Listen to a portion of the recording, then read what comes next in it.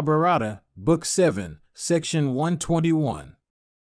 Sanjaya said, beholding Dusasana's car staying near his, the son of Bharadvaja, addressing Dusasana, said these words, "Why, O Dusasana, are all these cars flying away?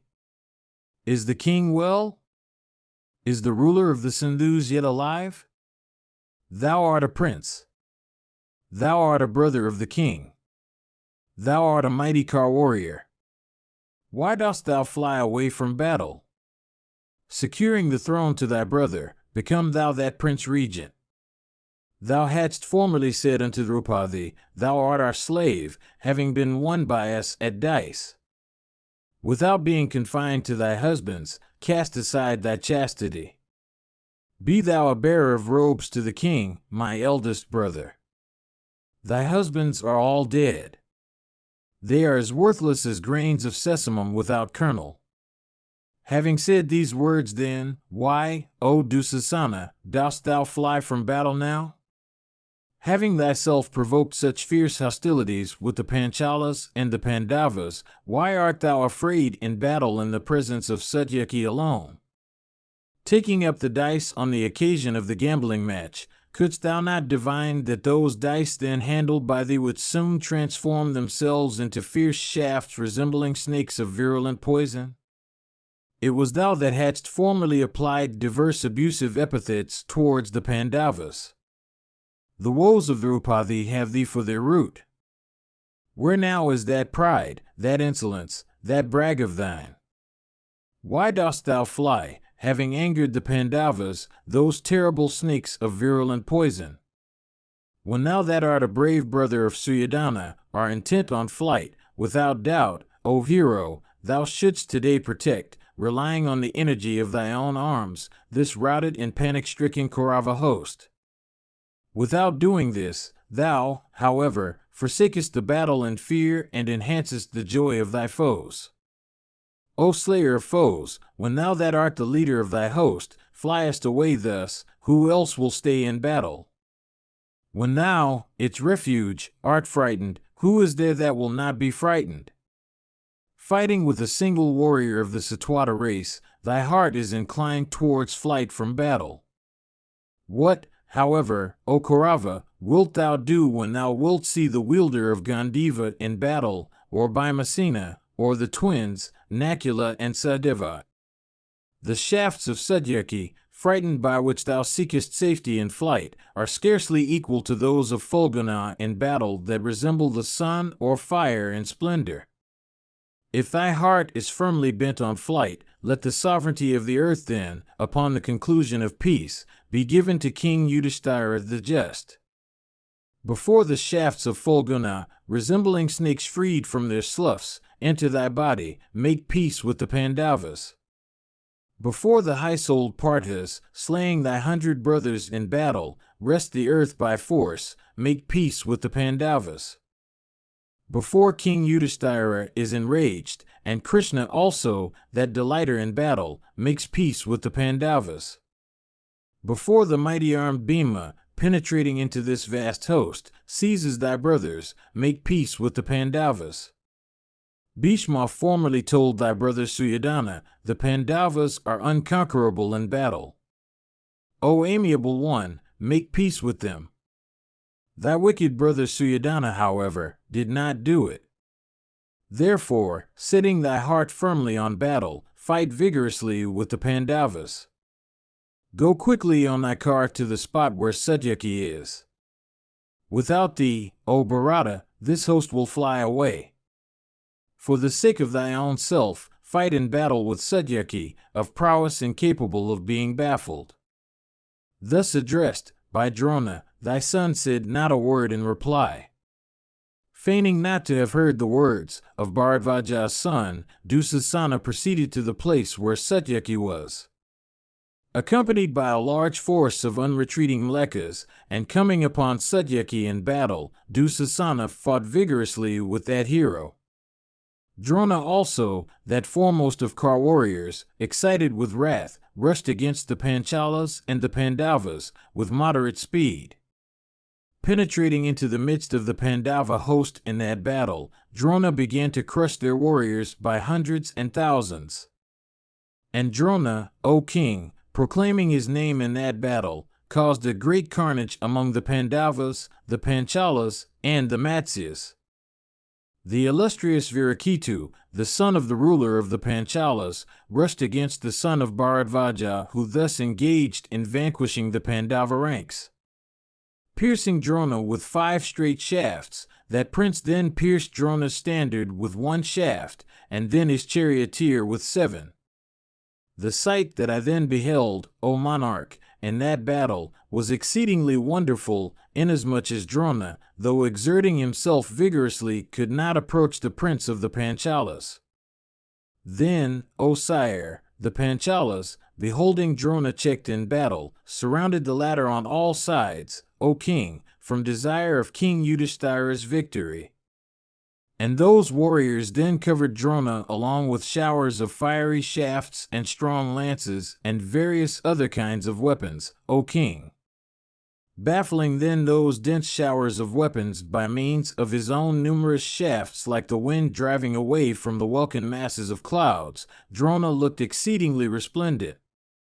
Then that slayer of hostile heroes, the son of Bharadvaja, aimed a fierce shaft endued with the effulgence of the sun or the fire at the car of Virakitu. The shaft, O monarch, piercing through the prince of Panchala, quickly entered the earth, bathed in blood and blazing like a flame of fire. Then the prince of the Panchalas quickly fell down from his car, like a champaka tree uprooted by the wind, falling down from a mountain summit.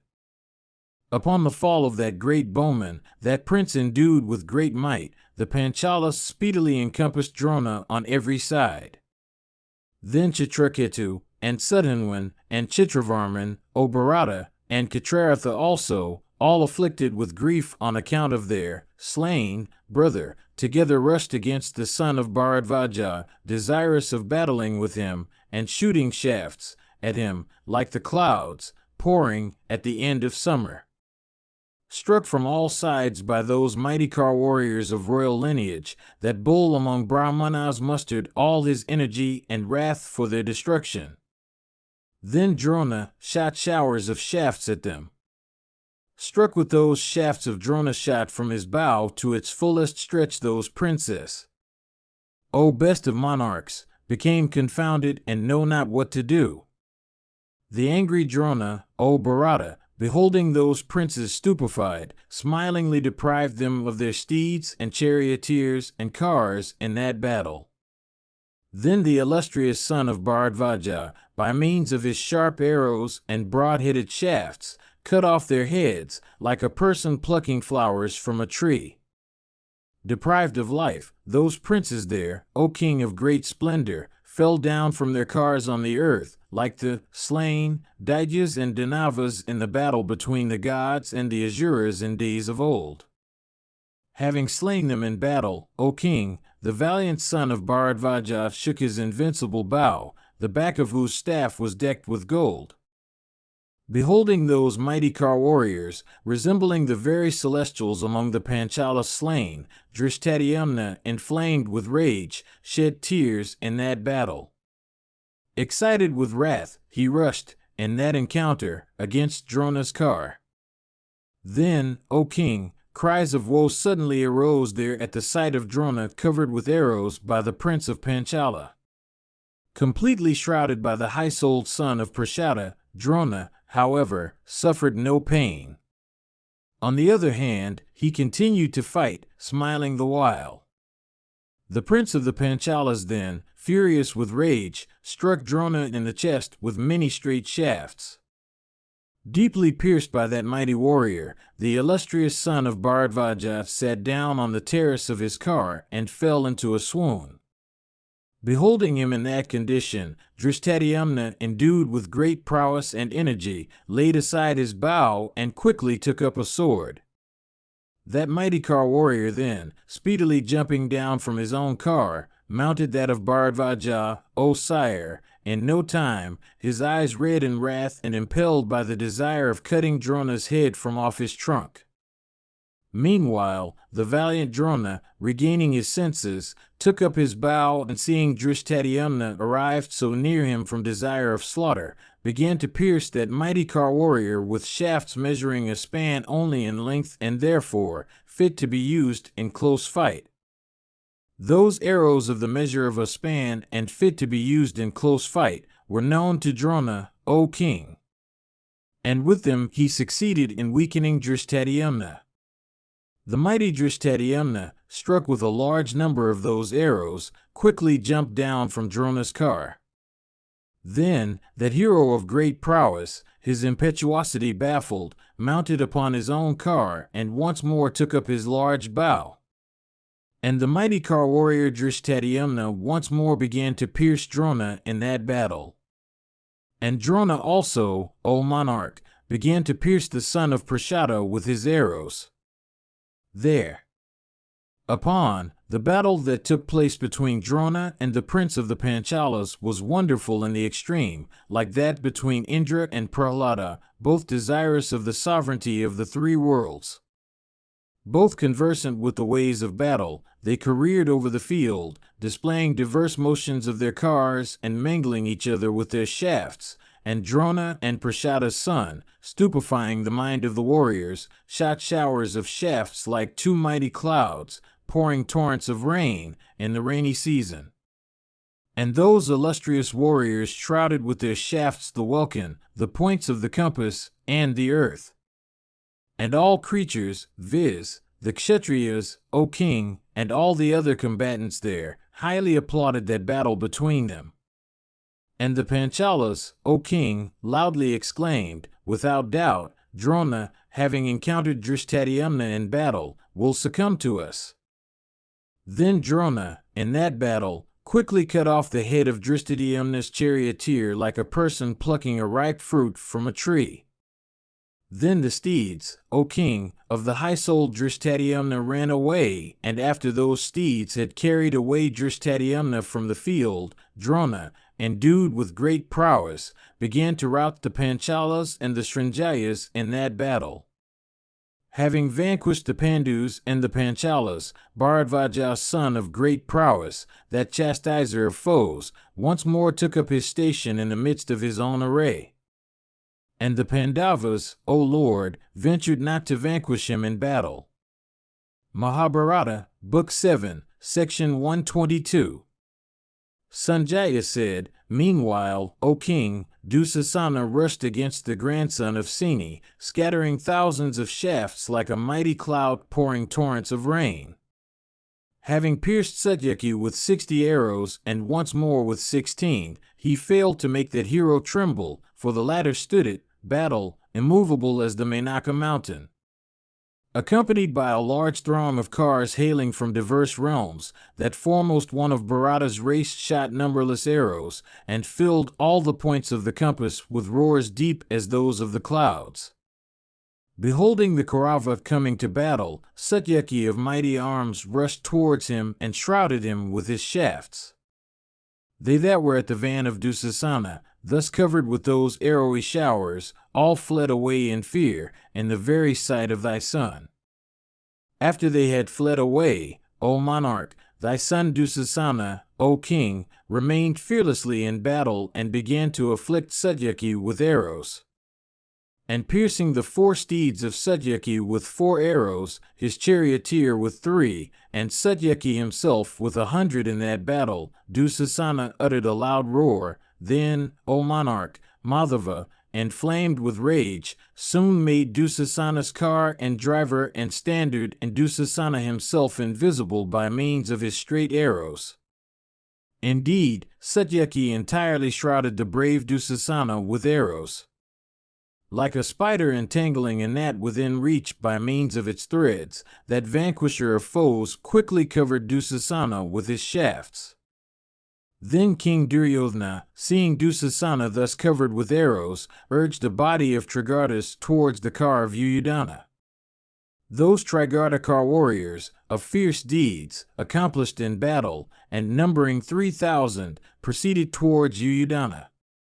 Firmly resolved upon battle and swearing not to retreat, all of them encompassed Yuyudana with a large throng of cars. Soon, however, Yuyudana struck down 500 of their foremost warriors stationed in the van of the force as it advanced towards him in battle, shooting showers of arrows at him. Speedily slain by that foremost one amongst the Senis with his shafts, these fell down, like tall trees from mountaintops uprooted by a tempest. And the field of battle, strewn with mangled elephants, O monarch, and fallen standards, and bodies of steeds decked in trappings of gold, and torn and lacerated with the shafts of Seni's grandson and weltering in blood, looked beautiful, O king, like a plain overgrown with flowering kinsukas. Those soldiers of thine, thus slaughtered by Yuyudana, failed to find a protector like elephants sunk in a morass. Then all of them turned towards the spot where Drona's car was, like mighty snakes making towards holes from fear of the prince of birds. Having slain those 500 brave warriors by and means of his shafts, resembling snakes of virulent poison, that hero slowly proceeded towards the place where the Nanjaya was. And as that foremost of men was thus proceeding, thy son Dusasana quickly pierced him with 9 straight arrows. That mighty bowman then, Yuyudana, pierced Dusasana, in return, with 5 straight and sharp arrows equipped with golden wings and vulturine feather. Then Dusasana, O Bharata, smiling the while, pierced Satyaki, O monarch, with 3 arrows, and once more with 5. The grandson of Seni, then, striking thy son with 5 arrows and cutting off his bow, proceeded smilingly towards Arjuna. Then Dusasana, inflamed with wrath and desirous of slaying the Vrishni hero, hurled at him, as he proceeded, a dart made wholly of iron. Satyaki, however, O king, cut off, with his shafts, equipped with kanka feathers, that fierce dart of thy son. Then, O ruler of men, then, thy son, taking up another bow, pierced Satyaki with some arrows and uttered a loud roar. Then Satyaki, excited with wrath, stupefying thy son in that battle, struck him in the center of the chest with some shafts that resembled flames of fire. And once more, he pierced Dusasana with 8 shafts made wholly of iron and having very keen points. Dusasana, however, pierced Satyaki in return with 20 arrows. Then, the highly blessed Satyaki, O monarch, pierced Dusasana in the center of the chest with 3 straight arrows. And the mighty car warrior Yuyudana, with some straight shafts, slew the steeds of Dusasana, and flamed with wrath he slew, with some straight arrows, that the latter's charioteer also. With 1 broad-headed arrow he then cut off thy son's bow, and with 5 arrows he cut the leathern fence that encased his hand. Acquainted as he was with highest weapons, Satyaki, then, with a couple of broad-headed shafts, cut off Dusasana's standard and the wooden shafts of his car. And then with a number of keen arrows he slew both the Parshni charioteers of thy son. The latter, then, bowless and carless and steedless and driverless, was taken up by the leader of the Trigarta warriors on his car. The grandson of Seni, then, O Bharata, pursuing him a moment, restrained himself and slew him not, for the mighty armed hero recollected the words of Bhimasena. Indeed, Bhimasena, O Bharata, vowed in the midst of the assembly the destruction of all thy sons in battle. Then, O Lord, Satyaki, having thus vanquished Dusasana, quickly proceeded, O king, along the track by which the Nanjaya had gone before him. Mahabharata, Book 7, Section 123. Dhritarashtra said, Were there, O Sanjaya, no mighty car warriors in that army of mine who could slay or resist that Satyaki while he proceeded towards Arjuna? Of prowess incapable of being baffled, and endued with might equal to that of Sakra himself, alone he achieved feats in battle like the great Indra amidst the Danavas. Or, perhaps, the track by which Satyaki proceeded was empty. Alas, possessed of true prowess, alone he hath crushed numberless warriors. Tell me, O Sanjaya, how the grandson of Seni, alone as he was, passed through that vast force struggling with him in battle. Sanjaya said, O king, the fierce exertions and the uproar made by thy host, which abounded with cars and elephants and steeds and foot soldiers, resembled what is seen at the end of the Yuga. O giver of honors, when thy assembled host was, daily, mustered, it seemed to me that another assemblage like that of thy army had never been on earth. The gods and the Charanas, who came there, said, This muster will be the last of its kind on earth. Indeed, O king, never had such an array been formed before as that which was formed by Drona on the day of Jayadratha's slaughter. The uproar made by those vast bodies of soldiers rushing at one another in battle resembled that of the ocean itself lashed into fury by the tempest. In that host of thine, as also in that of the Pandavas, there were hundreds and thousands of kings, O best of men. The noise made by those angry heroes of fierce deeds while engaged in battle was tremendous and made the hair stand on end. Then Bhimasena and Drishtadyumna, O sire, and Nakula and Sadeva and King Yudhishthira the just, loudly shouted, Come, strike, rush. The brave Madhava and Arjuna have entered the hostile army. Do that quickly by which they may easily go to where Jayadratha's car is. Saying this, they urged their soldiers. And they continued, If Satyaki and Arjuna be slain, Kurus will have achieved their objects, and ourselves shall be defeated. All of you, therefore, uniting together, quickly agitate this ocean-like army of the foe, like impetuous winds agitating the deep. The warriors, O king, thus urged by Bhimasena and the prince of the Panchalas, smothered the Kauravas, becoming reckless of their very lives.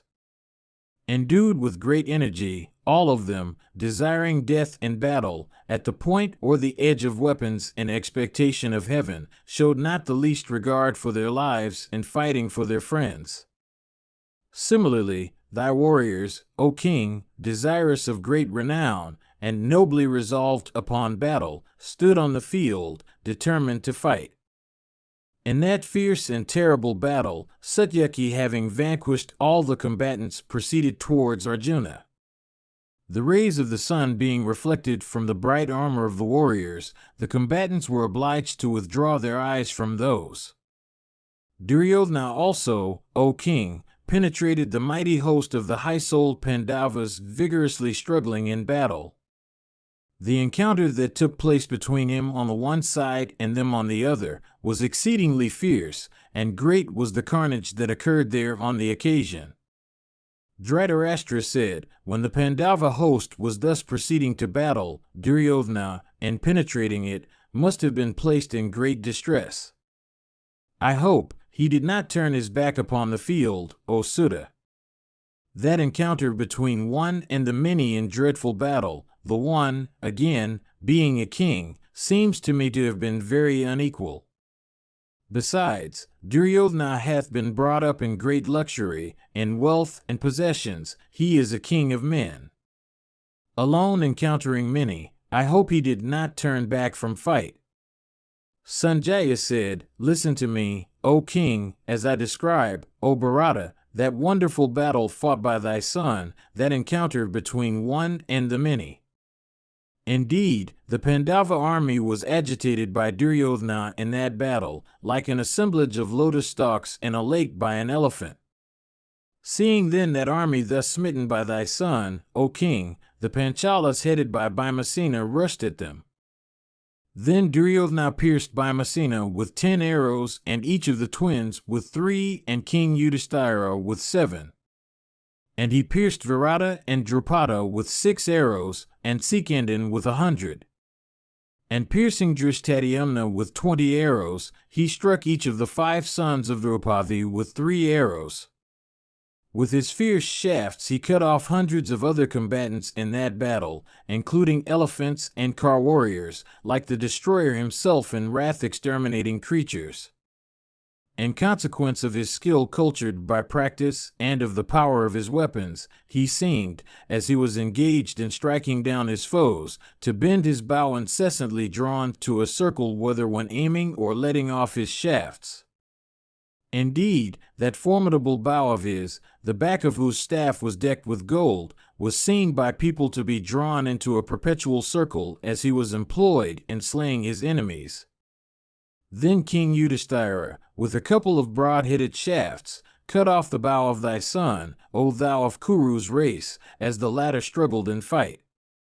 And Yudhishthira also pierced him deeply with 10 excellent and foremost of shafts. Those arrows, however, touching the armor of Duryodhana, quickly broke into pieces. Then the Parthas, filled with delight, surrounded Yudhishthira, like the celestials and great rishis in days of old surrounding Sakra on the occasion of the slaughter of Vritra. Thy valiant son then, taking up another bow, addressed King Yudhishthira, the son of Pandu, saying, Wait, wait, and rushed against him. Beholding thy son thus advancing in great battle, the Panchalas, cheerfully and with hopes of victory, advanced to receive him. Then Drona, desirous of rescuing the Kuru king, received the rushing Panchalas, like a mountain receiving masses of rain-charged clouds driven by tempest. The battle then, O king, that took place there was exceedingly fierce, making the hair stand on end, between the Pandavas, O thou of mighty arms, and thy warriors. Dreadful was the carnage of all creatures that then took place, resembling the sport of Rudra himself, at the end of the Yuga. Then there arose a loud uproar at the place where the Nanjaya was. And that uproar, O Lord, making the hair stand on end, rose above all other sounds. Thus, O mighty armed one, progressed the battle between Arjuna and thy bowmen. Thus progressed the battle between Satyaki and thy men in the midst of thy army. And thus continued the fight between Drona and his enemies at the gate of the array. Thus, indeed, O Lord of the earth, continued that carnage on the earth, when Arjuna and Drona and the mighty car warrior Satyaki were all excited with wrath. Mahabharata, Book 7, Section 124. Sanjaya said, In the afternoon of that day, O king, a dreadful battle, characterized by roars, deep as those of the clouds, once more occurred between Drona and the Samakas. That foremost of men, Drona, mounted on his car of red steeds, and intent on battle rushed against the Pandavas, with moderate speed. The valiant son of Bharadvaja, that great bowman endued with mighty strength, that hero born in an excellent pot, engaged in doing what was agreeable to thee, O king, and striking down, O Bharata, many foremost of warriors with his whetted arrows, equipped with beautiful wings, seemed to sport in that battle. Then that mighty car warrior of the Kaikyas, Vrihakatra, irresistible in battle, and the eldest of 5 brothers, rushed against him. Shooting many keen shafts, he greatly afflicted the preceptor, like a mighty mass of clouds pouring torrents of rain on the mountain of Gandhamadana.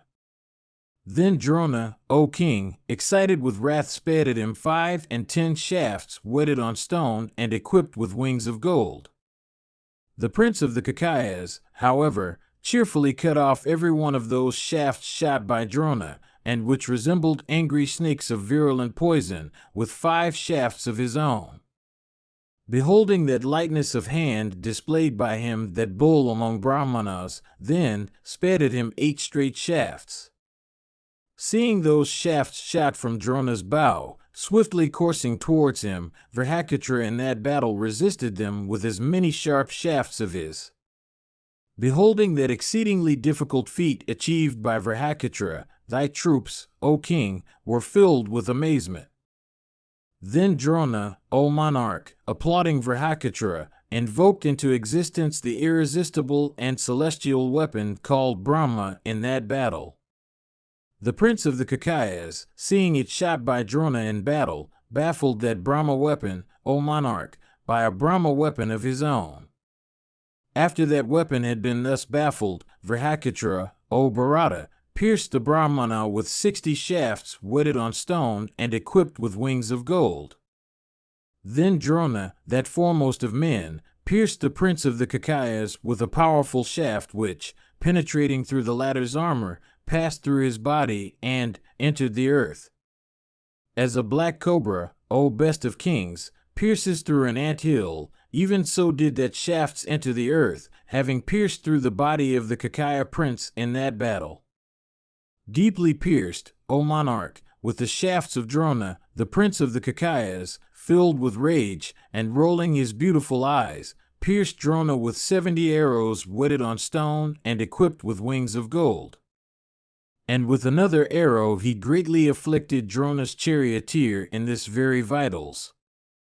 Pierced by Vrihakatra, O sire, with arrows, Drona shot showers of keen shafts at the car of the prince of the Kakayas. Depriving the mighty car warrior, Vrihakatra, of his coolness, Drona then, with 4 winged arrows, slew the 4 steeds of the former. With another arrow he felled Vrihakatra's charioteer from his niche in the car.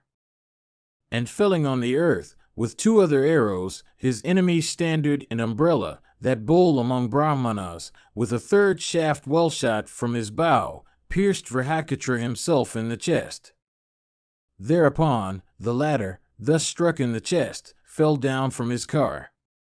Upon the slaughter, O king, of Vrihakatra, that mighty car warrior among the Kaikyas, the son of Sisupala, filled with rage, addressed his charioteer, saying, O charioteer, proceed to the spot where Drona stayeth, clad in armor and engaged in slaying the Kaikya and the Panchala hosts. Hearing these words of his, the charioteer soon took that foremost of car warriors unto Drona, by means of those fleet steeds of the Kamvoja breed. Then Drishtaketu, that bull among the Chedis, swelling with might, rushed towards Drona for his own destruction like an insect upon a blazing fire. Soon he pierced Drona and his steeds and car and standard with 60 shafts. And once more he struck him with many other keen shafts like a man rousing a sleeping tiger. Then Drona, with a sharp razor-faced arrow winged with vulturine feathers, cut off the middle of the bow of that mighty warrior struggling in battle. Then that powerful car warrior, viz., the son of Sisupala, taking up another bow, pierced Drona with many shafts winged with the feathers of kankas and peacocks. Drona then, slaying with 4 shafts the 4 steeds of Drishtaketu, smilingly cut off the head of the latter's charioteer from his trunk. And then he pierced Drishtaketu himself with 25 arrows. The prince of the Chedis then, quickly jumping down from his car, took up a mace, and hurled it at the son of Bharadvaja like an angry snake. Beholding that heavy mace, endued with the strength of adamant and decked with gold, coursing towards him like death, the son of Bharadvaja cut it off with many thousands of whetted arrows. That mace, cut off by Bharadvaja's son, O sire, with many shafts, fell down, O Kaurava, making the earth echo with its noise. Beholding his mace baffled, the wrathful and brave Drishtaketu hurled a lance and then a dart decked with gold. Cutting off that lance with 5 shafts, Drona cut off that dart also with 5 arrows. Both those missiles, thus cut off, fell down on the earth, like a couple of snakes mangled and torn by Garuda. The valiant son of Bharadvaja then, in that battle, sped for his destruction a keen shaft at Drishtaketu, who was battling for the destruction of Bharadvaja himself. That shaft, piercing through the armor and breast of Drishtaketu of immeasurable energy, entered the earth, like a swan diving into a lake overgrown with lotuses. As a hungry jay seizes and devours a little insect, even so did the heroic Drona swallows up Drishtaketu in that great battle. Upon the slaughter of the ruler of the Chedis, his son, who was conversant with the highest weapons, excited with wrath, sought to bear the burthen of his sire. Him also, Drona, smiling, dispatched to the abode of Yama by means of his shafts, like a huge and mighty tiger in the deep woods slaying an infant deer. While the Pandavas, O Bharata, were thus being thinned, the heroic son of Jarasandha rushed towards Drona. Like the clouds shrouding the sun, he quickly made the mighty-armed Drona invisible in that battle by means of his arrowy showers. Beholding that lightness of hand in him, Drona, that grinder of Kshatriyas, quickly shot his shafts by hundreds and thousands.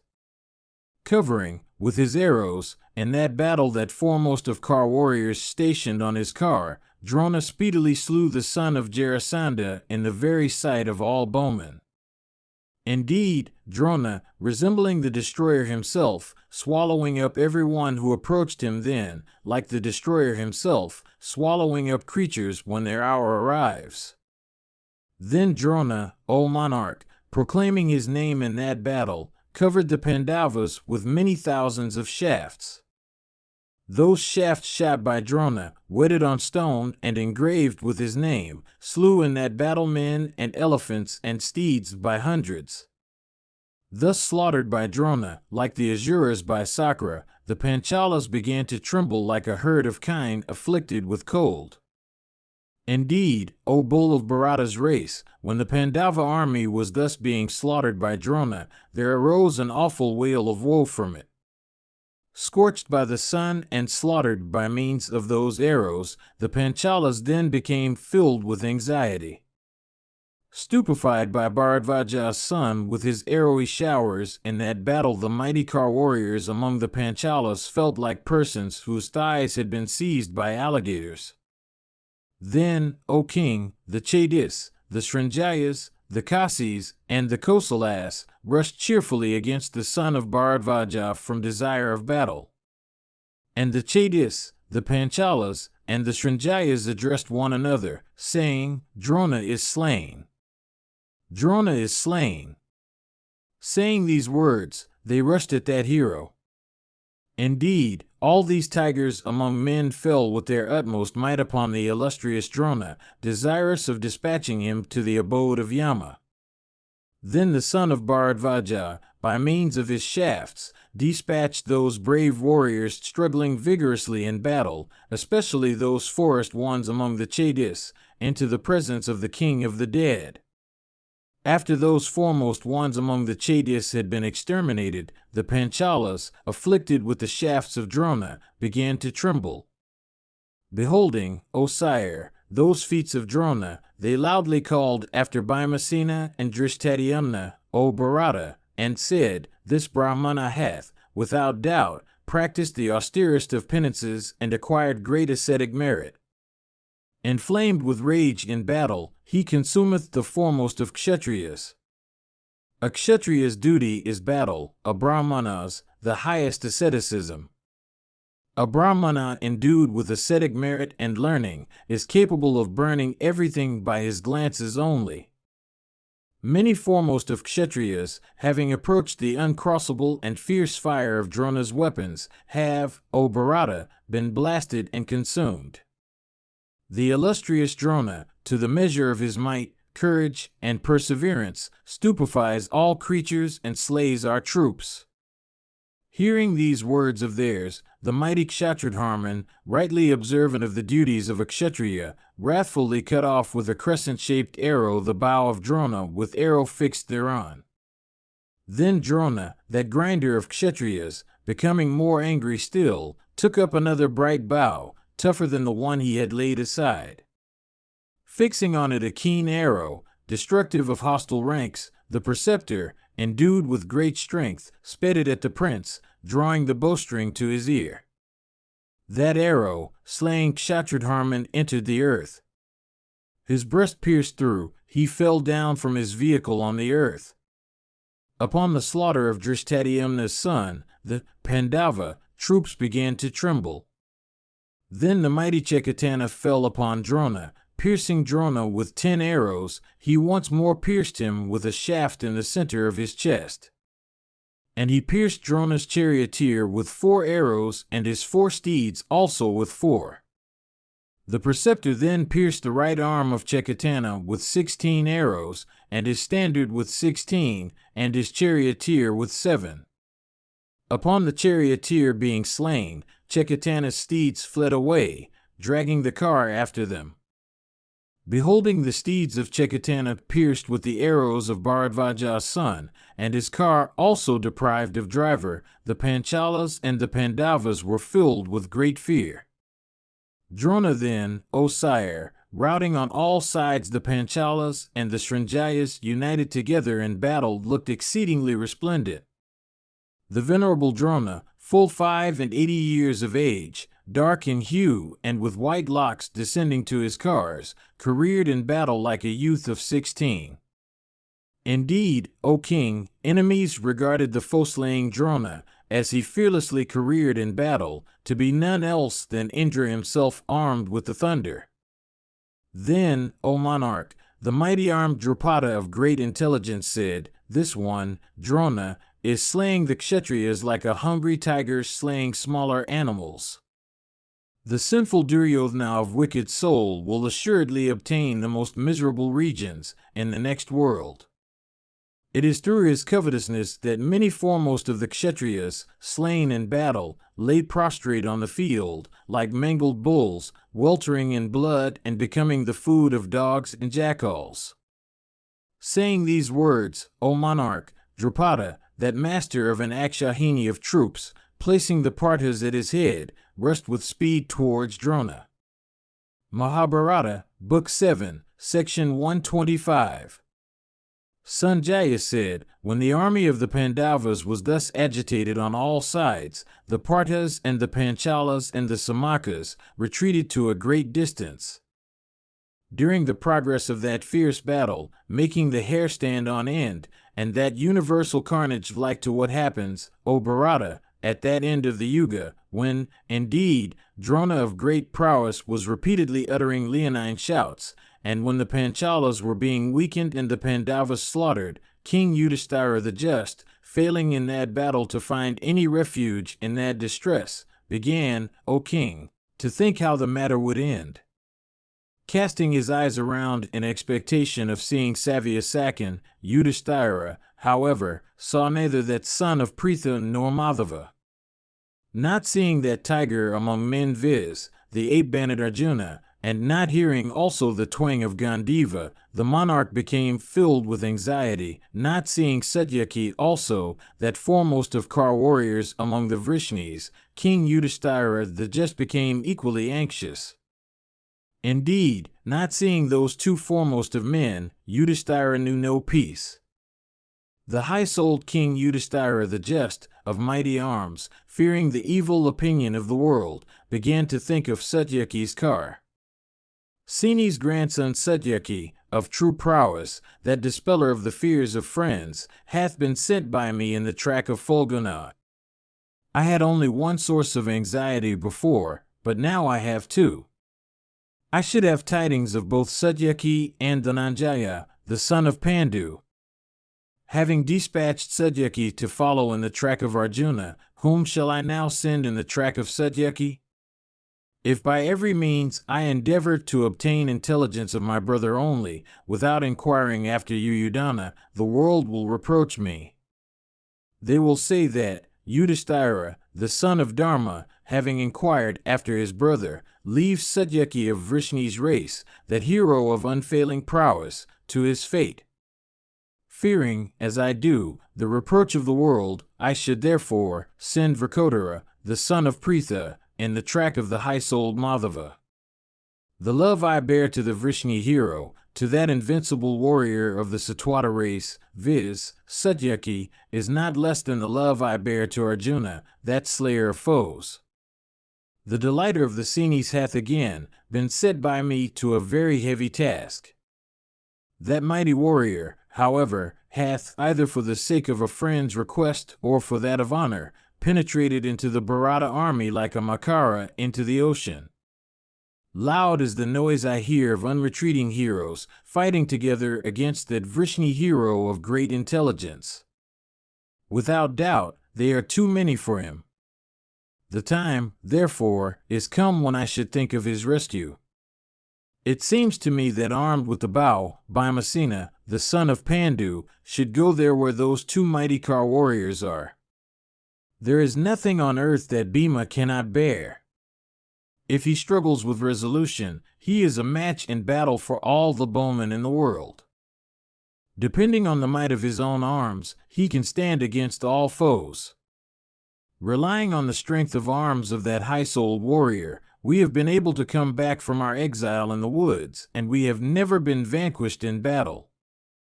If Bhimasena, the son of Pandu, proceedeth hence to Satyaki, both Satyaki and Phalguna will derive real aid. Without doubt, I should not feel any anxiety for Satyaki and Phalguna. Both of them are accomplished in weapons, and Vasudeva himself is protecting them.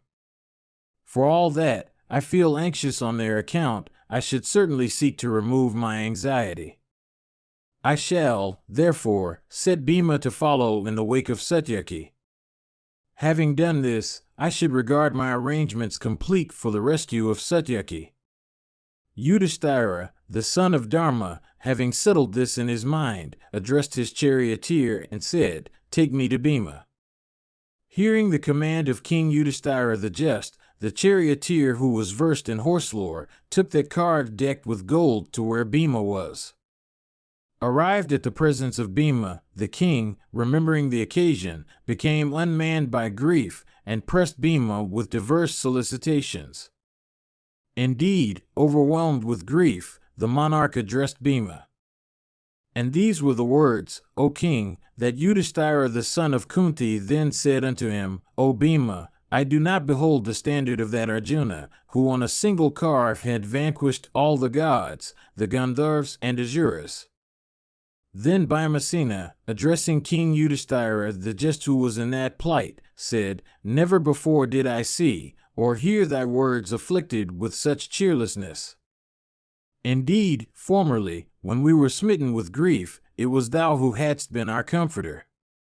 Rise, rise, O King of Kings, say what I am to do for thee.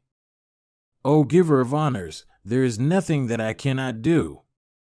Tell me what your commands are, O foremost one of Kuru's race. Do not set your heart on grief." Unto Bhimasena then, the king with a sorrowful face and with eyes bathed in tears, said, sighing the while like a black cobra, "The blasts of the Count Panchajanya, wrathfully blown by Vasudeva of worldwide renown, are being heard. It seems, from this, that thy brother Dhananjaya lieth today on the field, deprived of life. Without doubt, Arjuna having been slain, Janardana is fighting. That hero of great might, relying on whose prowess the Pandavas are alive, he to whom we always turn in times of fear like the celestials towards their chief of 1,000 eyes, that hero hath, and search after the ruler of Sindhus, penetrated into the Bharata host. I know this, O Bhima, viz., that he hath gone, but he hath not yet returned. Dark in complexion, youthful in years, of curly locks, exceedingly handsome mighty car warrior, of broad chest and long arms, possessed of the tread of an infuriated elephant, of eyes of the color of burnished copper, and like those of Chakra, that brother of thine enhances the fears of foes. Blessed be thou, even this is the cause of my grief, O chastiser of foes. For Arjuna's sake, O thou of mighty arms, as also for the sake of Satwata, my grief increaseth like a blazing fire fed with libations of clarified butter. I do not see his standard. For this am I stupefied with sorrow. Without doubt, he hath been slain, and Krishna, skilled in battle, is fighting. Know also that the tiger among men, that mighty car warrior, Satwata, is slain. Alas! Satyaki hath followed in the wake of that other mighty car warrior, with thy brother. Without seeing Satyaki also, I am stupefied by grief.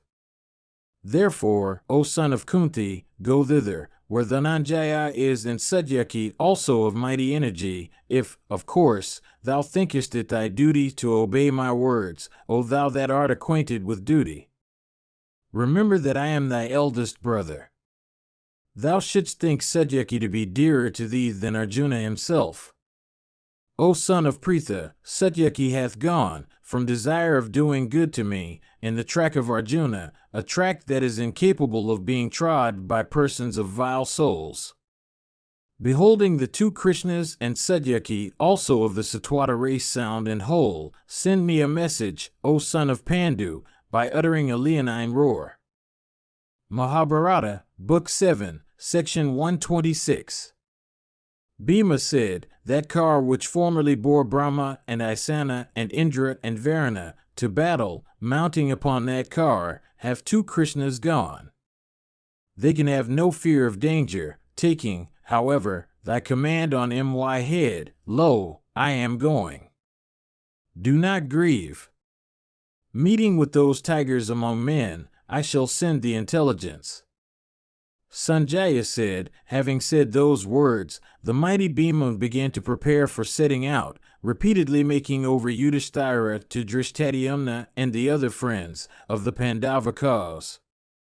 Indeed, Bhimasena of mighty strength addressing Drishtadyumna, said, It is known to thee, O thou of mighty arms, how the mighty car warrior Drona is always on the alert to seize King Yudhishthira the just by all means in his power.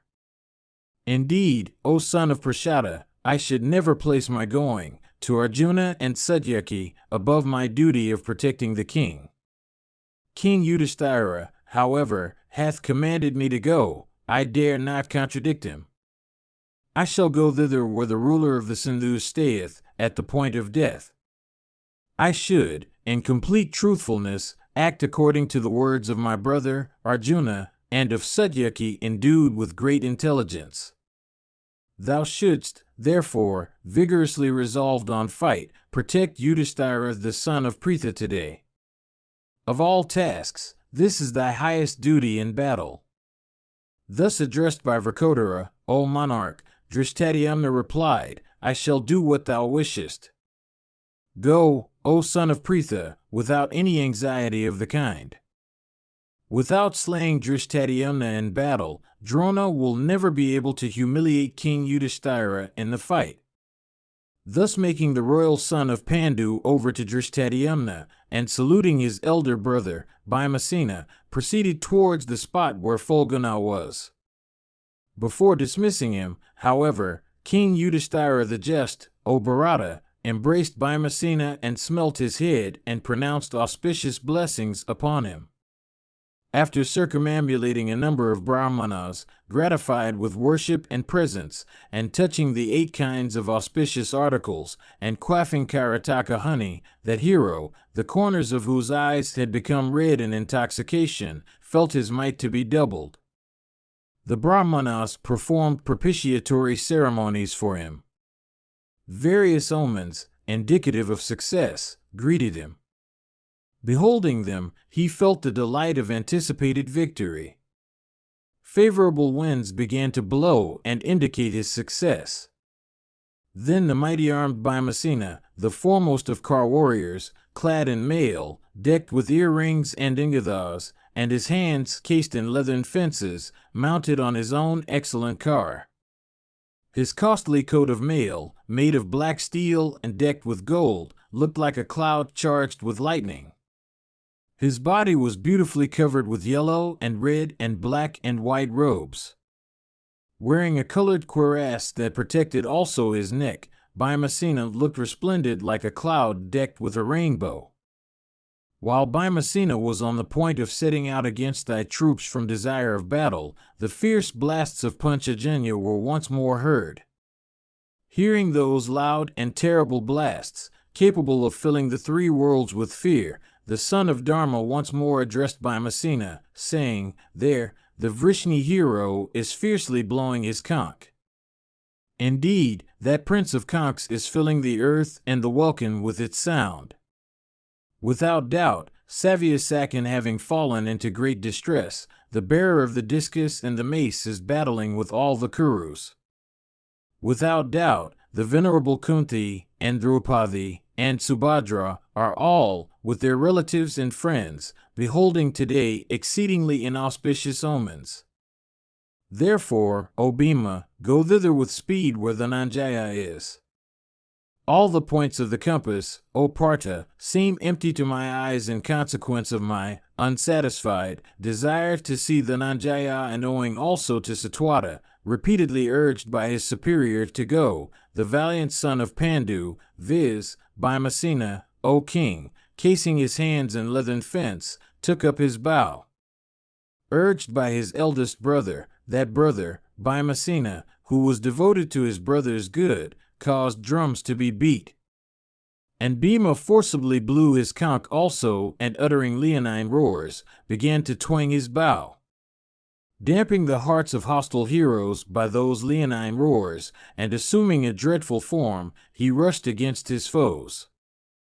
Swift and well-broken steeds of the foremost breed, neighing furiously, bore him. Endued with the speed of the wind or thought, their reins were held by Vasoka. Then the son of Pritha, drawing the bowstring with great force, began to crush the head of the hostile array, mangling and piercing the combatants there. And as that mighty armed hero proceeded, the brave Panchalas and the Samakas followed him behind, like the celestials following Maghavat. Then the brothers Dusasana and Chitrasena, and Kundabhedan and Vivansati, and Dharmaka and Dusaha and Sala, and Vinda and Anuvinda and Sumukha and Durgavahu and Sudarsana, and Suhasta and Sashina, and Durgalokana, and Abhya and Radrakarman and Suvarman and Durvimokana, approaching, encompassed Bhimasena. These foremost of Kar warriors, these heroes, all looking resplendent, with their troops and followers, firmly resolved upon battle, rushed against Bhimasena. That heroic and mighty Kar warrior, viz., Kunti's son Bhimasena of great prowess, thus encompassed, cast his eyes on them, and rushed against them with the impetuosity of a lion against smaller animals. Those heroes, displaying celestial and mighty weapons, covered Bhima with shafts, like clouds shrouding the risen sun. Transgressing all those warriors with impetuosity, Bhimasena rushed against Drona's division, and covered the elephant force before him with showers of arrows. The son of the wind god, mingling with his shafts almost in no time, that elephant division dispersed it in all directions. Indeed, like animals terrified in the forest at the roar of a saraba, those elephants all fled away, uttering frightful cries. Passing over that ground with speed, he then approached the division of Drona. Then the preceptor checked his course, like the continent resisting the surging sea. Smilingly, he struck the son of Pandu in his forehead with a shaft. Thereupon, the son of Pandu looked resplendent like the sun with upward rays. The preceptor thought that Bhima would show him reverence as Fulguna had done before. Addressing Vrkodara, therefore, he said, O Bhimasena, it is beyond thy power to enter into the hostile host, without vanquishing me, thy foe, in battle, O thou of mighty strength. Although Krishna with thy younger brother hath penetrated this host with my permission, thyself, however, will never succeed in doing so.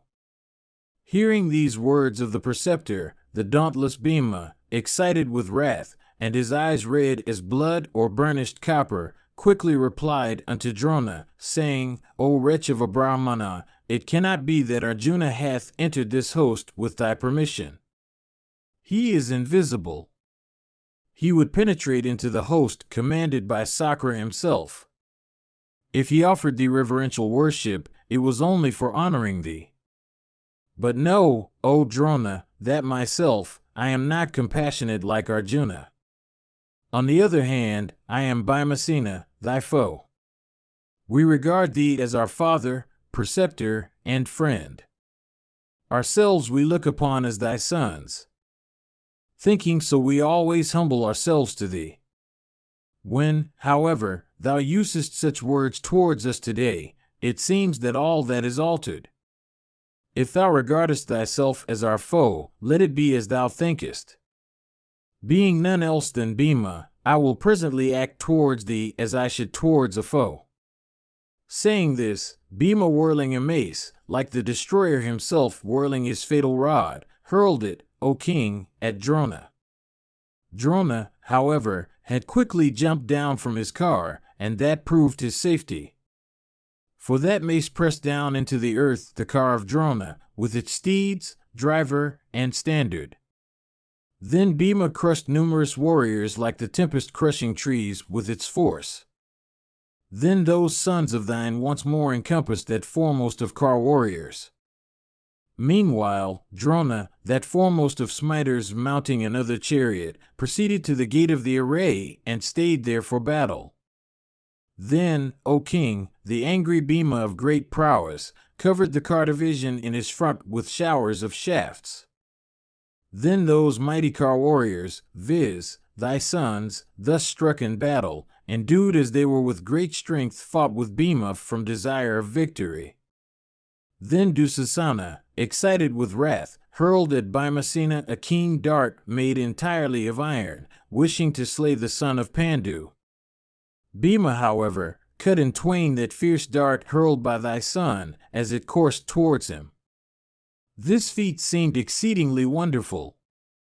The mighty son of Pandu, then, with 3 other keen shafts, slew the 3 brothers Kundabhedan and Sashina and Durganetra. And, again, amongst those heroic sons of thine battling with him, Bhima slew heroic Vrindaraka, that enhancer of the fame of the Kurus. And again, with 3 other shafts, Bhima slew 3 other sons of thine, viz., Abhya and Radrakarman and Durvimokana. Thus slaughtered, O king, by that mighty warrior, thy sons surrounded Bhima, that foremost of smiters, on all sides. They then showered their arrows upon that son of Pandu, of terrible deeds, like the cloud at the end of summer pouring torrents of rain on the mountain breast. That slayer of hosts, the heir of Pandu, received that arrowy shower, like a mountain receiving a shower of stones. Indeed, the heroic Bhima felt no pain. Then the son of Kunti, smiling the while, dispatched by means of his shafts thy son Vinda and Anuvinda and Suvarman to the abode of Yama. Then the son of Pandu, O bull of Bharata's race, quickly pierced in that battle thy heroic son Sudarsan. The latter, thereupon, fell down and expired. Within a very short time, the son of Pandu, casting his glances on that car force, caused it by his shafts to fly away in all directions. Then, like a herd of deer frightened at the clatter of car wheels, or a loud shout, thy sons, in that battle, O king, afflicted with the fear of Bhimasena, suddenly broke and fled. The son of Kunti, however, pursued that large force of thy sons, and began, O king, to pierce the Kauravas from every side. Thy soldiers, O monarch, thus slaughtered by Bhimasena, fled away from battle, avoiding the son of Pandu and urging their own excellent steeds to their greatest speed. The mighty Bhimasena then, having vanquished them in battle, uttered leonine roars and made a great noise by slapping his armpits. And the mighty Bhima, having made also a fierce noise with his palms, and thereby frightened that car force and the foremost of warriors that were in it, passed towards the division of Drona, transgressing that car force, which he had vanquished. Mahabharata, Book 7, Section 127. Sanjaya said, after the son of Pandu had crossed that car force, the preceptor Drona, smiling the while, covered him with showers of arrows, desirous of checking his course.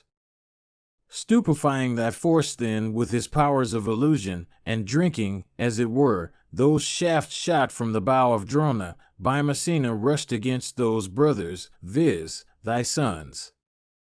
Then many kings, that were all great bowmen, urged by thy sons, rushing impetuously, began to surround him. Encompassed by them, O Bharata, Bhima, smiling the while and uttering a leonine roar, took up and hurled at them with great force a fierce mace destructive of hostile ranks. That mace of adamantine strength, hurled like Indra's thunder by Indra himself, crushed, O king, thy soldiers in battle. And it seemed to fill, O king, the whole earth with loud noise. And blazing forth in splendor, that fierce mace inspired thy sons with fear. Beholding that mace of impetuous course and endued with lightning flashes, coursing towards them, thy warriors fled away, uttering frightful cries.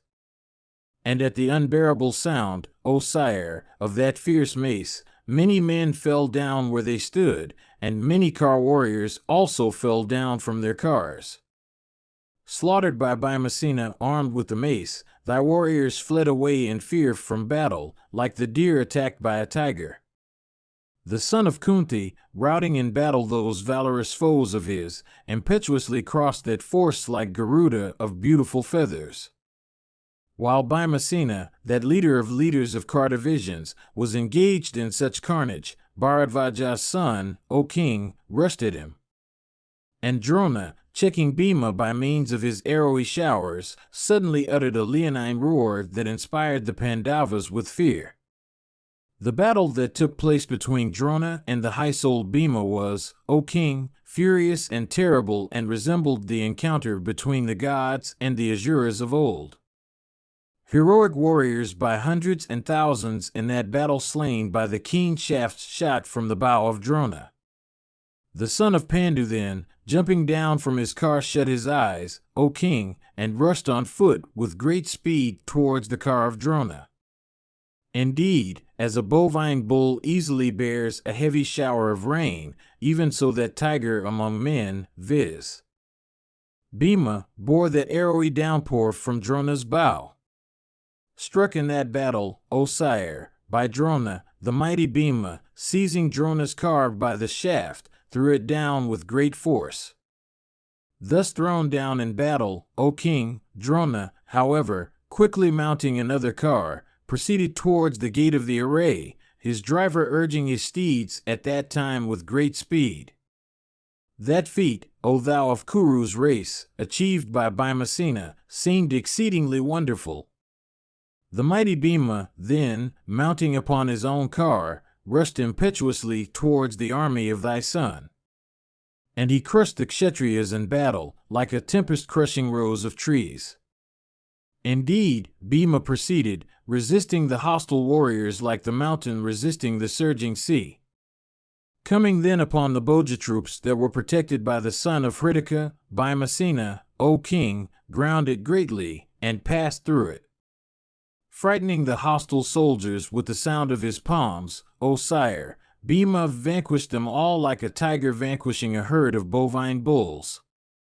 Passing through the Bhoja division and that of the Kambojas also, and countless tribes of Mlekas too, who were all accomplished in fight, and beholding that mighty car warriors, Satyaki, engaged in fight, Bhimacena, the son of Kunti, O monarch, proceeded resolutely and with great speed, desirous of having a sight of the Nanjaya. Transgressing all thy warriors in that battle, the son of Pandu then sighted the mighty car warrior Arjuna engaged in the fight. The valiant Bhima, that tiger among men, beholding Arjuna putting forth his prowess for the slaughter of the ruler of the Sindhus, uttered a loud shout, like, O monarch, the clouds roaring in the season of rains.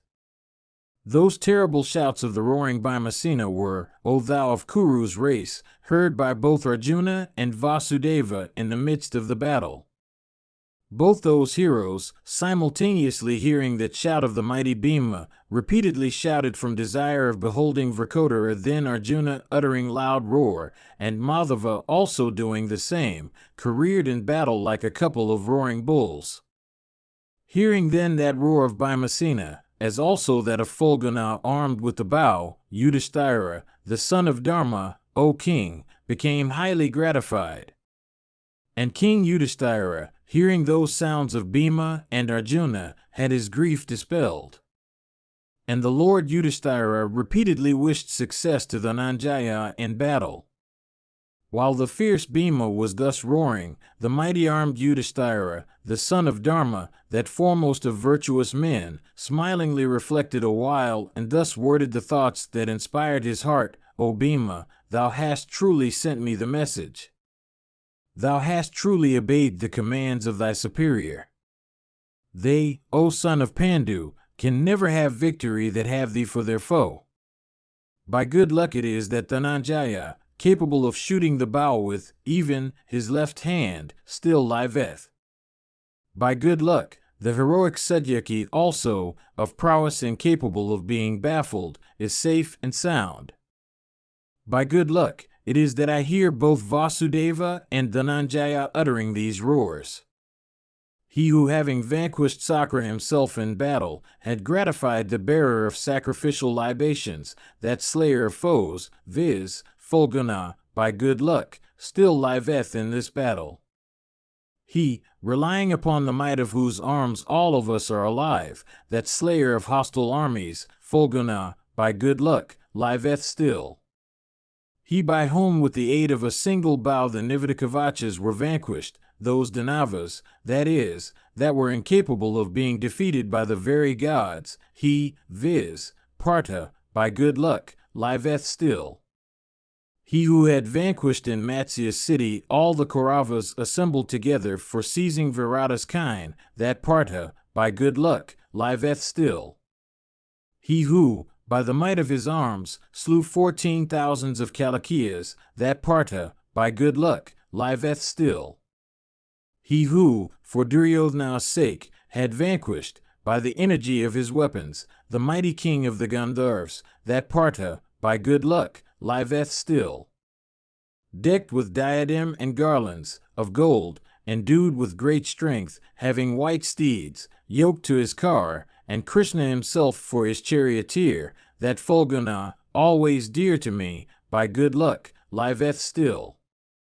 Burning with grief on account of the death of his son, endeavoring to achieve a most difficult feat, and even now seeking to slaughter Jayadratha, alas, he that hath made that vow, viz. Dhananjaya, will he succeed in slaying the ruler of the Sindhus in battle? After he, protected by Vasudeva, will have accomplished that vow of his, shall I behold that Arjuna again, before the sun sets? Shall the ruler of the Sindhus who is devoted to Duryodhana's welfare, slain by Fulguna, gladden his foes? Shall King Duryodhana, beholding the ruler of the Sindhus slain in battle, make peace with us? Beholding his brother slain in battle by Bhimasena, shall the wicked Duryodhana make peace with us? Beholding other great warriors lying prostrate on the surface of the earth, shall wicked Duryodhana give way to remorse? Shall not our hostilities cease with the single sacrifice of Bhishma? Shall that Suryodhana make peace with us for saving the remnant of what is still left to him and us? Diverse reflections of this kind passed through the mind of King Yudhishthira, who was overwhelmed with compassion. Meanwhile, the battle between the Pandavas and the Kauravas raged furiously. Mahabharata, Book 7, Section 128. Dhritarashtra said, while mighty Bhimasena was uttering those loud shouts deep as the roar of the clouds or peals of thunder, what heroes, of our side, surrounded him? I do not behold that warrior, O Sanjaya, in the three worlds, who is capable of staying before the enraged Bhimasena in battle. I do not, O son, behold him that can stay on the field of battle before Bhimasena armed with mace and resembling death himself. Who will stand before that Bhima, not excepting Sakra himself, that destroys a car with a car and an elephant with an elephant? Who, amongst those devoted to Duryodhana's welfare, stood in battle before Bhimasena, excited with rage and engaged in slaughtering my sons? Who were those men that stood in battle in front of Bhimasena, engaged in consuming my sons like a forest conflagration consuming dry leaves and straw? Who were they that surrounded Bhima in battle, beholding my sons slain by him one after another like death himself, cutting off all creatures? I do not fear Arjuna so much, or Krishna so much, or Satyaki so much, or him, viz., Drishtadyumna, so much who was born of the sacrificial fire, as I fear Bhima. Tell me, O Sanjaya, who were those heroes that rushed against that blazing fire, represented by Bhima, which so consumed my sons? Sanjaya said, while the mighty car warriors Bhimasena was uttering those roars, mighty Karna, unable to bear them, rushed at him with a loud shout, stretching his bow with great force. Indeed, the mighty Karna, desirous of battle, displayed his strength and checked Bhima's course like a tall tree withstanding tempest. The heroic Bhima also, beholding Vikartana's son before him, suddenly blazed up in wrath and sped at him with great force, many shafts whetted on stone. Karna received all those shafts and sped many in return. At that encounter between Bhima and Karna, hearing the sounds of their palms, the limbs of all the struggling combatants, car warriors, and horsemen began to tremble. Indeed, hearing the terrible roars of Bhimasena on the field of battle, even all the foremost of Kshatriyas regarded the whole earth and the welkin to be filled with that noise. And at the fierce peals uttered by the high-souled son of Pandu, the bows of all warriors in that battle dropped on the earth. And steeds and elephants, O king, dispirited, ejected urine and excreta. Various frightful omens of evil then made their appearance. The welkin was covered with flights of vultures and kenkas during that terrific encounter between Bhima and Karna. Then Karna struck Bhima with 20 arrows, and quickly pierced the latter's charioteer also with 5. Smiling the while, the mighty and active Bhima then, in that battle, quickly sped at Karna 64 arrows. Then Karna, O king, sped 4 shafts at him. Bhima, by means of his straight shafts, cut them into many fragments, O king, displaying his lightness of hand. Then Karna covered him with dense showers of arrows. Thus covered by Karna, the mighty son of Pandu, however, cut off Karna's bow at the handle and then pierced Karna with 10 straight arrows. The Suta's son then, that mighty car warrior of terrible deeds, taking up another bow and stringing it quickly, pierced Bhima in that battle with many shafts. Then Bhima, excited with rage, struck the Suta's son with great force on the chest with 3 straight shafts. With those arrows sticking at his breast, Karna looked beautiful, O bull of Bharata's race, like a mountain with 3 tall summits. Thus pierced with mighty shafts, blood began to flow from his wounds, like torrents of liquid red chalk down the breast of a mountain. Afflicted with those shafts shot with great force, Karna became agitated a little. Fixing an arrow then on his bow, he pierced Bhima again, O sire. And once more he began to shoot arrows by hundreds and thousands. Suddenly shrouded with shafts by that firm bowman, viz., Karna, the son of Pandu, smiling the while, cut off Karna's bowstring. And then with a broad-headed arrow, he dispatched Karna's charioteer to the abode of Yama. And that mighty car warrior, viz., Bhima, deprived the 4 steeds also of Karna of their lives. The mighty car warrior Karna then speedily jumping down, O king, from his steedless car, mounted the car of Vrishasena. The valiant Bhimasena then, having vanquished Karna in battle, uttered a loud shout deep as the roar of the clouds. Hearing that roar, O Bharata, Yudhishthira became highly gratified, knowing that Karna had been vanquished by Bhimasena. And the combatants of the Pandava army blew their conchs from every side, their enemies, viz., thy warriors, hearing that noise, roared loudly. Arjuna stretched Gandiva, and Krishna blew Panchajanya. Drowning, however, all those sounds, the noise made by the roaring Bhima was, O king, heard by all the combatants, O sire. Then those 2 warriors, viz., Karna and Bhima, each struck the other with straight shafts.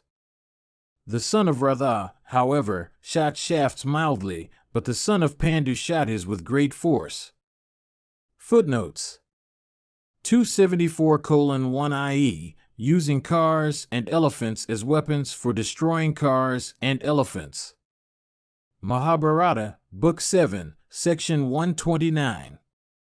Sanjaya said, after that army had, thus, been routed, and Arjuna and Bhimasena had all gone after the ruler of the Sindhus, thy son, Duryodhana, proceeded towards Drona. And Duryodhana went to the preceptor on his single car, thinking, by the way, of diverse duties. That car of thy son, endued with the speed of the wind or thought, proceeded with great celerity towards Drona. With eyes red in wrath, thy son addressed the preceptor and said, O grinder of foes, Arjuna and Bhimasena, and unvanquished Satyaki, and many mighty car warriors, defeating all our troops, have succeeded in approaching the ruler of the Sindhus. Indeed, those mighty car warriors, who vanquished all the troops, themselves unvanquished, are fighting even there. O giver of honors, how hast thou been transgressed by both Satyaki and Bhima? O foremost of Brahmanas, this thy defeat at the hands of Satwata, of Arjuna, and of Bhimasena, is like the drying of the ocean, exceedingly wonderful in this world. People are loudly asking, how, indeed, could Drona, that master of the science of arms, be vanquished? Even thus all the warriors are speaking in depreciation of thee. Destruction is certain for my luckless self in battle, when 3 car warriors, O tiger among men, have if succession transgressed thee. When, however, all this hath happened, tell us what thou hast to say on the business that awaits us. What hath happened is past. O giver of honors, think now of what is remaining. Say quickly what should next be done for the ruler of the Sindhus on the present occasion, and let what thou sayest be quickly and properly carried out.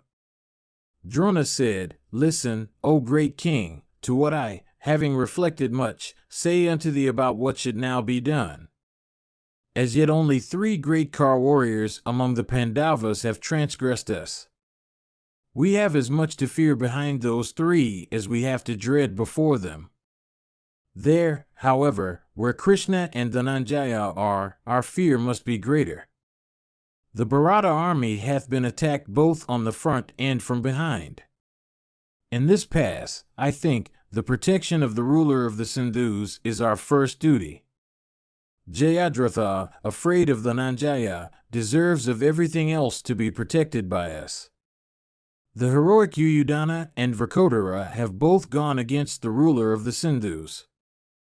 All this that hath come is the fruit of that match at dice conceived by Sakuni's intellect. Neither victory nor defeat took place in the gaming assembly. Now that we are engaged in this sport, there will be victory or defeat. Those innocent things with which Sakuni had formerly played in the Kuru assembly and which he regarded as dice were, in reality, invincible shafts. Truly, there where, O sire, the Kauravas were congregated, they were not dice, but terrible arrows capable of mangling your bodies. At present, however, O king, know the combatants for players, these shafts for dice, and the ruler of the Sindhus, without doubt, O monarch, as the stake in this game of battle. Indeed, Jayadratha is the great stake about which we are playing today with the enemy. Under the circumstances, therefore, O monarch, all of us becoming reckless of our very lives, should make due arrangements for the protection of the ruler of the Sindhus in battle. Engaged as we are in our present sport, it is here that we shall have victory or defeat, here, that is, where those great bowmen are protecting the ruler of the Sindhus. Go thither, therefore, with speed, and protect those protectors of Jayadratha. As regards myself, I will stay here, for dispatching others, to the presence of Jayadratha, and checking the Panchalas, the Pandus, and the Srinjayas united together. Thus commanded by the preceptor, Duryodhana quickly proceeded to the place indicated, with his followers, resolutely setting himself to the accomplishment of a fierce task. The 2 protectors of the wheels of Arjuna's car, viz. The Panchala princes, Udamanyu and Uttamajas, were at that time proceeding towards Savyasakan by the skirts of the Kuru array. Thou mayest remember, O king, that formerly while Arjuna penetrated thy host from desire of battle, those 2 princes, O monarch, had been checked in their progress by Kritavarman. Now, the Kuru king beheld them proceeding by the skirts of his host. The mighty Duryodhana of Bharata's race lost no time in engaging in a fierce battle with those two brothers thus rushing furiously. Those two foremost of Kshatriyas, reputed as mighty car warriors, then rushed in that battle at Duryodhana with outstretched bows. Udamanyu pierced Duryodhana with 20, and his 4 steeds with 4 shafts. Duryodhana, however, with a single shaft, cut off Udamanyu's standard. And thy son then cut off the former's bow also with another shaft. And then with a broad-headed arrow, the Kuru king felled Udamanyu's charioteer from his niche in the car. And then he pierced the 4 steeds of the latter with 4 shafts. Then Udamanyu, excited with wrath, quickly sped, in that battle, 30 shafts at the center of thy son's chest. Then Uttamajas also, excited with wrath, pierced Duryodhana's charioteer with shafts decked with gold, and dispatched him to Yama's abode. Duryodhana also, O monarch, then slew the 4 steeds as also the 2 Parshni charioteers of Uttamajas, the prince of Panchalas. Then Uttamajas, in that battle, becoming steedless and driverless, quickly ascended the car of his brother, Udamanyu. Ascending on the car of his brother, he struck Duryodhana's steeds with many shafts. Slain therewith, those steeds fell down on the earth. Upon the fall of his steeds, the valiant Udamanyu then, by a mighty weapon, quickly cut off Duryodhana's bow and then, with another shaft, his leathern fence. That bull among men then, viz., thy son, jumping down from that steedless and driverless car, took up a mace and proceeded against the 2 princes of Panchala. Beholding that subjugator of hostile town, thus advancing in wrath, both Udamanyu and Uttamajas jumped down from the terrace of their car. Then Duryodhana, armed as he was with a mace, pressed down into the earth with that mace that foremost of cars furnished with gold, with steeds and driver and standard. Thy son then, that scorcher of foes, having thus crushed that car, steedless and driverless as he himself was, quickly ascended the car of the king of the Madras. Meanwhile, those 2 mighty car warriors, viz., those 2 foremost Panchala princes, ascending on 2 other cars, proceeded towards Arjuna. Footnotes 277:1 The fear behind them was from the Pandava army. The fear before them was from the car warriors who had succeeded in penetrating the Kuru host. Mahabharata, Book 7, Section 130. Sanjaya said, during the progress, O monarch, of that battle, making the hair stand on end, and when all the combatants were filled with anxiety and greatly afflicted, the son of Radha, O bull of Bharata's race, proceeded against Bhima for battle, like an infuriated elephant in the forest proceeding against another infuriated elephant. Dhritarashtra said, how raged that battle, in the neighborhood of Arjuna's car, between those 2 mighty car warriors, viz., Bhima and Karna, both of whom are endued with great strength. Once before Karna had been vanquished by Bhimasena in battle. How, therefore, could the mighty car warrior Karna again proceed against Bhima?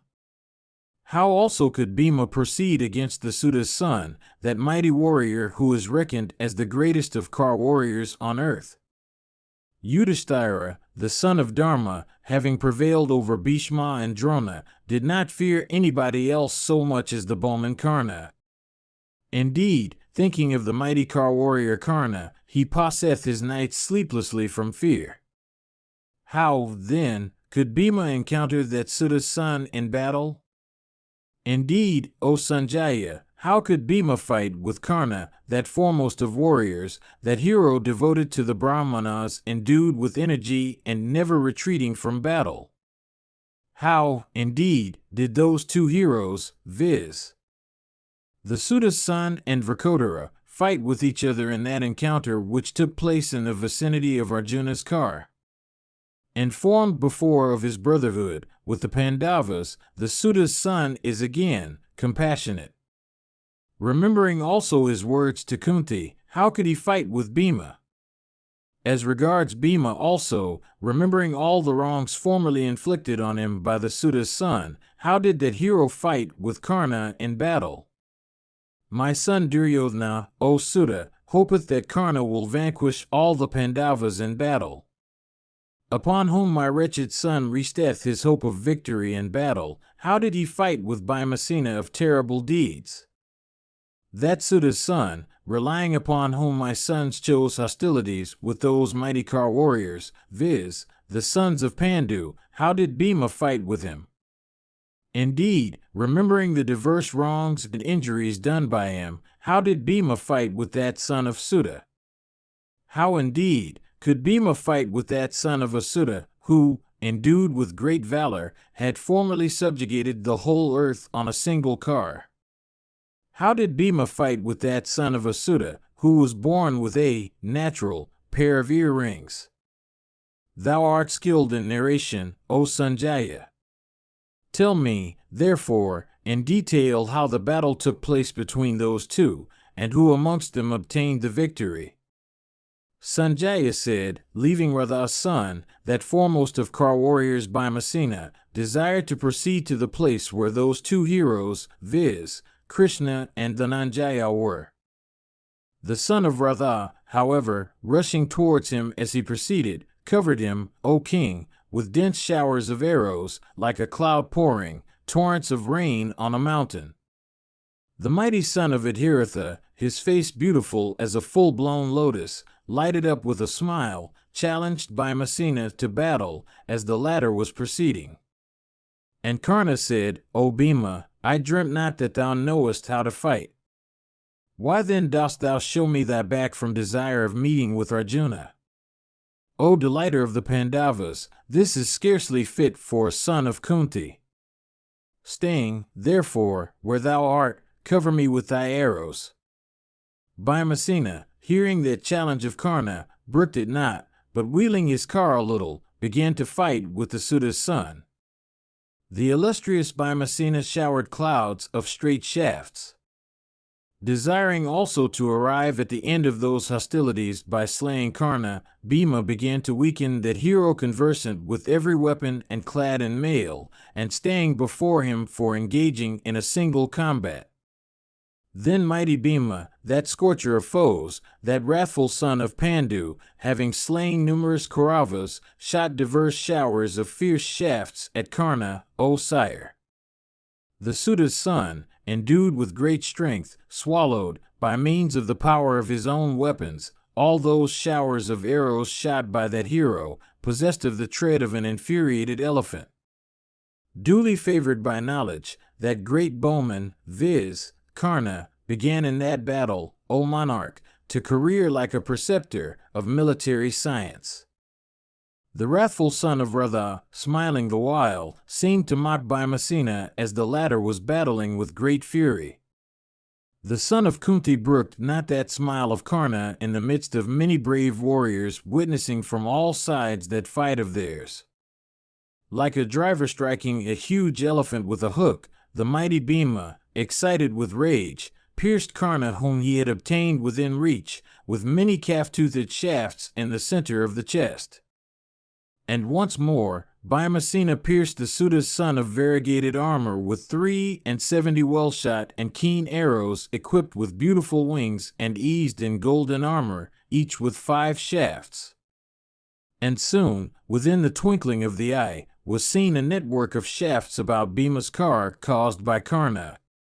Indeed, O monarch, those shafts shot from Karna's bow completely shrouded that car with its standard and driver and the Pandava himself. Then Karna pierced the impenetrable armor of Bhima with 64 arrows. And excited with rage he then pierced Partha himself with many straight shafts capable of penetrating into the very vitals. The mighty armed Vrikotara, however, disregarding those shafts shot from Karna's bow, fearlessly struck the Suta's son. Pierced with those shafts, resembling snakes of virulent poison, shot from Karna's bow, Bhima, O monarch, felt no pain in that battle.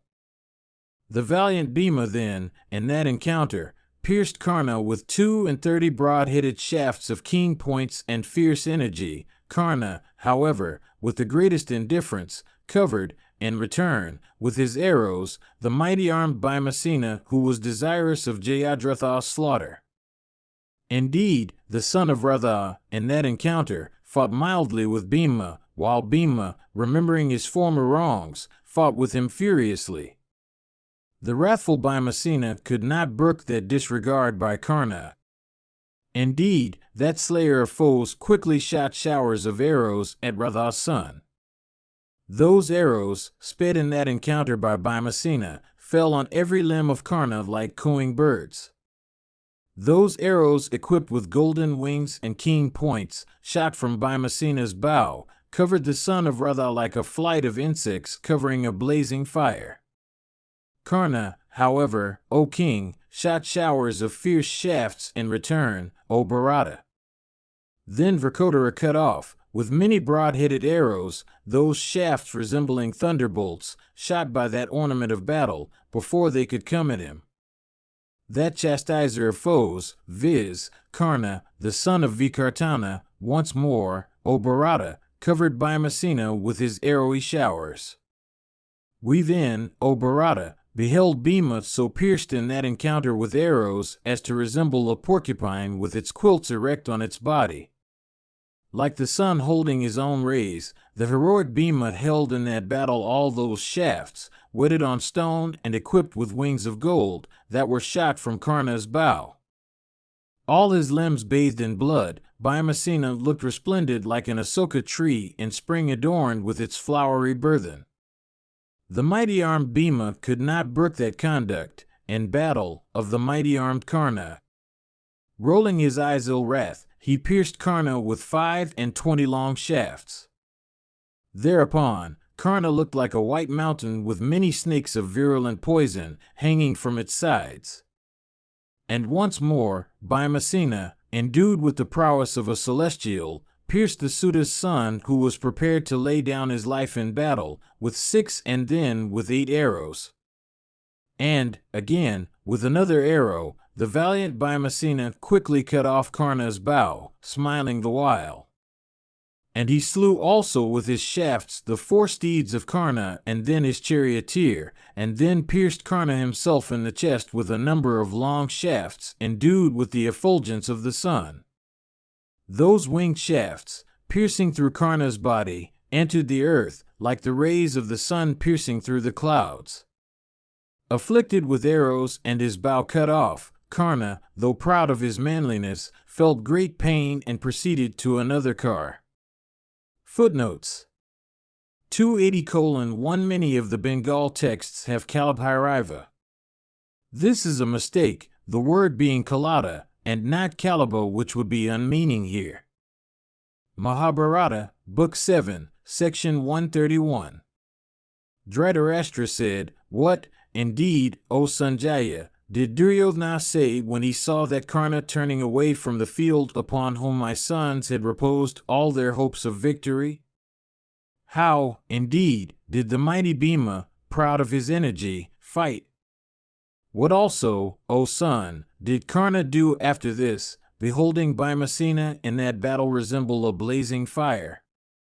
Sanjaya said, "Mounting upon another car that was duly equipped, Karna once more proceeded against the son of Pandu, with the fury of the ocean tossed by the tempest. Beholding Adhiratha's son excited with rage, thy sons, O king, regarded Bhimasena to be already poured as a libation on the Karna fire. With furious twang of bowstring and terrible sounds of his palms, the son of Ratha shot dense showers of shafts towards Bhimasena's car. And once more, O monarch, a terrible encounter took place between the heroic Karna and the high-souled Bhima. Both excited with wrath, both endued with mighty arms, each desirous of slaying the other, those two warriors looked at each other, as if resolved to burn each over with their wrathful glances. The eyes of both were red in rage, and both breathed fiercely, like a couple of snakes. Endued with great heroism, those two chastisers of foes approached and mingled each other. Indeed, they fought with each other like two hawks endued with great activity, or like two sarabas excited with wrath. Then that chastiser of foes, viz. Bhima, recollecting all the woes suffered by him on the occasion of the match at dice, and during his exile in the woods and residence in Virata's city, and bearing in mind the robbing of their kingdom swelling with prosperity and gems by thy sons, and the numerous other wrongs inflicted on the Pandavas by thee and the Suta's son, and remembering also the fact that thou hadst conspired to burn innocent Kunti with her sons, and calling to his memory the sufferings of Krishna in the midst of the assembly at the hands of those wretches, as also the seizure of her tresses by Dusasana, and the harsh speeches uttered, O Bharata, by Karna, to the effect, Take thou another husband, for all thy husbands are dead. The sons of Pritha have sunk into hell and are like sesame seeds without kernel, remembering also those other words, O son of Kuru, that the Kauravas uttered in thy presence. Add the fact also that thy sons had been desirous of enjoying Krishna as a slave, and those harsh words that Karna spoke to the sons of Pandu when the latter, attired in deerskins, were about to be banished to the woods, and the joy in which thy wrathful and foolish son, himself in prosperity, indulged, thinking the distressed sons of Pritha as veritable straw, the virtuous Bhima, that slayer of foes, remembering these and all the woes he had suffered since his childhood, became reckless of his very life. Stretching his invincible and formidable bow, the back of whose staff was decked with gold, Vrkodara, that tiger of Bharata's race, utterly reckless of his life, rushed against Karna. Shooting dense showers of bright arrows whetted on stone, Bhima shrouded the very light of the sun. Adhiratha's son, however, smiling the while, quickly baffled, by means of his own winged arrows whetted on stone, that arrowy downpour of Bhimasena. Endued with great strength and mighty arms, that mighty car warrior, the son of Adhiratha, then pierced Bhima with 9 keen arrows. Struck with those arrows, like an elephant struck with the hook, Vrkodara fearlessly rushed against the Suta's son. Karna, however, rushed against that bull among the Pandavas, who was thus rushing towards him with great impetuosity and might, like an infuriated elephant against an infuriated compeer. Blowing his conch then, whose blast resembled the sound of 100 trumpets, Karna cheerfully agitated the force that supported Bhima, like the raging sea. Beholding that force of his consisting of elephants and steeds and cars and foot soldiers, thus agitated by Karna, Bhima, approaching the former, covered him with arrows. Then Karna caused his own steeds of the hue of swans to be mingled with those of Bhimasena's of the hue of bears, and shrouded the son of Pandu with his shafts. Beholding those steeds of the hue of bears and fleet as the wind, mingled with those of the hue of swans, cries of "Oh" and "Alas" arose from among the troops of thy sons. Those steeds, fleet as the wind, thus mingled together, looked exceedingly beautiful like white and black clouds, O monarch, mingled together in the firmament. Beholding Karna and Vrkodara to be both excited with wrath, great car warriors of thy army began to tremble with fear. The field of battle where they fought soon became awful like the domain of Yama. Indeed, O best of Bharatas, it became as frightful to behold as the city of the dead. The great car warriors of thy army, looking upon that scene, as if they were spectators of a sport in an arena, beheld not any of the two to gain any advantage over the other in that dreadful encounter.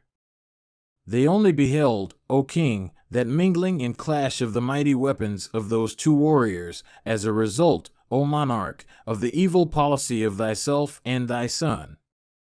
Those two slayers of foes continued to cover each other with their keen shafts. Both endued with wonderful prowess, they filled the welkin with their arrowy downpours. Those two mighty car warriors, shooting at each other keen shafts from desire of taking each other's life, became exceedingly beautiful to behold like two clouds pouring torrents of rain. Those two chastisers of foes, shooting gold-decked arrows, made the welkin look bright, O king, as if with blazing meteors. Shafts equipped with vulturine feathers, shot by those two heroes, looked like rows of excited cranes in the autumn sky.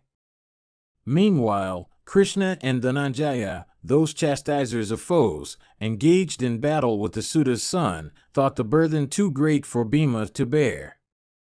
As Karna and Bhima, for baffling each other's shafts, shot these arrows at each other, many elephants and steeds and men deeply struck therewith fell down deprived of life.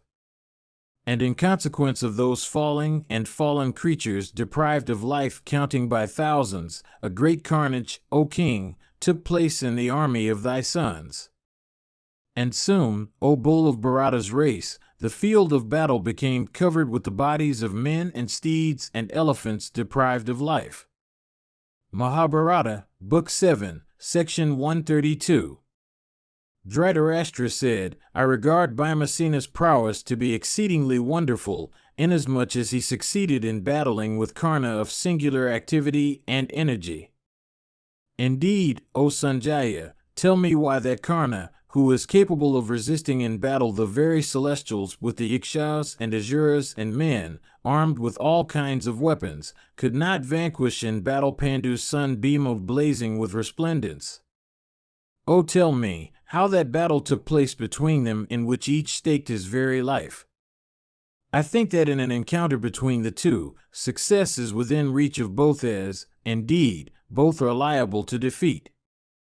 O Suta, obtaining Karna in battle, my son Suyodhana always ventures to vanquish the sons of Pritha with Govinda and the Satwatas.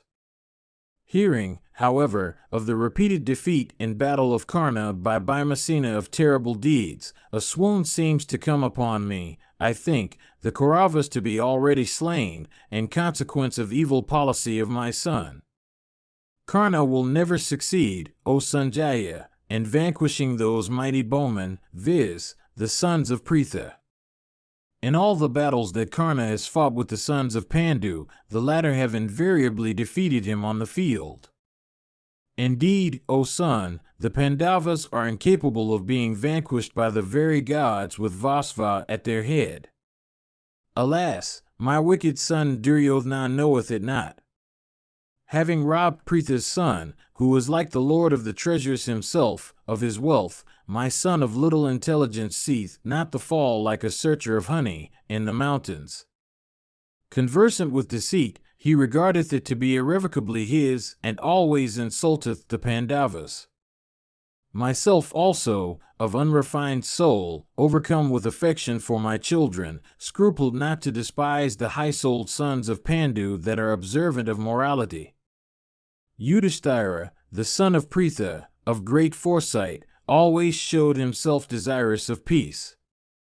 My sons, however, regarding him incapable, despised him. Bearing in mind all those woes and all the wrongs sustained by the Pandavas, the mighty armed Bhimasena battled with the Suta's son. Tell me, therefore, O Sanjaya, how Bhima and Karna, those two foremost of warriors, fought with each other, desirous of taking each other's life. Sanjaya said, Hear, O king, how the battle took place between Karna and Bhima, which resembled an encounter between two elephants in the forest, desirous of slaying each other. The son of Vikartana, O king, excited with rage in putting forth his prowess, pierced that chastiser of foes, viz., the angry Bhima of great prowess, with 30 shafts. Indeed, O chief of Bharata's race, Vikartana's son struck Bhima with many arrows of keen points, decked with gold, and endued with great impetuosity. Bhima, however, with 3 sharp shafts cut off the bow of Karna, as the latter was engaged in striking him. And with a broad-headed arrow, the son of Pandu then felled on the earth Karna's charioteer from his niche in the car. The son of Vikartana, then desirous of slaying Bhimasena, seized a dart whose shaft was adorned with gold and stones of lapis lazuli. Grasping that fierce dart, which resembled a second dart of death, and uplifting and aiming it, the mighty son of Radha hurled it at Bhimasena with a force sufficient to take away Bhima's life.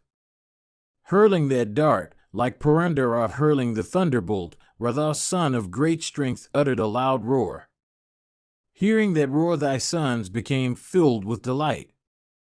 Bhima, however, with 7 swift arrows, cut off in the welkin that dart endued with the effulgence of the sun or fire, hurled from the hands of Karna.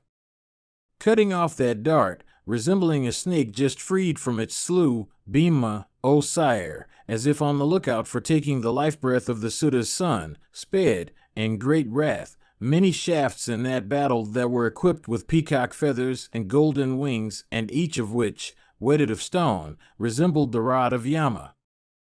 Karna also of great energy, taking up another formidable bow, the back of whose staff was adorned with gold, and drawing it with force, shot many shafts. The son of Pandu, however, cut off all those arrows with 9 straight arrows of his own. Having cut off, O ruler of men, those mighty shafts shot by Vasashena, Bhima, O monarch, uttered a loud roar like that of a lion. Roaring at each other like 2 mighty bulls for the sake of a cow in season, or like 2 tigers for the sake of the same piece of meat, they endeavored to strike each other, each being desirous of finding the other's latches. At times they looked at each other with angry eyes, like 2 mighty bulls in a cow pen. Then, like 2 huge elephants striking each other with the points of their tusks, they encountered each other with shafts shot from their bows drawn to the fullest stretch. Scorching each other, O king, with their arrowy showers, they put forth their prowess upon each other, eyeing each other in great wrath. Sometimes laughing at each other, and sometimes rebuking each other, and sometimes blowing their conchs, they continued to fight with each other.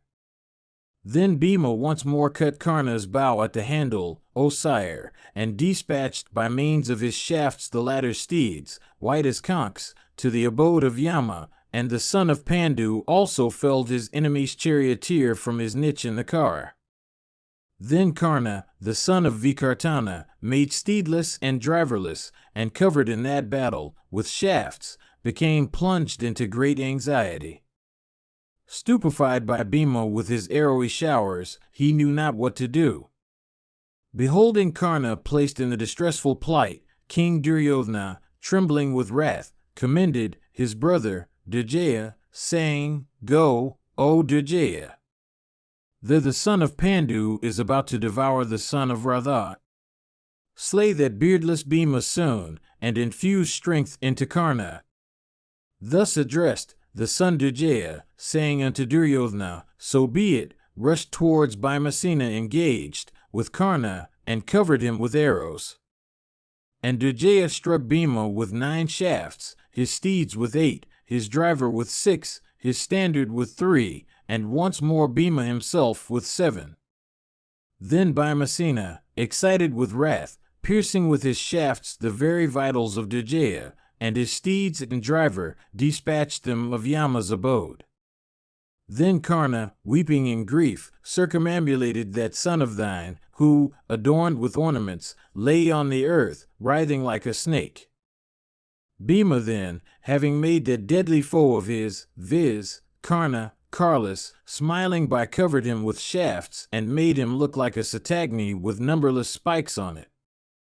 The Adaratha Karna, however, that chastiser of foes, though thus pierced with arrows, did not yet avoid the enraged Bhima in battle. Footnotes 283:1 I render the second line of 4:2 freely. The sense seems to be that when 2 persons fight, one cannot say beforehand who will succeed.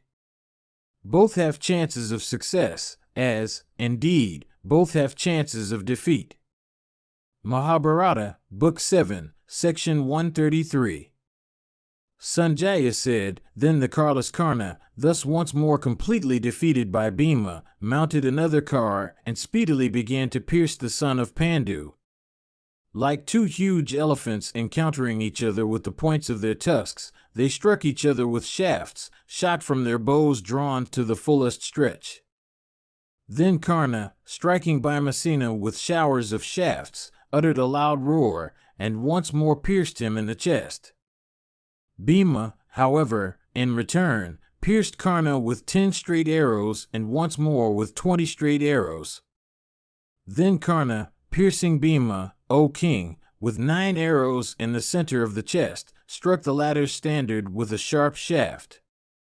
The son of Pritha then pierced Karna in return with 63 arrows, like a driver striking a mighty elephant with the hook, or a rider striking a steed with a whip.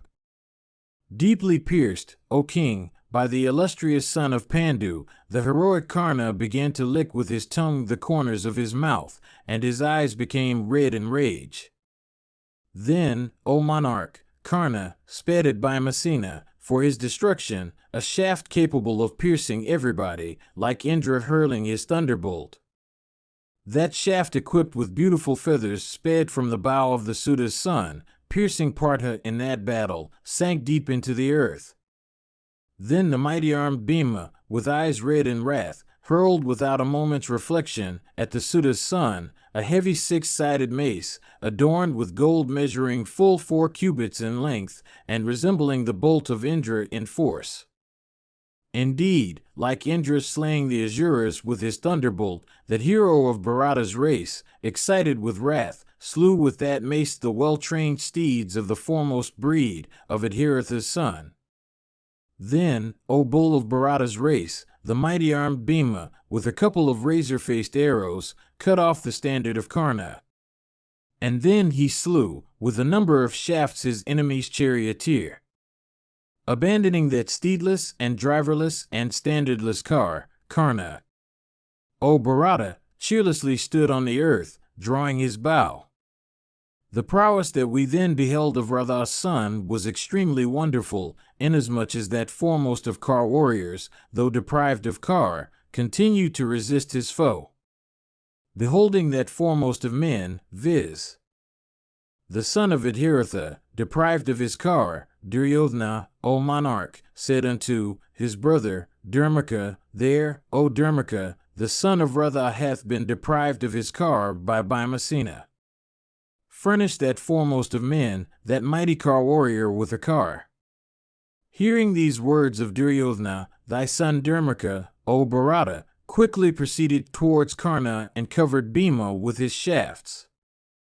Beholding Dharmaka desirous of supporting the Suta's son in that battle, the son of the wind god was filled with delight and began to lick the corners of his mouth. Then, resisting Karna the while with his shafts, the son of Pandu quickly drove his car towards Dharmaka. And in that moment, O king, with 9 straight arrows of keen points, Bhima dispatched Dharmaka to Yama's abode. Upon Dharmaka's slaughter, the son of Adhiratha mounted upon the car of that prince and looked resplendent, O king, like the blazing sun. Beholding Dharmaka lying prostrate on the field, his very vital pierced with shafts, and his body bathed in blood, Karna with tearful eyes abstained for a moment from the fight. Circumambulating the fallen prince and leaving him there, the heroic Karna began to breathe long and hot breaths and knew not what to do. Seizing that opportunity, O king, Bhimasena shot at the Suta's son 4 and 10 long shafts equipped with vulturine feathers. Those blood-drinking shafts of golden wings, endued with great force illuminating the 10 points as they coursed through the welkin, pierced the armor of the Suta's son, and drank his lifeblood, O king, and passing through his body, sank into the earth and looked resplendent like angry snakes, O monarch, urged on by death himself, with half their bodies inserted within their holes. Then the son of Radha, without reflecting a moment, pierced Bhima in return with 4 and 10 fierce shafts adorned with gold. Those fierce-winged arrows, piercing through Bhima's right arms, entered the earth like birds entering a grove of trees. Striking against the earth, those arrows looked resplendent, like the blazing rays of the sun while proceeding towards the Asta hills. Pierced in that battle with those all-piercing arrows, Bhima began to shed copious streams of blood, like a mountain ejecting streams of water. Then Bhima pierced the Suta's son in return with 3 shafts endued with the impetuosity of Garuda, and he pierced the latter's charioteer also with 7. Then, O king, Karna, thus afflicted by Bhima's might, became exceedingly distressed. And that illustrious warrior then fled, forsaking the battle, borne away by his fleet steeds. The Adaratha Bhimasena, however, drawing his bow adorned with gold, stayed in battle, looking resplendent like a blazing fire. Mahabharata, Book 7, Section 134. Dhritarashtra said, I think, destiny is supreme. Fie on exertion which is useless, inasmuch as the son of Adhiratha, though fighting resolutely, could not vanquish the son of Pandu. Karna boasts of his competency to vanquish in battle all the Parthas with Govinda amongst them. I do not see in the world another warrior like Karna. I often heard Duryodhana speak in this strain. Indeed, O Suta, the wretched Duryodhana used to tell me formerly, Karna is a mighty hero, a firm bowman, above all fatigue. If I have that Vasashena for my ally, the very gods will not be a match for me. What need be said, therefore, O monarch, of the sons of Pandu that are weak and heartless? Tell me therefore, O Sanjaya, what Duryodhana said, beholding that Karna defeated and looking like a snake deprived of its poison and flying away from battle.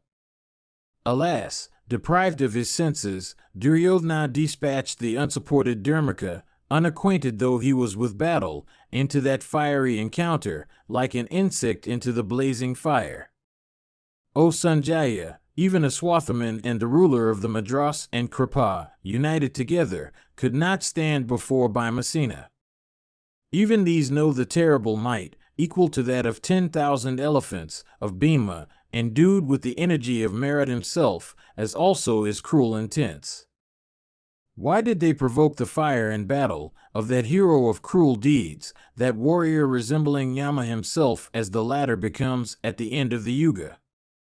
It seems that Suta's son, the mighty armed Karna alone, relying on the prowess of his own arms, fought in battle with Bhimasena, disregarding the latter. That son of Pandu who vanquished Karna in battle like Purandarav vanquishing an Asura, is capable of being vanquished by anybody in fight. Who is there that would, hopeful of life, approach that Bhima who, in Arjuna's quest, alone entered my host, having ground Drona himself? Who, indeed, is there, O Sanjaya, that would dare stay in the face of Bhima? Who is there among the Asuras that would venture to stay before the great Indra with the thunderbolt uplifted in his hand? A man may return having entered the abode of the dead, but none, however, can return having encountered Bhimasena. Those men of weak prowess, who senselessly rushed against the angry Bhimasena, were like insects falling upon a blazing fire. Without doubt, reflecting upon what the angry and fierce Bhima had said in the assembly in the hearing of the Kurus about the slaughter of my sons, and beholding the defeat of Karna, Dusasana and his brothers ceased to encounter Bhima from fear. That wicked son also of mine, O Sanjaya, who repeatedly said in the assembly these words, viz. Karna and Dusasana and I myself will vanquish the Pandavas in battle, without doubt, beholding Karna defeated and deprived of his carb by Bhima, is consumed with grief in consequence of his rejection of Krishna's suit. Beholding his mail-clad brothers slain in battle by Bhimasena, in consequence of his own fault, without doubt, my son is burning with grief. Who that is desirous of life will make a hostile advance against Pandu's son, Bhima, excited with wrath, armed with terrible weapons and standing in battle like death himself? A man may escape from the very jaws of the Vadava fire, but it is my belief that no one can escape from before Bhima's face. Indeed, neither Partha, nor the Panchalas, nor Kesva, nor Satyaki, when excited with wrath in battle, shows the least regard for his life. Alas, O Suta, the very lives of my sons are in danger. Sanjaya said, Thou, O Kaurava, that art thus grieving in view of the present carnage, thou, without doubt, art the root of this destruction of the world. Obedient to the counsels of thy sons, thou hast thyself provoked this fierce hostility. Though urged by well-wishers, thou acceptest not the proper medicine like a man fated to die. O monarch, O best of men, having thyself drunk the fiercest and the most indigestible poison, take thou all its consequences now. The combatants are fighting to the best of their might, still thou speakest ill of them. Listen, however, to me as I describe to thee how the battle raged on. Beholding Karna defeated by Bhimasena, 5 of thy sons, those uterine brothers that were great bowmen, could not, O sire, brook it. There were Durmarshana and Dusaha and Durmada and Durdhara and Jaya. Clad in beautiful mail, all of them rushed against the son of Pandu. Encompassing the mighty armed Vrkodara on all sides, they shrouded all the points of the compass with their shafts looking like flights of locusts. Bhimasena, however, in the battle, smilingly received those princes of celestial beauty thus rushing suddenly against him. Beholding thy sons advancing against Bhimasena, Radha's son, Karna rushed against that mighty warrior, shooting arrows of keen points that were equipped with golden wings and whetted on stone. Bhima, however, quickly rushed against Karna, though resisted by thy sons. Then the Kurus, surrounding Karna, covered Bhimasena with showers of straight shafts. With 25 arrows, O king, Bhima, armed with his formidable bow, dispatched all those bulls among men to Yama's abode with their steeds and charioteers. Falling down from their cars along with their charioteers, their lifeless forms looked like large trees with their weight of variegated flowers uprooted by the tempest. The prowess that we then beheld of Bhimasena was exceedingly wonderful, inasmuch as, resisting Adhiratha's son the while, he slew those sons of thine. Resisted by Bhima with whetted arrows on all sides, the Suta's son, O king, only looked at Bhima. Bhimasena also, with eyes red in wrath, began to cast angry glances on Karna, stretching his formidable bow the while.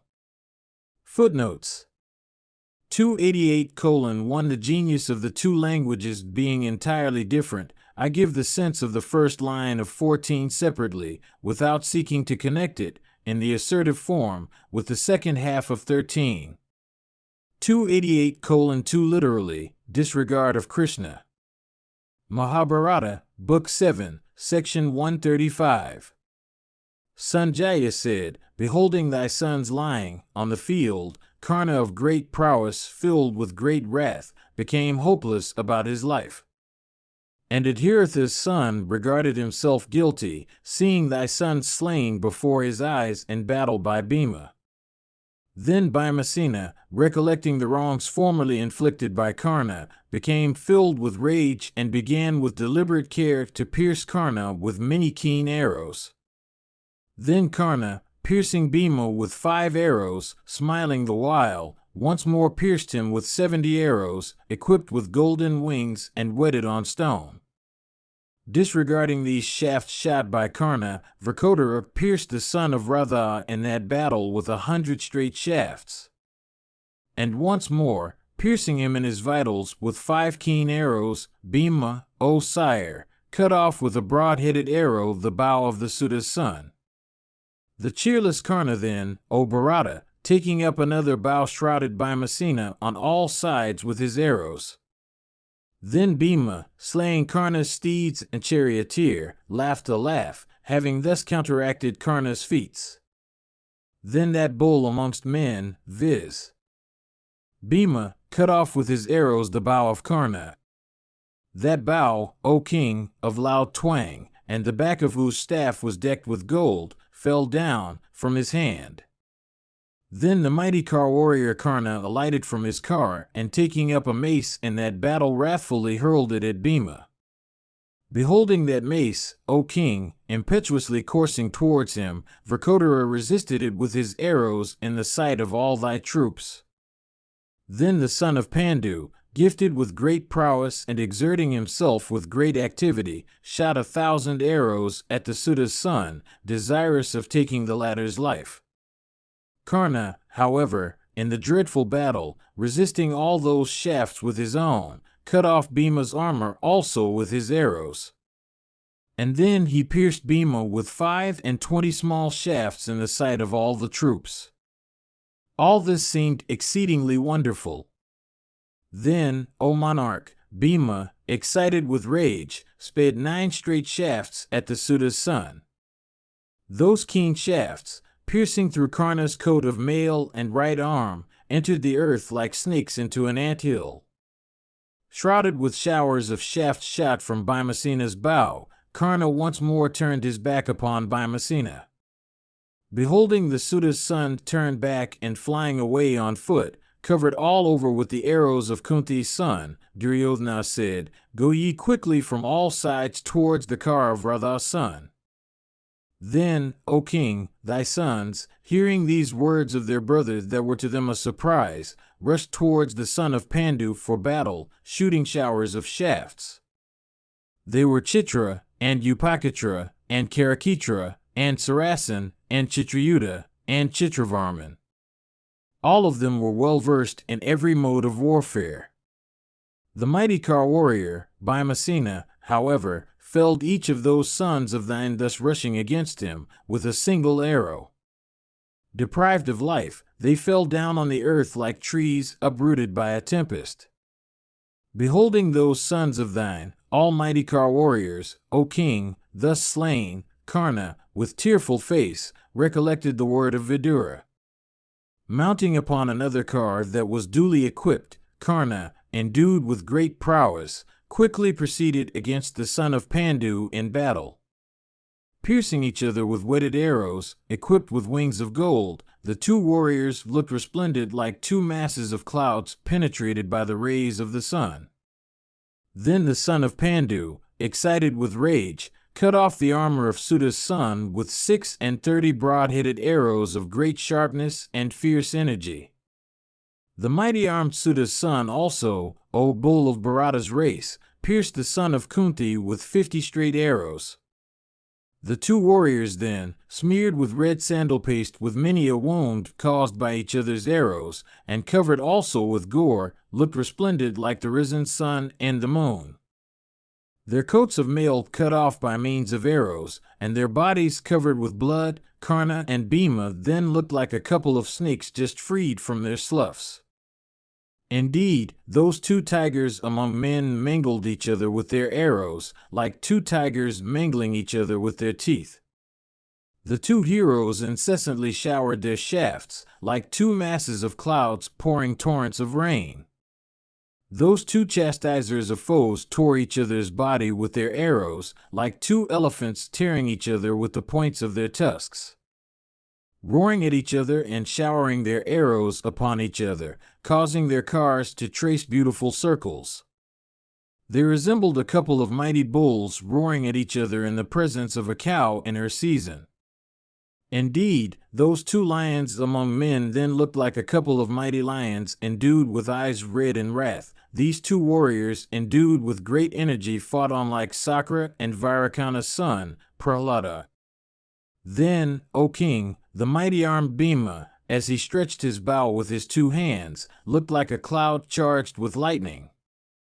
Then mighty Bhima Cloud, having the twang of the bow for its thunder and incessant showers of arrows for its rainy downpour, covered, O king, the Karna mountain. And once more Pandu's son, Bhima of terrible prowess, O Bharata, shrouded Karna with 1,000 shafts shot from his bow. And as he shrouded Karna with his winged shafts, equipped with canker feathers, thy sons witnessed his extraordinary prowess. Gladdening Partha himself and the illustrious Kesava, Satyaki, and the two protectors of 2 wheels of Arjuna's car, Bhima fought even thus with Karna. Beholding the perseverance of Bhima, who knew his own self, thy sons, O monarch, all became cheerless. Mahabharata, Book 7, Section 136. Sanjaya said, hearing the twang of Bhimasena's bow and the sound of his palms, the son of Radha could not brook it, like an infuriated elephant incapable of brooking the roars of an infuriated rival. Returning for a moment from before Bhimasena, Karna cast his eyes upon those sons of thine that had been slain by Bhimasena. Beholding them, O best of men, Karna became cheerless and plunged in grief. Breathing hot and long sighs, he, once more, proceeded against the son of Pandu. With eyes red as copper, and sighing in wrath like a mighty snake, Karna then, as he shot his arrows, looked resplendent like the sun scattering his rays. Indeed, O bull of Bharata's race, Vrkodara was then covered with the arrows, resembling the spreading rays of the sun that were shot from Karna's bow. The beautiful shafts, equipped with peacock feathers, shot from Karna's bow, penetrated into every part of Bhima's body, like birds into a tree for roosting there. Indeed, the arrows, equipped with wings of gold, shot from Karna's bow falling incessantly, resembled continuous rows of cranes. So numerous were the shafts shot by Adhiratha's son that these seemed to issue not from his bow alone, but from his standard, his umbrella, and the shaft and yoke and bottom of his car also. Indeed, Adhiratha's son shot his sky-ranging shafts of impetuous energy, decked with gold and equipped with vulturine feathers, in such a way as to fill the entire welkin with them. Beholding him, thus, excited with fury and rushing towards him like the destroyer himself, Vrkodara, becoming utterly reckless of his life and prevailing over his foe, pierced him with 9 shafts. Beholding the irresistible impetuosity of Karna, as also that dense shower of arrows, Bhima, endued as he was with great prowess, quailed not in fear. The son of Pandu then, counteracting that arrowy downpour of Adhiratha's son, pierced Karna himself with 20 other sharp shafts. Indeed, as Pritha's son himself had before been shrouded by the Suta's son, even so was the latter now shrouded by the former in that battle. Beholding the prowess of Bhimasena in battle, thy warriors, as also the Garanas, filled with joy, applauded him. Burishravas, and Kripa, and Drona's son, and the ruler of the Madras, and Uttamajas, and Udamanyu, and Kesva, and Arjuna, these great car warriors, O king, among both the Kurus and the Pandavas, loudly cheered Bhima, saying, "Excellent, excellent," and uttered leonine roars. When that fierce uproar, making the hair stand on end, rose, thy son Duryodhana, O king, quickly said unto all the kings and princes, and particularly his uterine brothers, these words, "Blessed be ye, proceed towards Karna for rescuing him from Vrkodara, else the shaft shot from Bhima's bow will slay the son of Radha. Ye mighty bowmen, strive ye to protect the Suta's son." Thus commanded by Duryodhana, 7 of his uterine brothers, O sire, rushing in wrath towards Bhimasena, encompassed him on all sides.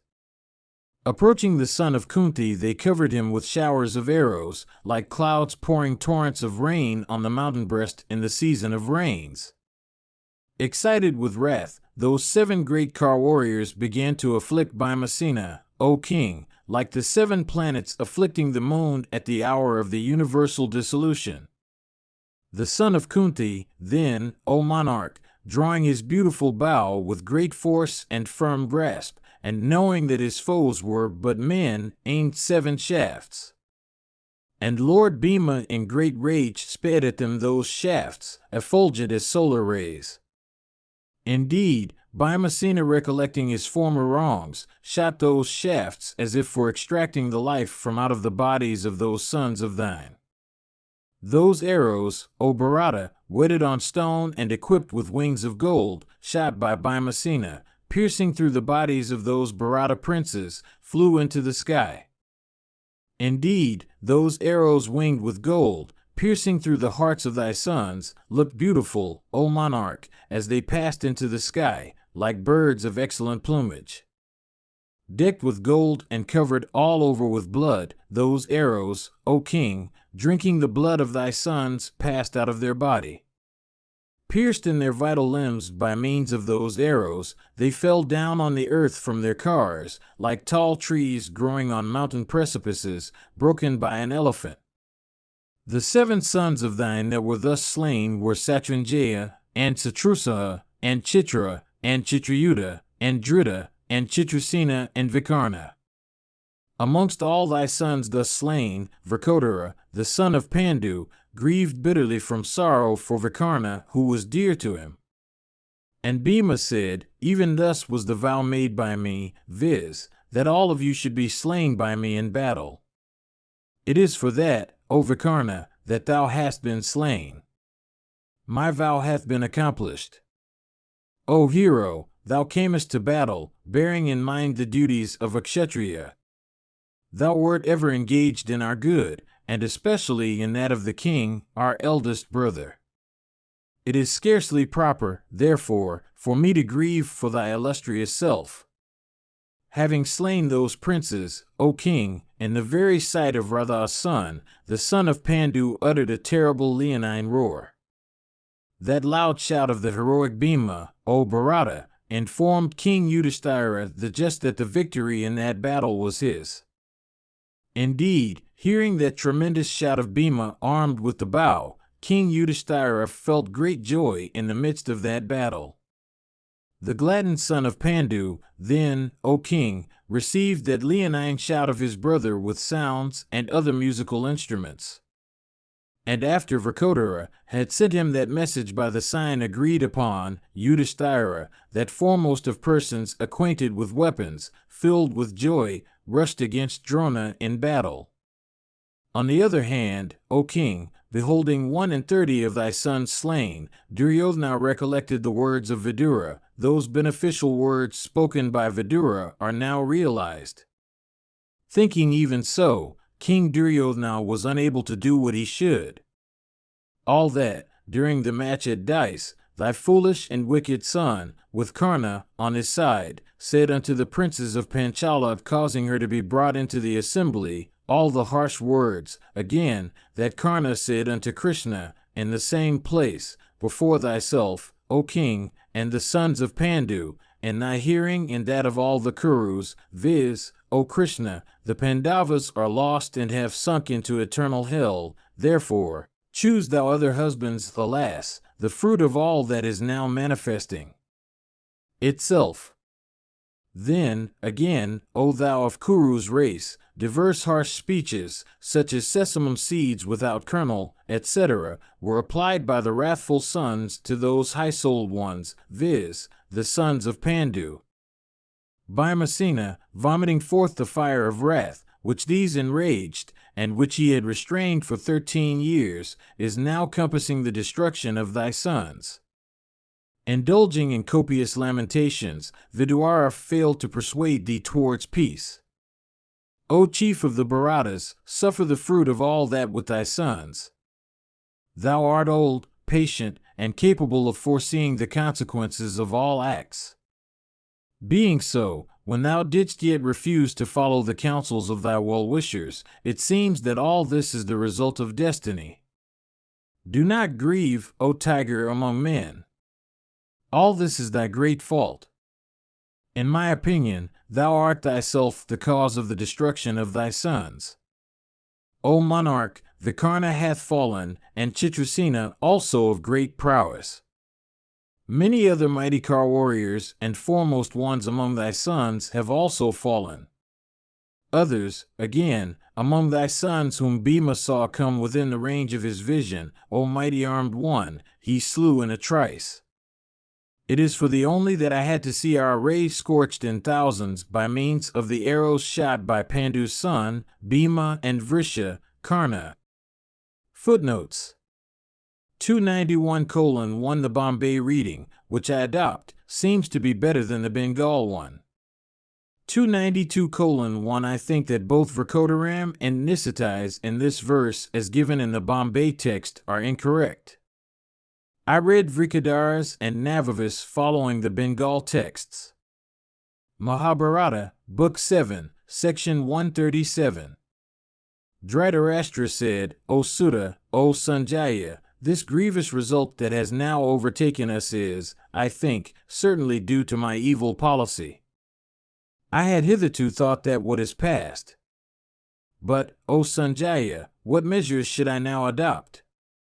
I am now once more calm, O Sanjaya, therefore, tell me how this slaughter of heroes is going on, having my evil policy for its cause.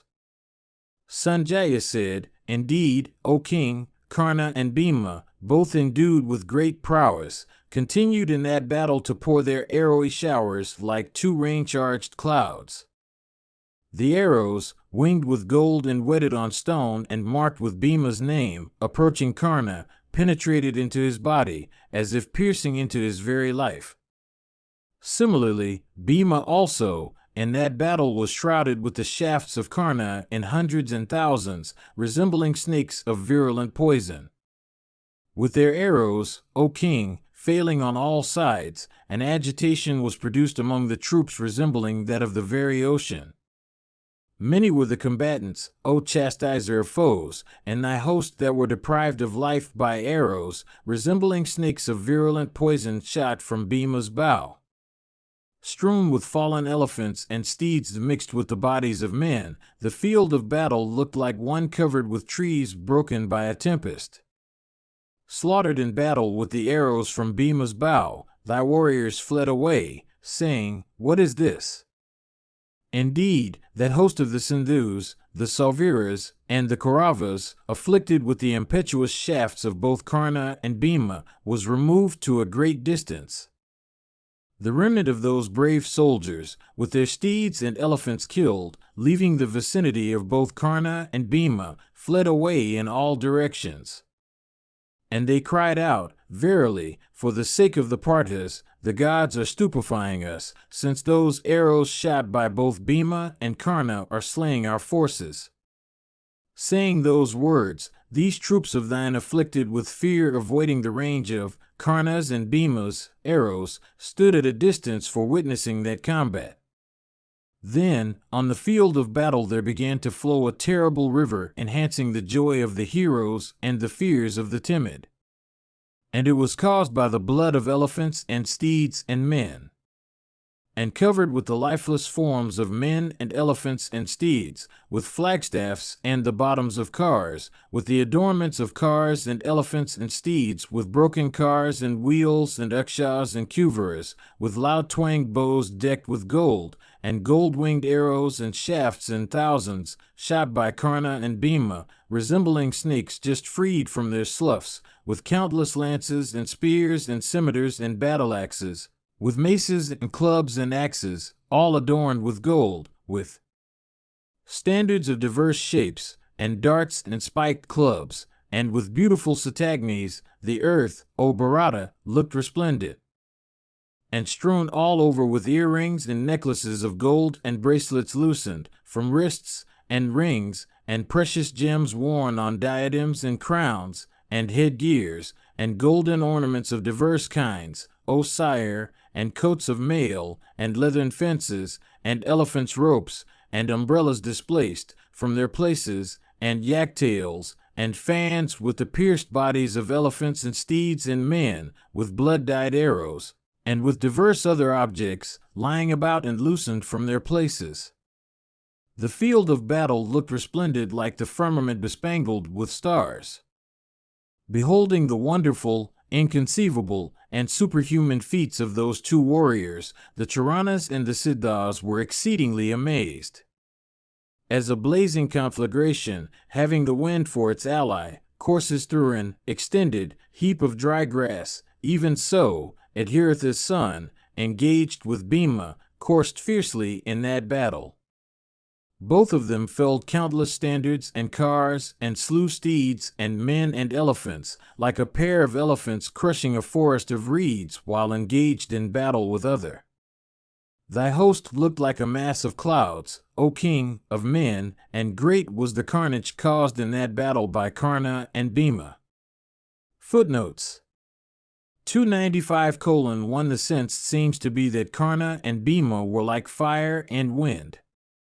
295:2 verse 28 is a triplet. The second line is obscure. It seems that a line has been omitted. Mahabharata, Book 7, Section 138. Sanjaya said, Then Karna, O king, piercing Bhima with 3 arrows, poured countless beautiful arrows upon him.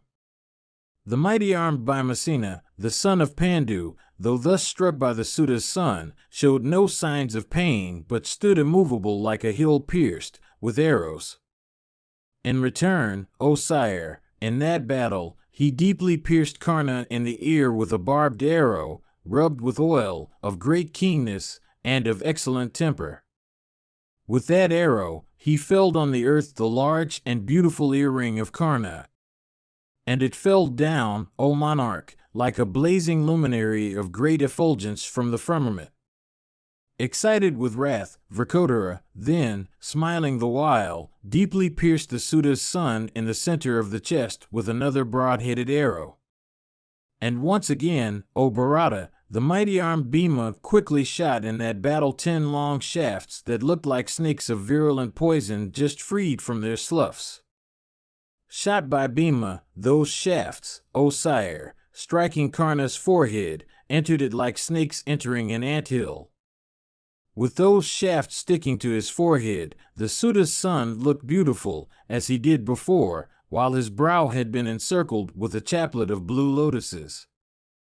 Deeply pierced by the active son of Pandu, Karna, supporting himself on the kuksara of his car, closed his eyes. Soon, however, regaining consciousness, Karna, that scorcher of foes, with his body bathed in blood, became mad with rage. Infuriated with rage in consequence of his being thus afflicted by that firm bowman, Karna, endued with great impetuosity, rushed fiercely towards Bhimasena's car. Then, O king, the mighty and wrathful Karna, maddened with rage, shot at Bhimasena, O Bharata, 100 shafts winged with vulturine feathers.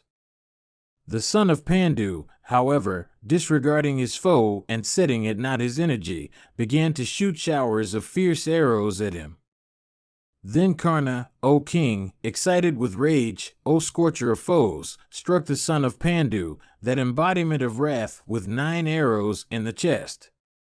Then both those tigers among men, armed with arrows and, therefore, resembling a couple of tigers with fierce teeth, poured upon each other, in that battle, their arrowy showers, like 2 mighty masses of clouds.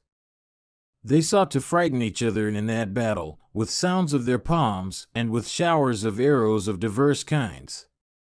Excited with rage, each sought in that battle to counteract the other's feat. Then that slayer of hostile heroes, viz., the mighty-armed Bhima, O Bharata, cutting off, with a razor-faced arrow, the bow of the Suta's son, uttered a loud shout. Casting off that broken bow, the Suta's son, that mighty car warrior, took up another bow that was stronger and tougher. Beholding that slaughter of the Kuru, the Sovira, and the Sindhu heroes, and marking that the earth was covered with coats of mail and standards and weapons lying about, and also seeing the lifeless forms of elephants, foot soldiers, and horsemen and car warriors on all sides, the body of the Suta's son, from wrath, blazed up with effulgence.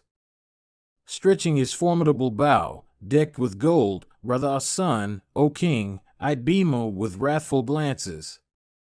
Infuriated with rage, the Suta's son, while shooting his arrows, looked resplendent, like the autumnal sun of dazzling rays at midday.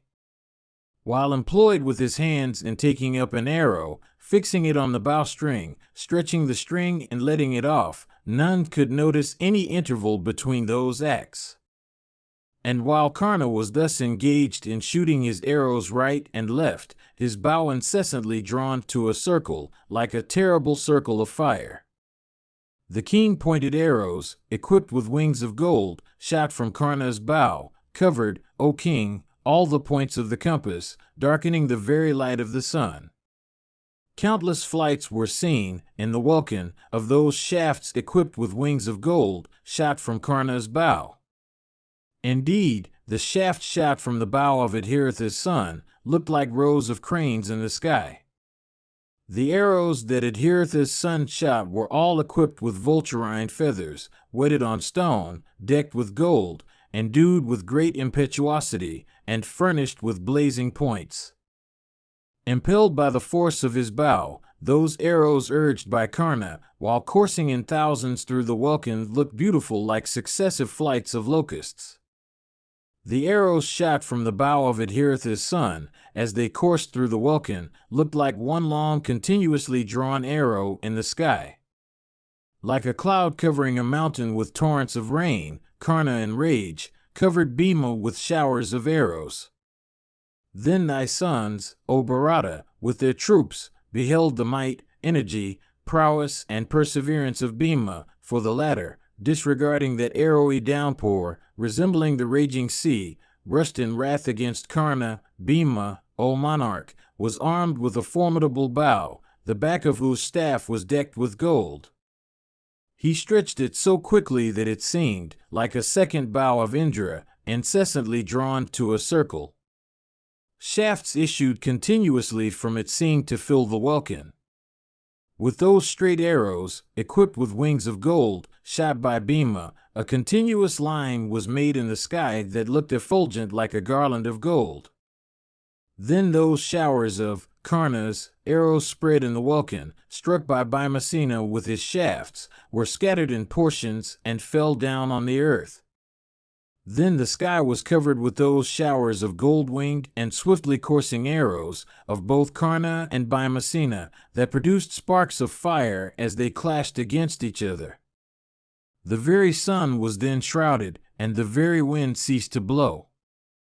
Indeed, when the welkin was thus covered with those arrowy showers, nothing could be seen.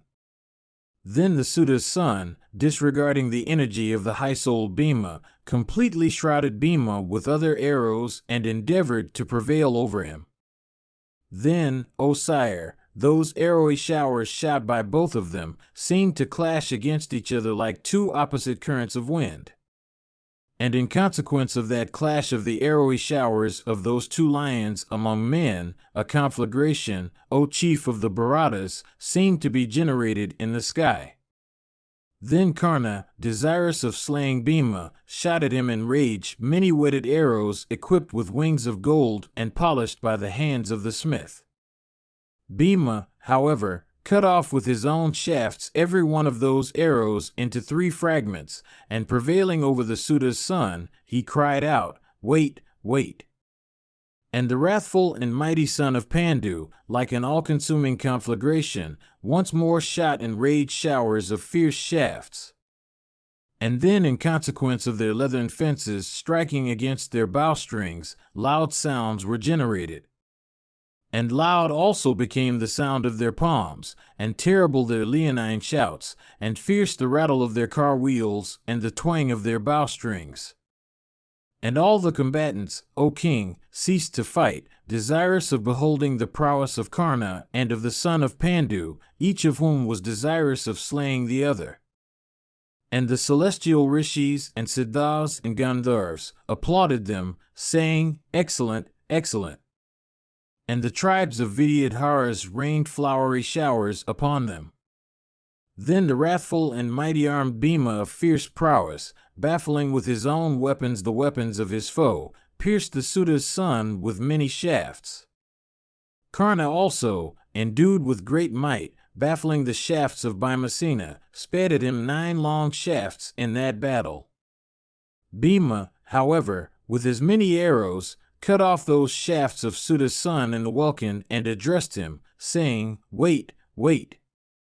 Then the mighty-armed and heroic Bhima, excited with rage, shot at Adhiratha's son an arrow resembling the rod of Yama or Death himself. Radha's son, however, smiling, cut off that arrow, O king, of Pandu's son, however, of great prowess, with 3 arrows of his, as it coursed towards him through the welkin. The son of Pandu then once more shot showers of fierce shafts. Karna, however, fearlessly received all those arrows of Bhima. Then, excited with rage, the Suta's son, Karna, by the power of his weapons, with his straight arrows, cut off in that encounter the couple of quivers and the bowstring of fighting Bhima, as also the traces of his steeds. And then slaying his steeds also, Karna pierced Bhima's charioteer with 5 shafts. The charioteer, quickly running away, proceeded to Udamenyu's car. Excited with rage, the son of Radha then, whose splendor resembled that of the Yuga-fire, smiling the while, cut off the flagstaff of Bhima and felled his banner. Deprived of his bow, the mighty armed Bhima then seized a dart, such as car warriors may use. Excited with wrath, he whirled it in his hand and then hurled it with great force at Karna's car. The son of Adhiratha then, with 10 shafts, cut off, as it coursed towards him with the effulgence of a large meteor, the gold-decked dart thus hurled by Bhima. Thereupon, that dart fell down, cut off into 10 fragments by those sharp shafts of the Suta's son, Karna, that warrior conversant with every mode of warfare, then battling for the sake of his friends. Then the son of Kunti took up a shield decked with gold and a sword, desirous of obtaining either death or victory. Karna, however, O Bharata, smiling the while, cut off that bright shield of Bhima with many fierce shafts. Then carless Bhima, O king, deprived of his shield, became mad with rage. Quickly, then, he hurled his formidable sword at Karna's car. That large sword, cutting off the stringed bow of the Suta's son, fell down on the earth, O king, like an angry snake from the sky. Then Adhiratha's son, excited with rage in that battle, smilingly took up another bow destructive of foes, having a stronger string, and tougher than the one he had lost. Desirous of slaying the son of Kunti, Karna then began to shoot thousands of arrows, O king, equipped with wings of gold and endued with great energy. Struck by those shafts shot from Karna's bow, the mighty Bhima leaped into the sky, filling Karna's heart with anguish. Beholding the conduct of Bhima, and battle desirous of victory, the son of Radha beguiled him by concealing himself in his car.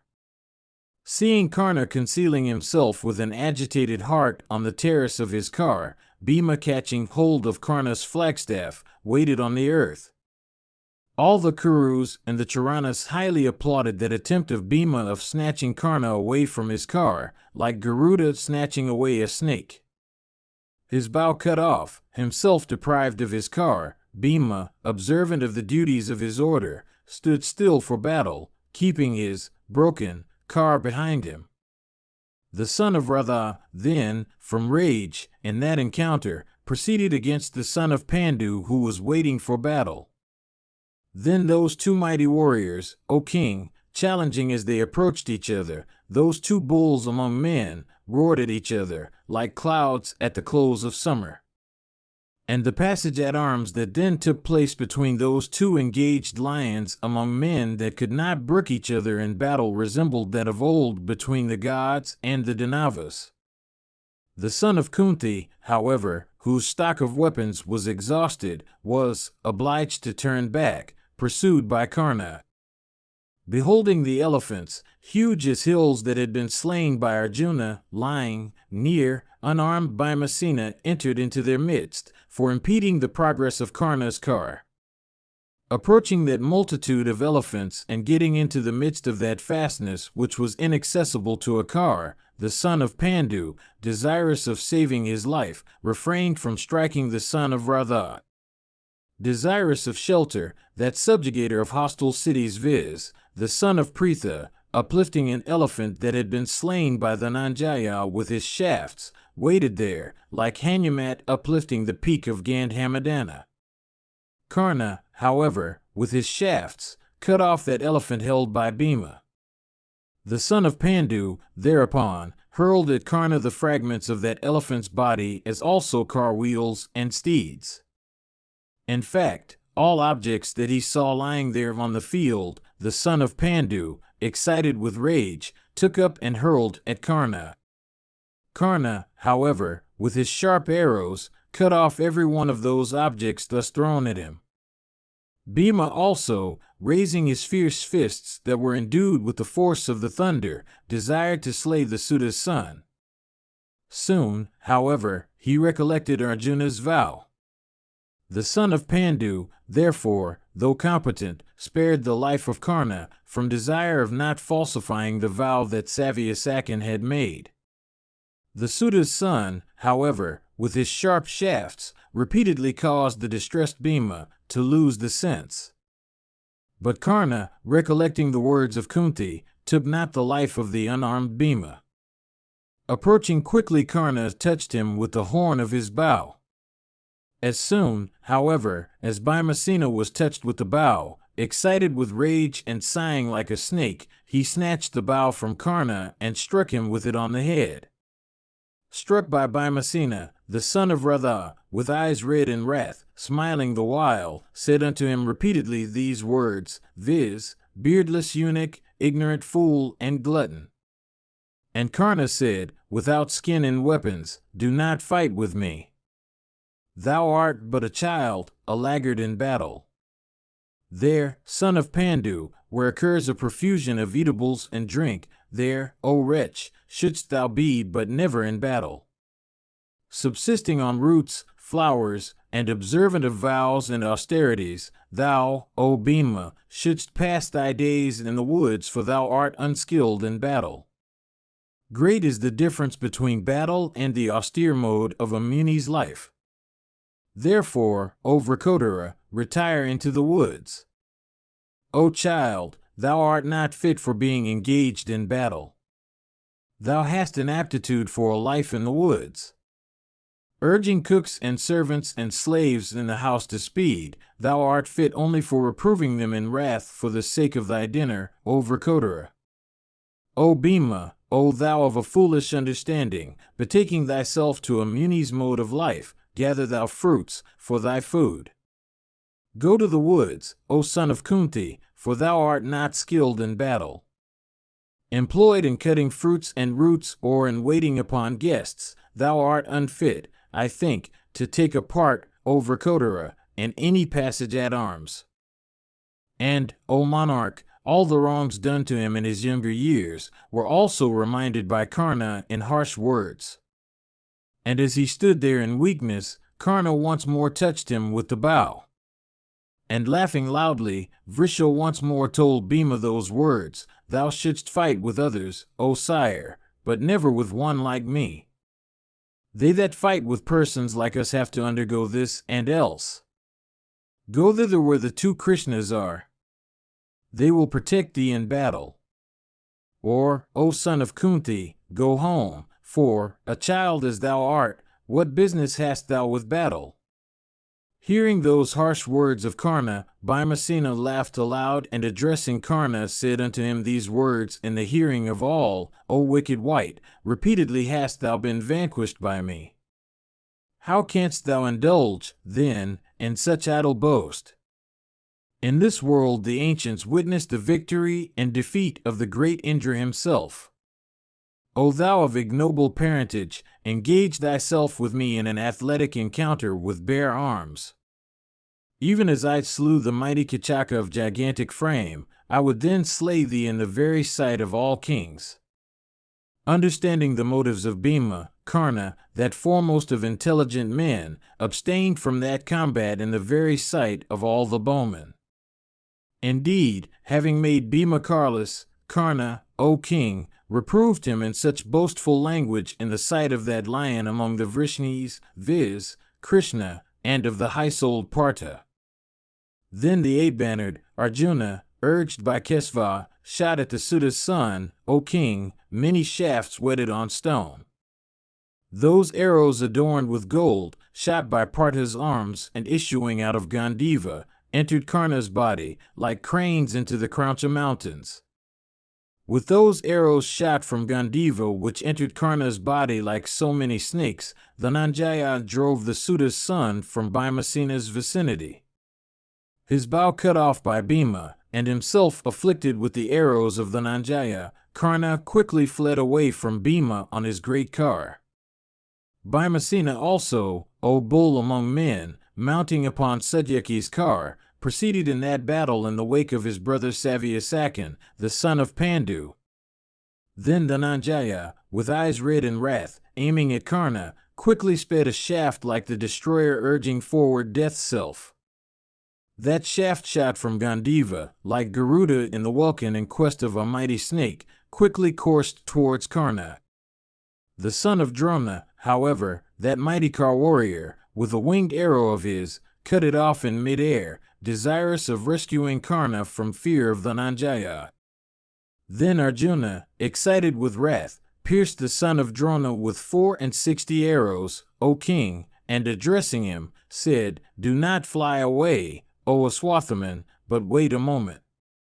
Drona's son, however, afflicted with the shafts of Dhananjaya, quickly entered a division of the Kaurava army that abounded with infuriated elephants and teemed with cars.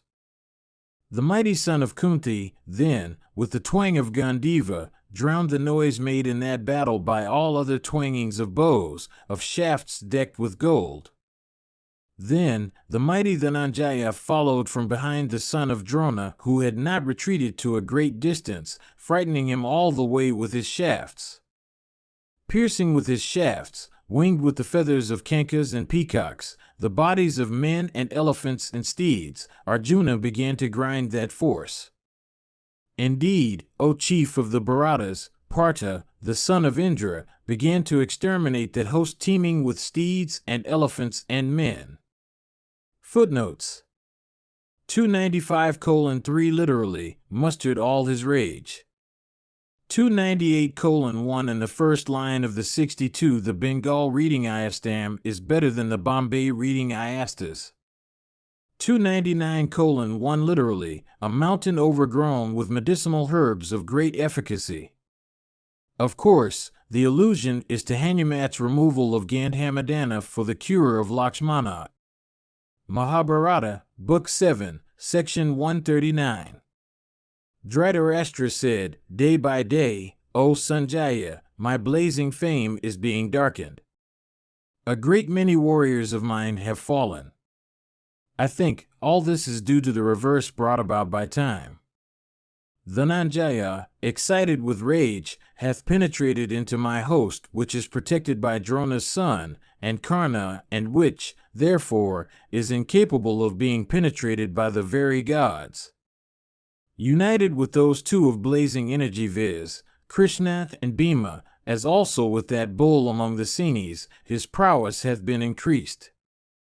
Since I have heard of Dhananjaya's entry, grief is consuming my heart, like fire consuming a heap of dry grass. I see that all the kings of the earth, with the ruler of the Sindhus amongst them, are affected by evil destiny. Having done a great wrong to the diadem decked, Arjuna, how can the ruler of the Sindhus, if he falls within Arjuna's sight, save his life? From circumstantial inference, I see, O Sanjaya, how can the ruler of the Sindhus, if he falls within Arjuna's sight, save his life? From circumstantial inference, I see, O Sanjaya, that the ruler of the Sindhus is already dead. Tell me, however, truly how the battle raged. Thou art skilled in narration, O Sanjaya, tell me truly how the Vrishni hero Satyaki fought, who, striving resolutely for Dhananjaya's sake, alone entered and raged the vast force, disturbing and agitating it repeatedly, like an elephant plunging into a lake overgrown with lotuses. Sanjaya said, beholding that foremost of men, viz., Bhima, to proceed, afflicted with Karna's shafts in the midst, O king, or many heroes, that foremost warrior amongst the Senis followed him on his car. Roaring like the clouds at the close of summer, and blazing like the autumnal sun, he began to slaughter with his formidable bow the host of thy son, causing it to tremble repeatedly. And as the foremost one of Madhu's race, O Bharata, thus proceeded along the field on his car, drawn by steeds of the hue of silver and himself roaring terribly, none amongst thy warriors could check his progress. Then that foremost of kings, viz., Alamvasha, full of rage, never retreating from battle, armed with bow, and clad in a golden coat of mail rushing quickly, impeded the progress of Satyaki, that foremost warrior of Madhu's race. The encounter, then, O Bharata, that took place between them was such that its like had never been. All thy warriors and the enemy, abstaining from the fight, became spectators of that engagement between those two ornaments of battle. Then that foremost of kings, viz., Alamvasha, forcibly pierced Satyaki with 10 arrows. That bull of Sini's race, however, with shafts, cut all those arrows before they could reach him. And once more, Alamvasha struck Satyaki with 3 sharp arrows equipped with beautiful wings, blazing as fire, and shot from his bow drawn to the ear. Those piercing through Satyaki's coat of mail, penetrated into his body. Having pierced Satyaki's body with those sharp and blazing arrows, endued with the force of fire or the wind, Alamvasha forcibly struck the 4 steeds of Satyaki, white as silver, with 4 other arrows. The grandson of Sini, endued with great activity and prowess like that of Kesva himself, the bearer of the discus, thus struck by him, slew with 4 shafts of great impetuosity the 4 steeds of Alamvasha. Having then cut off the head, beautiful as the full moon and decked with excellent carvings, with a broad-headed arrow, fierce as the Yuga fire. Having slain that descendant of many kings in battle, that bull among the Yadus, that hero capable of grinding hostile hosts, proceeded towards Arjuna, O king, resisting, as he went, the enemy's troops. Indeed, O king, thus careering in the midst of the foe, the Vrishni hero, while proceeding in the wake of Arjuna, was seen repeatedly to destroy with his shafts the Kuru host, like the hurricane dispersing gathering masses of clouds. Whithersoever that lion among men desired to go, thither he was borne by those excellent steeds of his, of the Sindhu breed, well broken, docile, white as milk of the Kunda flower or the moon or snow, and adorned with trappings of warriors, viz., Dusasana, their commander. Those leaders of divisions, encompassing the grandson of Sini on all sides in that battle, began to strike him. That foremost one among the Satwatas, that hero, viz., Satyaki also, resisted them all with showers of arrows. Quickly checking all of them by means of his fiery shafts, that slayer of foes, viz., the grandson of Sini, forcibly uplifting his bow, O Ajamata, slew the steeds of Dusasana. Then Arjuna and Krishna, beholding that foremost of men, viz., Satyaki, in that battle, became filled with joy. Mahabharata, Book 7, Section 140. Sanjaya said, Then the great bowman of the Trigarta country owning standards, adorned with gold, encompassed on all sides the mighty armed Satyaki, that warrior who accomplished with great activity everything that demanded accomplishment and who, having penetrated into that host, unlimited as the sea, was rushing against Dusasana's car from desire of Dhananjaya's success. Checking his course with a large throng of cars on all sides, those great bowmen, excited with rage, covered him with showers of arrows. Having penetrated into the midst of the Bharata army, which resembled a shoreless sea, and which, filled with the sound of palms, abounded with swords and darts and maces, Satyaki, of prowess incapable of being baffled, alone vanquished his foes, those 50, Trigarta, princes shining brilliantly in that battle. On that occasion we saw that the conduct of Sini's grandson in battle was extremely wonderful. So great was the lightness of his movements that having seen him on the west, we immediately saw him in the east, north, south, east, west, and in the other subsidiary directions. That hero seemed to career dancingly, as if he constituted 100 warriors in his single self. Beholding that conduct of Satyaki, endued with the sportive tread of the lion, the Trigarta warriors, unable to bear his prowess, fled away towards the division of their own countrymen. Then the brave warriors of the Surasenas endeavored to check Satyaki, striking him with showers of shafts, like a driver striking an infuriated elephant with the hook. The high-souled Satyaki struggled with them for a short space of time, and then that hero of inconceivable prowess began to fight with the Kalan gas. Transgressing that division of the Kalan gas which was incapable of being crossed, the mighty armed Satyaki approached the presence of Dhananjaya, the son of Pritha. Like a tired swimmer in water when he reaches the land, Yuyudhana became comforted on obtaining the sight of Dhananjaya, that tiger among men. Beholding him approach, Kesava, addressing Partha, said, "Yonder cometh the grandson of Seni, O Partha, following in thy wake. O thou of prowess incapable of being baffled, he is thy disciple and friend. That bull among men, regarding all the warriors as straw, hath vanquished them." Inflicting terrible injuries upon the Kaurava warriors, Satyaki, who is dear to thee as life, cometh towards thee, O Kiritan. Having with his shafts crushed Drona himself and Kritavarman of the Bhoja race, this Satyaki cometh to thee, O Fulgana. Intent on Yudhishthira's good, having slain many foremost of warriors, the brave Satyaki, skilled in weapons, is coming to thee, O Fulgana. Having achieved the most difficult feat in the midst of the Kaurava troops, the mighty Satyaki, desirous of obtaining thy sight, cometh to thee, O son of Pandu. Having on a single car fought in battle many mighty car warriors with the preceptor, Drona, on their head, Satyaki cometh to thee, O Partha. Dispatched by Dharma's son, this Satyaki cometh to thee, O Partha, having pierced through the Kaurava army, relying on the might of his own arms. Invincible in battle, that Satyaki, who hath no warrior amongst the Kauravas equal to him, is coming to thee, O son of Kunti.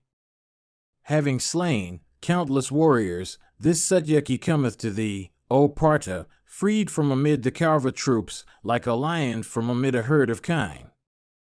Having strewn the earth with the faces, beautiful as the lotus, of thousands of kings, this Satyaki is coming to thee, O Partha. Having vanquished in battle Duryodhana himself with his brothers, and having slain Jalasandha, Satyaki is coming quickly.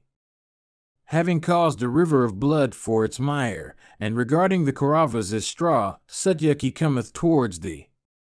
The son of Kunti, without being cheerful, said these words unto Kesava, "The arrival of Satyaki, O mighty armed one, is scarcely agreeable to me. I do not, O Kesava, know how King Yudhishthira the just is. Now that he is separated from Satwata, I doubt whether he is alive, O mighty armed one. This Satyaki should have protected the king. Why then, O Krishna, hath this one, leaving Yudhishthira, followed in my wake? The king, therefore, hath been abandoned to Drona. The ruler of the Sindhus hath not yet been slain. There, Purusharthas is proceeding against Satyaki in battle. A heavier burthen hath been cast upon me on account of Jayadratha. I should know how the ling is, and I should also protect Satyaki. I should also slay Jayadratha. The sun hangeth low. As regards the mighty armed Satyaki, he is tired, his weapons also have been exhausted. His steeds, as also their driver, are tired, O Madhava. Purusharthas, on the other hand, is not tired, he hath supporters behind him, O Kesava. Will success be Satyaki's in this encounter? Having crossed the very ocean, will Satyaki of unbaffled prowess, will that bull amongst the Senis, of great energy, succumb, obtaining, before him, the vestige of a cow's foot? Encountering that foremost one amongst the Kurus, viz., the high-souled Purusharthas, skilled in weapons, will Satyaki have good fortune? I regard this, O Kesava, to have been an error of judgment on the part of King Yudhishthira the just. Casting of all fear of the preceptor, he hath dispatched Satyaki from away his side. Like a sky-ranging hawk after a piece of meat, Drona always endeavoreth after the seizure of King Yudhishthira the just. Will the king be free from all danger? Footnotes 304:1 IE, the little indent caused by a cow's hoof. Mahabharata, Book 7, Section 141. Sanjaya said, beholding Satwata, invincible in battle coming, towards Arjuna, Purusharthas, in rage, O king, suddenly advanced towards him. He of Kuru's race, then, O king, addressing that bull of Seni's race, said, by Lekit, is thou that hast today come within the range of my vision. Today in this battle, I obtained the wish I had always cherished. If thou dost not flee away from battle, thou wilt not escape me with life. Slaying thee today in fight, thou that art ever proud of thy heroism, I will, O thou of Dasara's race, gladden the Kuru king Suddhodana. Those heroes, viz., Kesava and Arjuna, will today together behold thee lying on the field of battle, scorched with my arrows. Hearing that thou hast been slain by me, the royal son of Dharma, who caused thee to penetrate into this host, will today be covered with shame. Pritha's son, Dhananjaya, will today behold my prowess when he sees thee slain and lying on the earth, covered with gore. This encounter with thee hath always been desired by me, like the encounter of Sakra with Vali in the battle between the gods and the Asuras in days of old. Today I will give thee dreadful battle, O Satwata. Thou shalt thence truly understand the measure of my energy, might, and manliness. Slain by me in battle, thou shalt today proceed to the abode of Yama, like Ravana's son, Indrajit, slain by Lakshmana, the younger brother of Rama. Today, Krishna and Partha and King Yudhishthira the just, O thou of Madhu's race, witnessing thy slaughter will, without doubt, be overcome with despondency and will give up battle. Causing thy death today, O Madhava, with keen shafts, I will gladden the wives of all those that have been slain by thee in battle. Having come within the scope of my vision, thou shalt not escape, like a small deer from within the range of a lion's vision. Hearing these words of his, Suddhodana, O king, answered him with a laugh, saying, O thou of Kuru's race, I am never inspired with fear in battle. Thou shalt not succeed in terrifying me with thy words only. He will slay me in battle who will succeed in disarming me. He that will slay me in battle will slay foes for all time to come. What is the use of such idle and long-winded boast in words? Accomplish indeed what thou sayest. Thy words seem to be as fruitless as the roar of autumnal clouds. Hearing, O hero, these roars of thine, I cannot restrain my laughter. Let that encounter, O thou of Kuru's race, which has been desired by thee so long, take place today. My heart, O sire, inspired as it is with the desire of an encounter with thee, cannot brook any delay. Before slaying thee, I shall not abstain from the fight, O wretch. Rebuking each other in such words, those two bulls among men, both excited with great wrath, struck each other in battle, each being desirous of taking the other's life. Those great bowmen, both endued with great might, encountered each other in battle, each challenging the other, like two wrathful elephants en route for the sake of a she-elephant in her season. And those two chastisers of foes, viz., Purusharthas and Satyaki, poured upon each other dense showers of arrows like two masses of clouds. Then Somadatta's son, having shrouded the grandson of Seni with swift coursing shafts, once more pierced the latter, O chief of the Bharatas, with many keen shafts, from desire of slaying him. Having pierced Satyaki with 10 shafts, Somadatta's son sped many other keen shafts at that bull amongst the Senis, from a desire of compassing his destruction. Satyaki, however, O Lord, cut off, with the power of his weapons, all those keen shafts of Purusharthas, O king, in the welkin, before, in fact, any of them could reach him. Those two heroes, those two warriors that enhanced the fame of the Kurus and the Vrishnis respectively, both of noble lineage, thus poured upon each other their arrowy showers. Like two tigers fighting with their claws or two huge elephants with their tusks, they mingled each other with shafts and darts, such as car warriors may use. mangling each other's limbs, and with blood issuing out of their wounds, those two warriors engaged in a gambling match in which their lives were at the stake, checked and confounded each other. Those heroes of excellent feats, those enhancers of the fame of the Kurus and the Vrishnis, thus fought with each other, like two leaders of elephantine herds. Indeed, those warriors, both coveting the highest region, both cherishing the desire of very soon attaining the region of Brahman, thus roared at each other. Indeed, Satyaki and Somadatta's son continued to cover each other with their arrowy showers in the sight of the Dhritarashtra's filled with joy. And the people there witnessed that encounter between those two foremost of warriors who were fighting like two leaders of elephantine herds for the sake of a she-elephant in her season. Then each slaying the other's steeds and cutting off the other's bow, those carless combatants encountered each other with swords in a dreadful fight. Taking up two beautiful and large and bright shields made of bull's hide, and two naked swords, they careered on the field.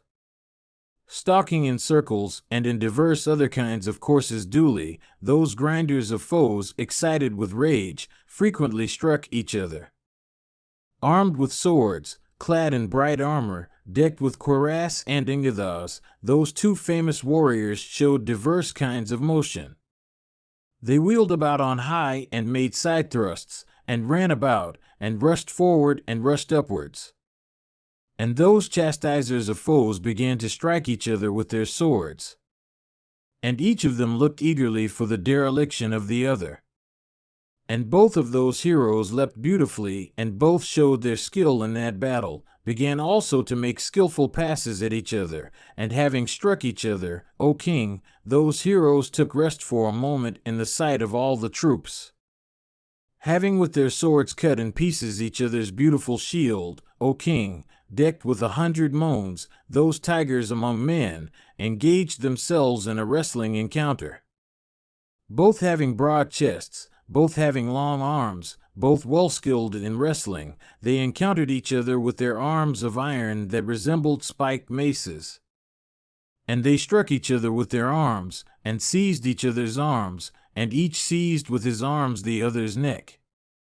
And the skill they had acquired by exercise contributed to the joy of all the warriors that stood as spectators of the encounter.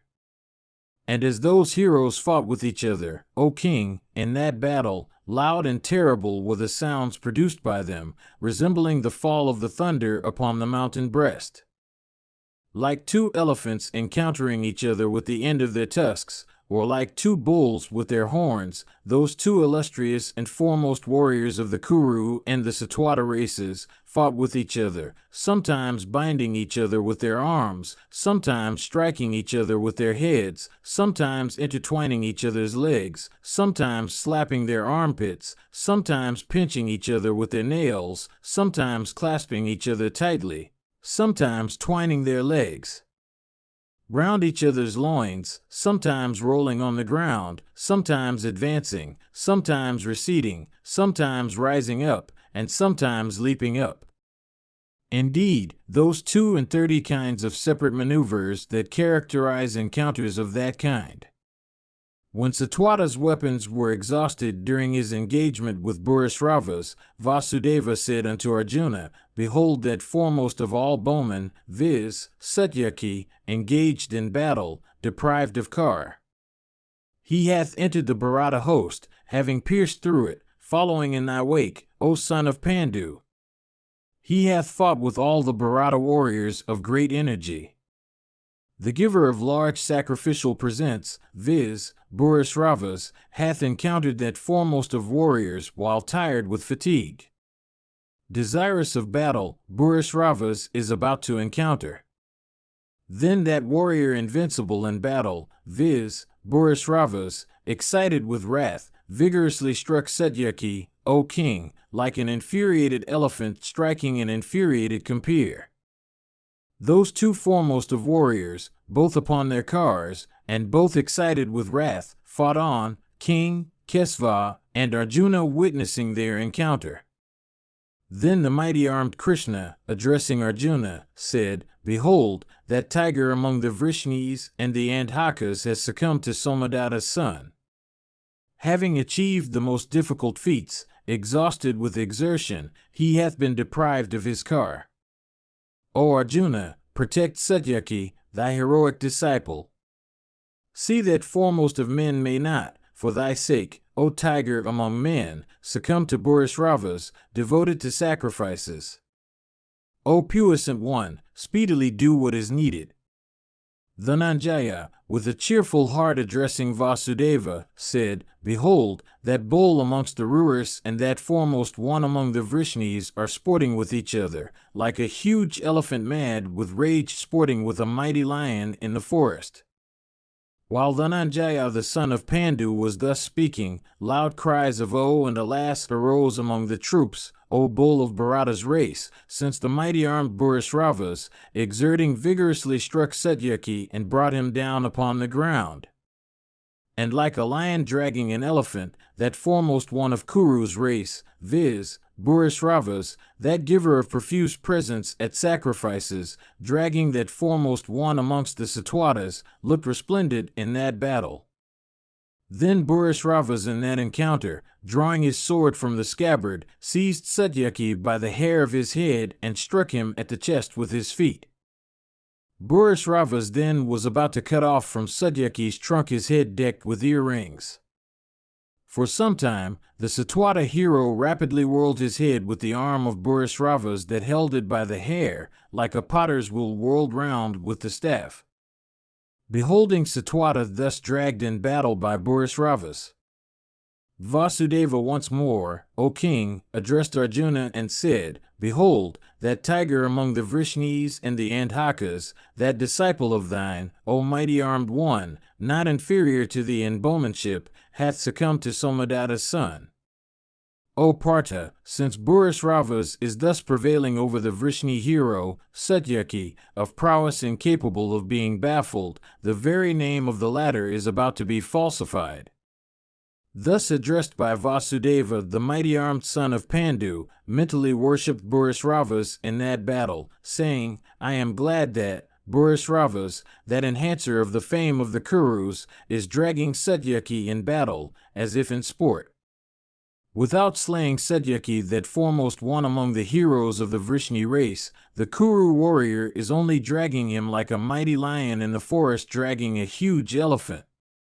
Mentally applauding the Kuru warrior thus, "O king," the mighty armed Arjuna, the son of Pritha, replied unto Vasudeva, saying, "My eyes having rested upon of the Sindhus, I could not, O Madhava, see Satyaki. I shall, however, for the sake of that Yadava warrior, achieve a most difficult feat." Having said these words, in obedience to Vasudeva, the son of Pandu fixed on Gandiva a sharp razor-headed arrow. That arrow, shot by Partha's hand and resembling a meteor flashing down from the firmament, cut off the Kuru warrior's arm with the sword in the grasp and decked with Ingatha. Footnotes 305:1 The sense is that he that will slay me will always be victorious in battle, will always slay the warriors with whom he may be engaged in battle. Defeat will never be his.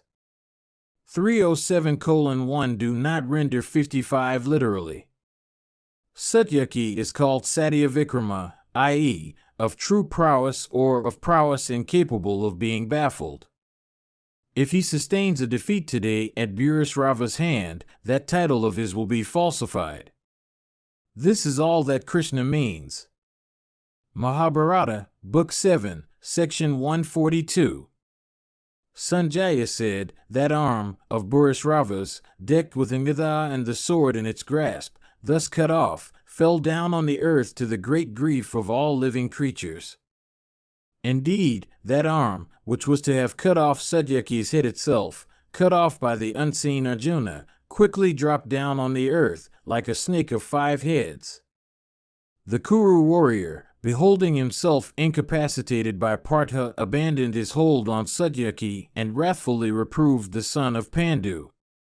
Purusharthas said, Thou hast, O son of Kunti, done a cruel and heartless deed, since without being engaged with me, thou hast, unseen by me, cut off my arm. Shalt thou not have to say unto Yudhishthira, the royal son of Dharma, even this, viz. Purusharthas, while otherwise engaged, was slain by me in battle? Wert thou taught this use of weapons by the high-souled Indra, or by Rudra, O Partha, or by Drona, or by Kripa?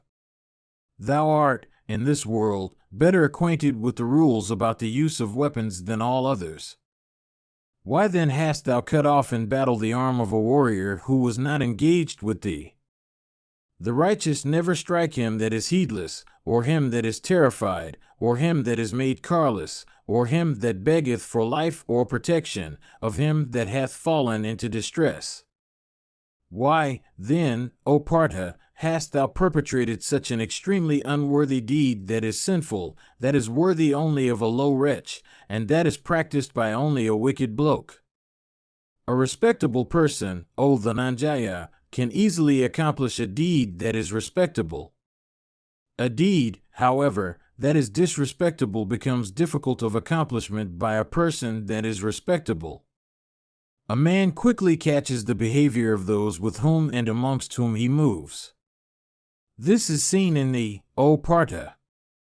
Being of royal lineage and born, especially, in Kuru's race, how hast thou fallen off from the duties of a kshatriya, although thou wert of good behavior and observant of excellent vows? This mean act that thou hast perpetrated for the sake of the Vrishni warrior is without doubt conformable to Vasudeva's counsels. Such an act does not suit one like thee. Who else, unless he were a friend of Krishna's, would inflict such a wrong upon lone that is heedlessly engaged with another in battle? The Vrishnis and the Andhakas are bad kshatriyas, ever engaged in sinful deeds, and are, by nature, addicted to disreputable behavior.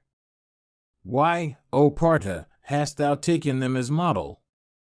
Thus addressed in battle, Partha replied unto Purusharthas, saying, It is evident that with the decrepitude of the body one's intellect also becomes decrepit, since, O Lord, all those senseless words have been uttered by thee. Although thou knowest Rishikesa and myself well, how is it that thou rebukest us thus? Knowing as I do the rules of battle and conversant as I am with the meaning of all the scriptures, I would never do an act that is sinful. Knowing this well, thou rebukest me yet. The Kshatriyas fight with their foes, surrounded by their own followers, their brothers, sires, sons, relatives, kinsmen, companions, and friends. These also fight, relying on the strength of arms of those they follow. Why, then, should I not protect Satyaki, my disciple and dear kinsman, who is fighting for our sake in this battle, regardless of life itself, that is so difficult of being laid down? Invincible in fight, Satyaki, O king, is my right arm in battle. One should not protect one's own self only. When one goes to battle, he, O king, who is engaged in the business of another should be protected by that other. Such men being protected, the king is protected in press of battle. If I had calmly beheld Satyaki on the point of being slain in great battle, and had not interfered for saying him, sin would, then, owing to Satyaki's death, have been mine, for such negligence. Why then dost thou become angry with me for my having protected Satyaki? Thou rebukest me, O king, saying, though engaged with another, I have yet been maimed by thee. In that matter, I answer, I judged wrongly.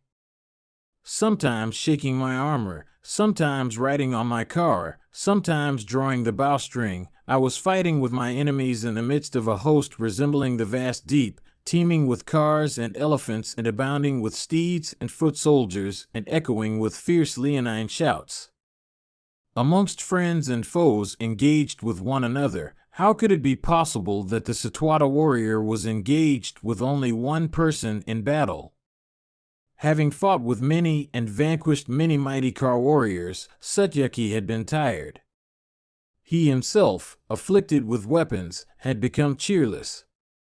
Having, under such circumstances, vanquished the mighty car warrior, Satyaki, and brought him under thy control, thou soughtest to display thy superiority. Thou hadst desired to cut off, with thy sword, the head of Satyaki in battle. I could not possibly behold with indifference Satyaki reduced to that strait. Thou shouldst rather rebuke thy own self, since thou didst not take care of thyself when seeking to injure another.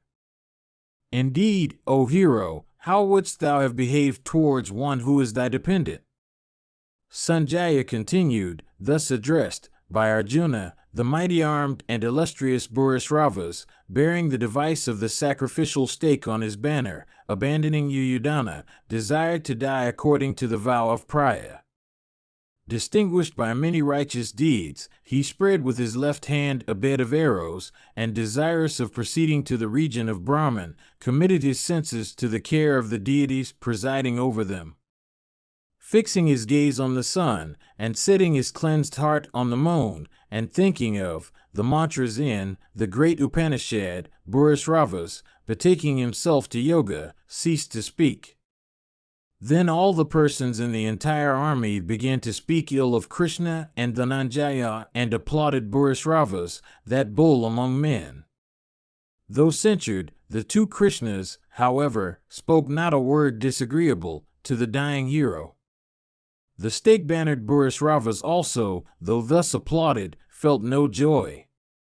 Then Pandu's son Dhananjaya, called also Fulgana, and capable of bearing thy son speaking in that strain, as also of putting up with their words and the words of Purusharthas, O Bharata, in grief and without an angry heart, and as if for reminding them all, said these words, all the kings are acquainted with my great vow, viz., that no one shall succeed in slaying anybody that belongs to our side, as long as the latter is within the range of my shafts.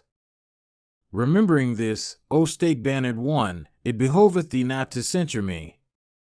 Without knowing rules of morality, it is not proper for one to censure others. That I have cut off thy arm while thou, well armed in battle, wert on the point of slaying the unarmed Satyaki, is not all contrary to morality. But what righteous man is there, O sire, that would applaud the slaughter of Abhimanyu, a mere child, without arms, deprived of car, and his armor fallen off? Thus addressed by Partha, Purusharthas touched the ground with his left arm, the right one, that had been lopped off. The stake-bannered Purusharthas, O king of dazzling effulgence, having heard those words of Partha, remained silent, with his head hanging down. Then Arjuna said, O eldest brother of Sala, equal to what I bear to King Yudhishthira the Just, or Bhima, that foremost of all mighty persons, or Nakula, or Sadeva, is the love I bear to thee. Commanded by me as also by the illustrious Krishna, repair thou to the region of the righteous, even where Sivi, the son of Usanara, is. Vasudeva also said, Thou hast constantly performed sacrifices and agnihotras. Go thou then, without delay, into those pure regions of mine that incessantly blaze forth with splendor and that are desired by the foremost of deities with Brahma as their head, and becoming equal to myself, be thou borne on the back to Garuda. Sanjaya continued, set free by Somadatta's son, the grandson of Sini, rising up, drew his sword and desired to cut off the head of the high-souled Purusharthas. Indeed, Satyaki desired to slay the sinless Purusharthas, the eldest brother of Sala, that giver of plenty in sacrifices, who was staying with his senses withdrawn from battle, who had already been almost slain by the son of Pandu, who was sitting with his arm lopped off and who resembled on that account a trunkless elephant. All the warriors loudly censured him for his intention. But deprived of reason, and forbidden by Krishna and the high-souled Partha, Bhima, and the two protectors of the two wheels of Arjuna's car, viz., Udamanyu and Uttamajas, and Aswathaman, and Kripa and Karna, and Vrishasena, and the ruler of the Sindhus also, and while the soldiers were yet uttering shouts of disapproval, Satyaki slew Purusharthas while in the observance of his vow. Indeed, Satyaki, with his sword, cut off the head of the Kuru warrior who had been deprived of his arm by Partha and who was then sitting in prayer for freeing his soul from the body. The warriors did not applaud Satyaki for that act of his in slaying that perpetuator of Kuru's race who had before been almost slain by Partha.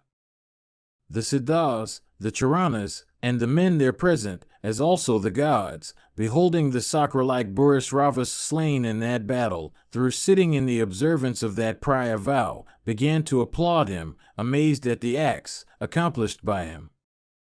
Thy soldiers also argued the matter. It is no fault of the Vrishni hero. That which was preordained has happened. Therefore, we should not give way to wrath. Anger is the cause of men's sorrow. It was ordained that Purusharthas would be slain by the Vrishni hero. There is no use of judging of its propriety or otherwise. The Creator had ordained Satyaki to be the cause of Purusharthas' death in battle. Satyaki said, Ye sinful Kauravas, wearing the outward garment of righteousness, ye tell me, in words of virtue, that Purusharthas should not be slain. Where, however, did this righteousness of yours go when ye slew in battle that child, viz., the son of Subhadra, while destitute of arms? I had in a certain fit of haughtiness vowed that he who would, throwing me down alive in battle, strike me with his foot in rage, he would be slain by me even though that foe should adopt the vow of asceticism. Struggling in the encounter, with my arms and eyes hale and sound, ye had yet regarded me as dead. This was an act of folly on our part. Ye bulls among the Kurus, the slaughter of Purusharthas, accomplished by me, hath been very proper. Partha, however, by cutting off this one's arm with sword in grasp for fulfilling, from his affection for me, his own vow, about protecting all on his side, hath simply robbed me of glory. That which is ordained must happen. It is destiny that works. Purusharthas hath been slain in press of battle. What sin have I perpetrated? In days of yore, Valmiki sang this verse on earth, viz., Thou sayest, O ape, that women should not be slain. In all ages, however, men should always, with resolute care, accomplish that which gives pain to enemies.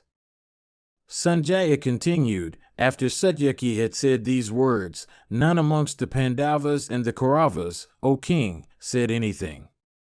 On the other hand, they mentally applauded Purusharthas. No one there applauded the slaughter of Somadatta's illustrious son, who resembled an ascetic living in the woods, or one sanctified with mantras in a great sacrifice, and who had given away thousands of gold coins. The head of that hero, graced with beautiful blue locks and eyes, red as those of pigeons, looked like the head of a horse cut off in a horse sacrifice and placed on the sacrificial altar. Sanctified by his prowess and the death he obtained at the edge of the weapon, the boon-giving Purusharthas, worthy of every boon, casting off his body in great battle, repaired to regions on high, filling the welkin with his high virtues. Footnotes 309:1 verse 20 is incomplete. I supply the words, why then should I not protect in order to make the meaning intelligible? The first line of 21 is grammatically connected with 20. To avoid an ugly construction, I render it separately. 309:2 literally, who could witness with indifference Satyaki reduced to that plight? 309:3 generally, to die, abstaining from all food. It is a method of freeing the soul from the body by yoga. 311:1 literally, near the place assigned for the sacrificial butter. Mahabharata, Book 7, Section 143. Dhritarashtra said, unvanquished by Drona, and Ratha's son and Vikarna and Kritavarman, how could the heroic Satyaki, never before checked in battle, having after his promise to Yudhishthira crossed the ocean of the Kaurava troops, being humiliated by the Kuru warrior Kauravas and forcibly thrown on the ground. Sanjaya said, "Hear, O king, about the origin and the past times of Sini's grandson, and of how Kauravas also came to be descended. This will clear thy doubts." Atri had for son Soma. Soma's son was called Vuda. Vuda had one son, of the splendor of the great Indra, called Kauravas. Kauravas had a son called Ayus. Ayus had for his son Nahusha. Nahusha had for his son Yayati, who was a royal sage equal to a celestial. Yayati had by Devyani Yadu for his eldest son. In Yadu's race was born a son of the name of Devamita. Of Yadu's race had a son named Sura, applauded in the three worlds. Sura had for his son that foremost of men, viz., the celebrated Vasudeva. Foremost in bowmanship, Sura was equal to Kartavirya in battle. And Sura's race equal unto Sura in energy was born Sini, O king. About this time, O king, occurred the Swayamvara of the high-souled Devaka's daughter, in which all the Kshatriyas were present. In that self-choice, Sini, vanquishing all the kings, quickly took up on his car the princess Devki for the sake of Vasudeva. Beholding the princess Devki on Sini's car, that bull among men, viz., the brave Somadatta of mighty energy, could not brook the sight. A battle, O king, ensued between the two, which lasted for half a day, and was beautiful and wonderful to behold. The battle that took place between those two mighty men was a wrestling encounter. That bull among men, viz., Somadatta, was forcibly thrown down on the earth by Sini. Uplifting his sword and seizing him by the hair, Sini struck his foe with his foot, in the midst of many thousands of kings who stood as spectators all around. At last, from compassion, he let him off, saying, "Live." Reduced to that plight by Sini, Somadatta, O sire, under the influence of wrath, began to pay his adorations to Mahadeva for inducing the latter to bless him. That great lord of all boon-giving deities, viz., Mahadeva, became gratified with him and asked him to solicit the boon he desired. The royal Somadatta then solicited the following boon: "I desire as soon, O divine lord, who will strike Sini's son in the midst of thousands of kings, and who will in battle strike him with his foot." Hearing these words, O king, of Somadatta, the god, saying, "So be it," disappeared then and there. It was in consequence of the gift of that boon that Somadatta subsequently obtained the highly charitable Purusharthas for son, and it was for this Somadatta's son threw down Sini's descendant in battle and struck him, before the eyes of the whole army, with his foot. I have now told thee, O king, what thou hadst asked me. Indeed, the Satwata hero is incapable of being vanquished in battle by even the foremost of men. The Vrishni heroes are all of sure aim in battle, and are conversant with all modes of warfare. They are vanquishers of the very gods, the Danavas and the Gandharvas. They are never confounded. They always fight, relying upon their own energy. They are never dependent on others. None, O Lord, are seen in this world to be equal to the Vrishnis. None, O bull of Bharata's race, have been, are, or will be equal in might to the Vrishnis. They never show disrespect to their kinsmen. They are always obedient to the commands of those that are reverend in years. The very gods and Asuras and Gandharvas, the Yakshas, the Uragas and the Rakshasas cannot vanquish the Vrishni heroes. What need be said of men, therefore, in battle? They never covet also the possessions of those that ever render them aid on any occasion of distress. Devoted to the Brahmanas and truthful in speech, they never display any pride although they are wealthy. The Vrishnis regard even the strong as weak and rescue them from distress. Always devoted to the gods, the Vrishnis are self-restrained, charitable, and free from pride. It is for this that the prowess of the Vrishnis is never baffled. A person may remove the mountains of Meru or swim across the ocean, but cannot defeat the Vrishnis. I have told thee everything about which thou hadst thy doubts. All this, however, O king of the Kurus, that is happening is due to thy evil policy, O best of men. Footnotes 313:1 Nilkantha explains Chakram as Pratapam. Mahabharata, Book 7, Section 144.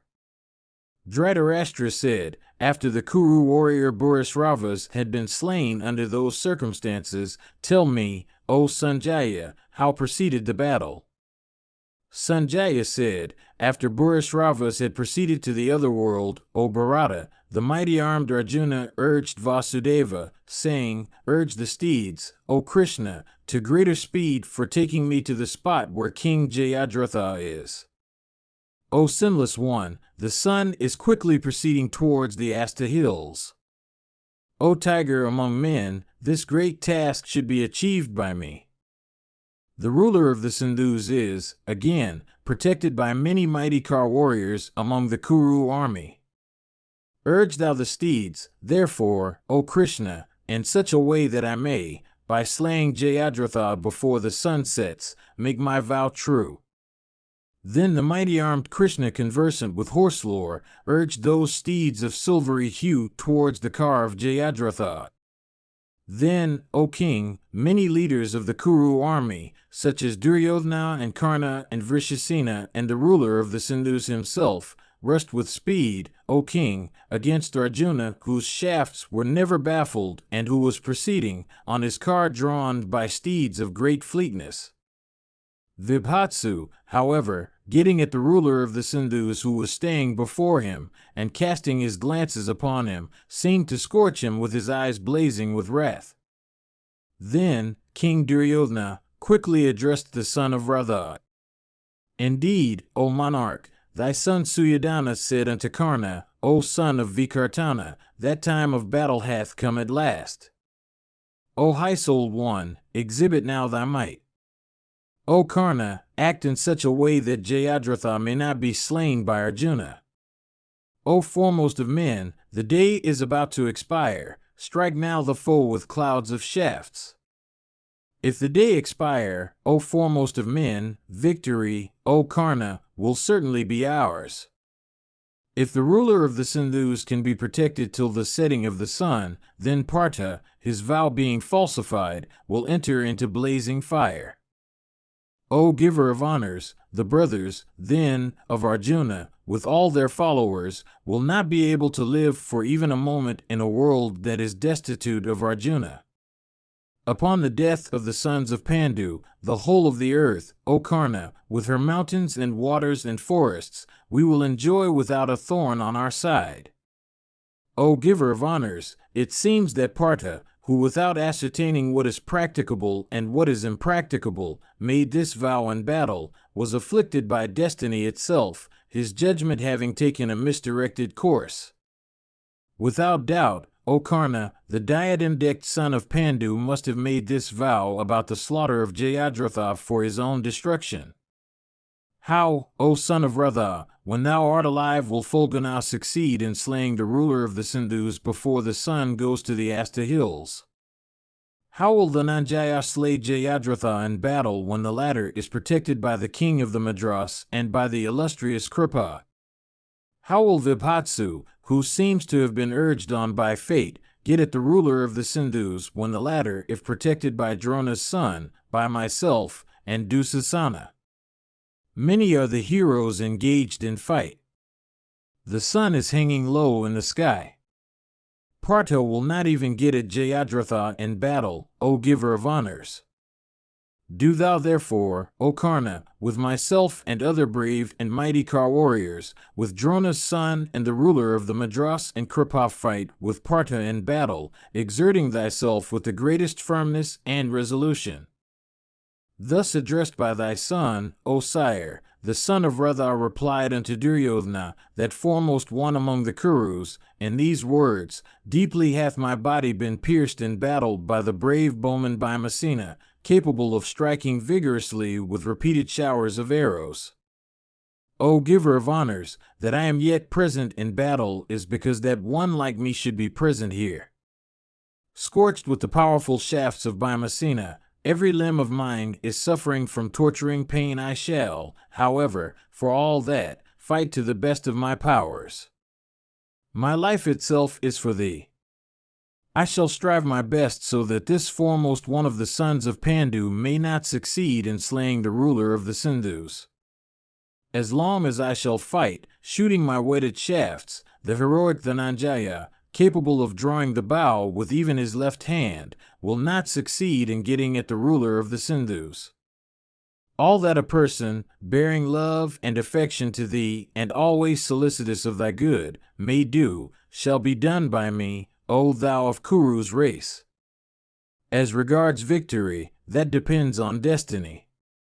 I shall in battle today exert myself to my utmost for the sake of the ruler of the Sindhus, and for achieving thy good. O king, victory, however, is dependent on destiny.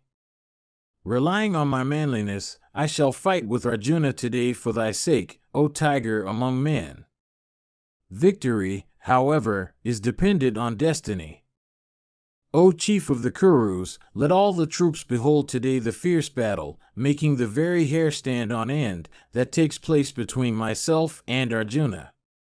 While Karna and the Kuru king were thus talking to each other in battle, Arjuna began, with his keen arrows, to slaughter thy host. With his broad-headed arrows of great sharpness he began to cut off in that battle the arms, looking like spiked clubs or the trunks of elephants, of unreturning heroes. And the mighty armed hero also cut off their heads with whetted shafts. And Vibhatsu also cut off the trunks of elephants and the necks of steeds and the ukshas of cars all around, as also blood-dyed horsemen, armed with spears and lances, with razor-faced arrows into 2 or 3 fragments. And steeds and foremost of elephants and standards and umbrellas and bows and yak-tails and heads fell fast on all sides. Consuming thy host like a blazing fire, consuming a heap of dry grass, Partha soon caused the earth to be covered with blood. And the mighty and invincible Partha, of prowess incapable of being baffled, causing an immense slaughter in that army of thine, soon reached the ruler of the Sindhus. Protected by Bhimacena and by Satwata, Vibhatsu, O chief of the Bharatas, looked resplendent like a blazing fire.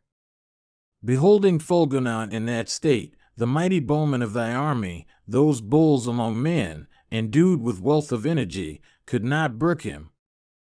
Then Duryodhana and Karna and Vrishasena and the ruler of the Madras, and Aswathaman and Kripa and the ruler of the Sindhus himself, excited with wrath and fighting for the sake of the Sindhu king, encompassed the diadem-decked Arjuna on all sides. All those warriors, skilled in battle, placing the ruler of the Sindhus at their back, and desirous of slaying Arjuna and Krishna, surrounded Partha, that hero conversant with battle, who was then dancing along the track of his car, producing fierce sounds with the bowstring in his palms, and resembling the destroyer himself with wide-opened mouth. The sun then had assumed a red hue in the sky. Desirous of his speedy setting, the Kaurava warriors, bending their bows with arms, resembling the tapering bodies of snake, sped their shafts in hundreds towards Fulguna, resembling the rays of the sun. Cutting off those shafts thus sped towards him, into 2, 3, or 8 fragments the diadem-decked Arjuna, invincible in battle, pierced them all in that encounter. Then Aswathaman, bearing on his banner the mark of a lion's tail, displaying his might, began, O king, to resist Arjuna. Indeed, the son of Saradwata's daughter piercing Partha with 10 shafts and Vasudeva with 7, stayed in the track of Arjuna's car, protecting the ruler of the Sindhus. Then, many foremost ones among the Kurus, great car warriors, all encompassed Arjuna, on all sides with a large throng of cars. Stretching their bows and shooting countless shafts, they began to protect the ruler of the Sindhus, at the command of thy son. We then beheld the prowess of the brave Partha, as also the inexhaustible character of his shafts, and the might, too, of his bow Gandiva. Baffling with his own weapons those of Drona's son and Kripa, he pierced every one of those warriors with 9 shafts. Then Drona's son pierced him with 25 arrows, and Vrishasena with 7, and Duryodhana pierced him with 20, and Karma and Salya each with 3. And all of them roared at him and continued to pierce him frequently, and shaking their bows, they surrounded him on all sides. And soon they caused their cars to be drawn up in a serried line around Arjuna. Desirous of the speedy setting of the sun, those mighty car warriors of the Kaurava army, endued with great activity, began to roar at Arjuna, and shaking their bows, covered him with showers of keen arrows like cloud pouring rain on a mountain. Those brave warriors, with arms resembling heavy clubs, also discharged on that occasion, O king, on Dhananjaya's body celestial weapons. Having caused an immense slaughter in thy army, the mighty and invincible Dhananjaya, of prowess incapable of being baffled, came upon the ruler of the Sindhus. Karna, however, O king, with his arrows, resisted him in that battle in the very sight, O Bharata, of Bhimasena and Satwata. The mighty armed Partha, in the very sight of all the troops, pierced the Suta's son, in return, with 10 arrows, on the field of battle. Then Satwata, O sire, pierced Karna with 3 arrows. And Bhimasena pierced him with 3 arrows, and Partha himself, once more, with 7.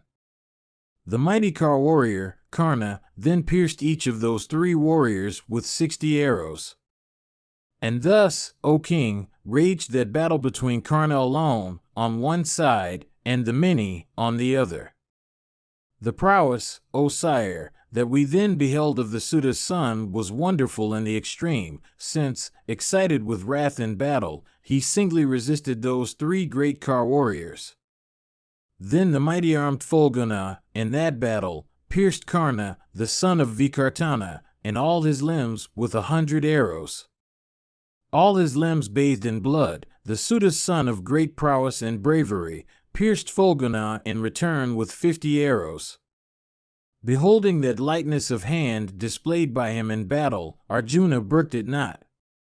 Cutting off his bow, that hero, viz., Dhananjaya, the son of Pritha, quickly pierced Karna in the center of the chest with 9 arrows. Then Dhananjaya, with great speed at a time, when speed was necessary, shot in that battle a shaft of solar effulgence for the destruction of Karna. Drona's son, however, with a crescent-shaped arrow, cut off that shaft as it coursed impetuously towards Karna. Thus cut off by a Swathaman, that shaft fell down on the earth. Endued with great prowess, the Suta's son, then, O king, took up another bow, and covered the son of Pandu with several thousands of arrows. Partha, however, like the wind-dispersing flight of locusts, dispelled with his own arrows that extraordinary shower of arrows issuing out of Karna's bow. Then Arjuna, displaying his lightness of hands, covered Karna, in that battle, with his arrows, in the very sight of all thy troops. Karna also, that slayer of hosts, desirous of counteracting Arjuna's feat, covered Arjuna with several thousands of arrows. Roaring at each other like 2 bulls, those lions among men, those mighty car warriors, shrouded the welkin with clouds of straight shafts.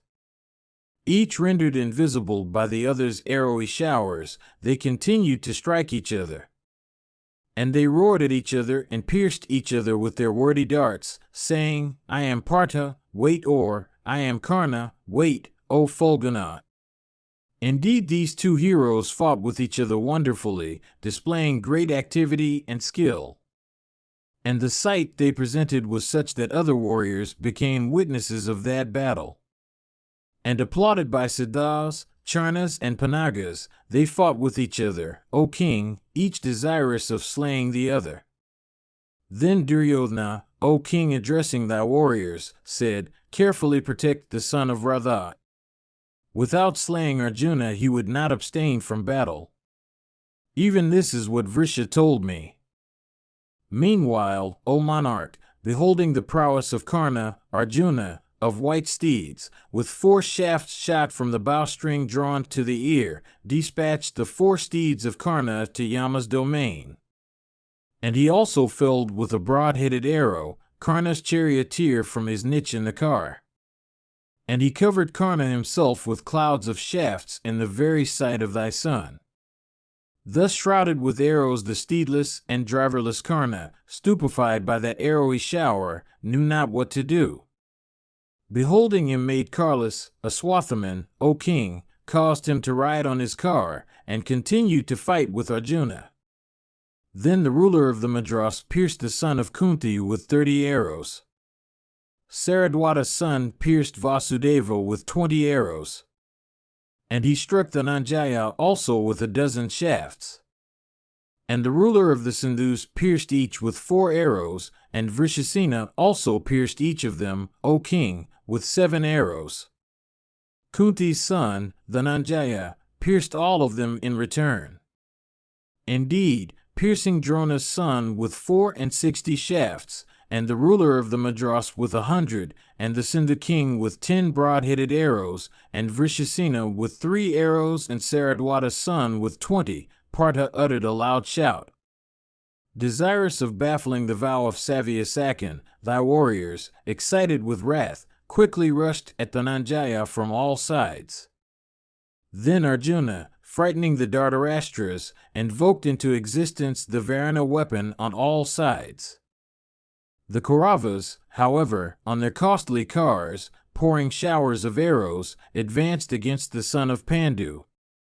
But, O Bharata, in course of that stupefying and fierce engagement, fraught with the greatest confusion, that price, viz., Arjuna, decked with diadem and gold chain, never lost his senses.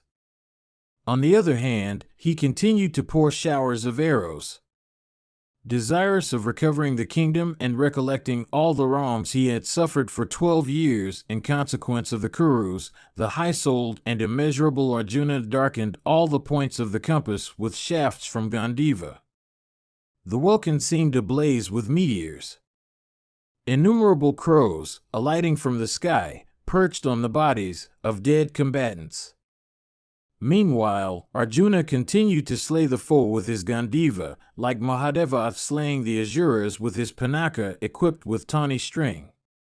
Then the illustrious Kiritan, that subjugator of hostile ranks, dispersing the shafts of the foe by means of his own formidable bow, slaughtered with his arrows many foremost ones among the Kurus, mounted on their foremost of steeds and elephants.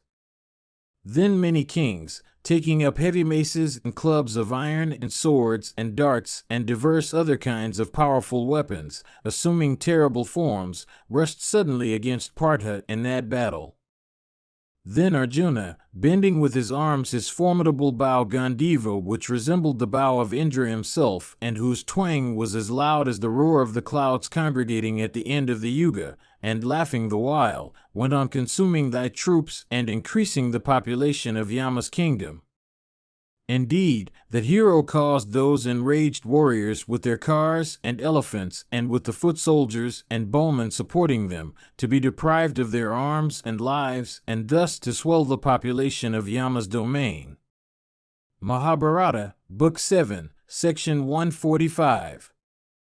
Sanjaya said, hearing the twang, resembling the loud call of death himself or the frightful peal of Indra's thunder, of the Dhananjaya's bow, while he stretched it, that host of thine, O king, anxious with fear and exceedingly agitated, became like the waters of the sea with fishes and makaras within them, ruffled into mountain-like waves and lashed into fury by the hurricane that arises at the end of the Yuga. Then the Dhananjaya, the son of Pritha, careered in battle in such a way that he was seen at the same time to be present in all directions, displaying his wonderful weapons. Indeed, so light-handed was the son of Pandu that we could not mark when he took out his shafts, O king, when he fixed them on the bowstring, when he stretched the bow, and when he let them off. Then the mighty armed one, O king, excited with wrath, invoked into existence the invincible angel weapon, frightening all the Bharatas. Hundreds and thousands of blazing shafts of fiery mouths, inspired by mantras with the force of celestial weapons, flowed from it. With those shafts resembling fire or the rays of the sun, coursing with fierce impetuosity, the welkin became incapable of being gazed at, as if filled with flashing meteors. Then that darkness which had been caused by the Kauravas with their arrows, which was incapable of being dispersed even in imagination by others, the son of Pandu, careering around and displaying his prowess, destroyed by means of those shafts of his that were inspired by means of mantras with the force of celestial weapons, like the sun himself speedily dispersing at dawn of day the darkness of night by means of his rays. Then the puissant Arjuna, with those blazing shafts of his, sucked the lives of thy warriors like the summer sun sucking with his hot rays the waters of tanks and lakes.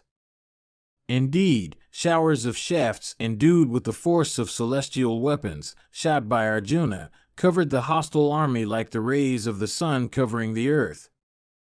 Other arrows of fierce energy, sped by Dhananjaya, quickly entered the hearts of hostile heroes like dear friends. Indeed, those brave warriors that came in that battle before Arjuna, all perished like insects approaching a blazing fire. Thus crushing the lives of his foes and their fame, Partha careered in that battle like death in embodied form.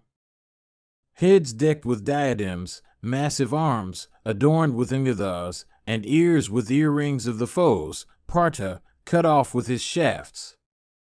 The arms, with spears, of elephant riders, those, with lances, of horsemen, those, with shields, of foot soldiers, those with bows, of car warriors, and those, with whips and goads, of charioteers the son of Pandu cut off. Indeed, Dhananjaya looked resplendent with his shafts of blazing points that seemed to constitute his rays, like a blazing fire with incessant sparks and rising flames.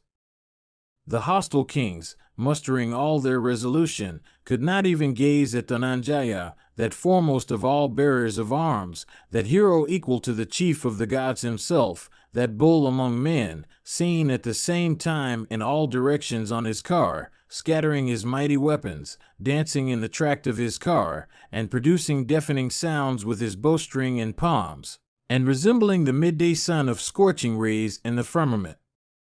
Bearing his shafts of blazing points, the diadem-decked Arjuna looked beautiful like a mighty mass of rain-charged clouds in the season of rains decked with a rainbow. When that perfect flood of mighty weapons was set in motion by Jishnu, many bulls among warriors sank in that frightful and unfordable flood. Strewn with infuriated elephants whose trunks or tusks had been cut off, with steeds deprived of hoofs or necks, with cars reduced to pieces, with warriors having their entrails drawn out and others with legs or other limbs cut off, with bodies lying in hundreds and thousands that were either perfectly still or moving unconsciously, we beheld the vast field, on which Partha battled, resembled the coveted arena of death, O king, enhancing the terrors of the timid, or like the sporting ground of Rudra when he destroyed creatures in days of old. Portions of the field, strewn with the trunks of elephants cut off with razor-headed arrows, looked as if strewn with snakes. Portions, again, covered with the cut-off heads of warriors, looked as if strewn with garlands of lotuses. Variegated with beautiful headgear and crowns, keuras and ingathas and car rings with coats of mail decked with gold, and with the trappings and other ornaments of elephants and steeds, and scattered over with hundreds of diadems, lying here and there, and the earth looked exceedingly beautiful like a new bride. Dhananjaya then caused a fierce and terrible river full of fearful objects and enhancing the fear of the timid, to flow resembling the Vedarani itself. The marrow and fat of men and animals formed its mire. Blood formed its current. Full of limbs and bones, it was fathomless in depth. The hairs of creatures formed its moss and weeds. Heads and arms formed the stones on its shores. It was decked with standards and banners that variegated its aspect. Umbrellas and bows formed the waves. And it abounded with bodies of huge elephants deprived of life, and it teemed with cars that formed hundreds of rafts floating on its surface. And the carcasses of countless steeds formed its banks. And it was difficult to cross in consequence of wheels and yokes and shafts and ukshas and cuvers of cars, and spears and swords and darts and battle-axes and shafts looking like snakes. And ravens and cankas formed its alligators. And jackals, forming its makaras, made it terrible. And fierce vultures formed its sharks. And it became frightful in consequence of the howls of jackals. And it abounded with capering ghosts and pisachas and thousands of other kinds of spirits. And on it floated countless bodies of warriors destitute of life. Beholding that prowess of Arjuna, whose visage then resembled that of the destroyer himself, a panic, such as had never occurred before, possessed the Kurus on the field of battle. The son of Pandu, then, baffling with his weapons those of the hostile heroes, and engaged in achieving fierce feats, gave all to understand that he was a warrior of fierce feats. Then Arjuna transgressed all those foremost of car warriors, like the midday sun of scorching rays in the firmament. No one amongst the creatures there could even look at him. The shafts issuing out of the bow Gandiva of that illustrious hero in that battle seemed to us to resemble a row of cranes in the welkin. Baffling with his own the weapons of all those heroes, and showing by the terrible achievements in which he was engaged that he was a warrior of fierce feats. Arjuna, desirous of slaying Jayadratha, transgressed all those foremost of car warriors, stupefying them all by means of his shafts. Shooting his shafts on all sides, Dhananjaya, having Krishna for his charioteer, presented a beautiful sight by careering with great speed on the field of battle. The shafts in the welkin, by hundreds and thousands, of that illustrious hero, seemed to course incessantly through the sky. We never could notice when that mighty bowman took out his shafts, when indeed that son of Pandu aimed them, and when he let them off. Then, O king, filling all the points of the compass with his shafts and afflicting all the car warriors in battle, the son of Kunti proceeded towards Jayadratha and pierced him with 64 straight arrows. Then the Kuru warriors, beholding the son of Pandu, proceeded towards Jayadratha, all abstained from battle.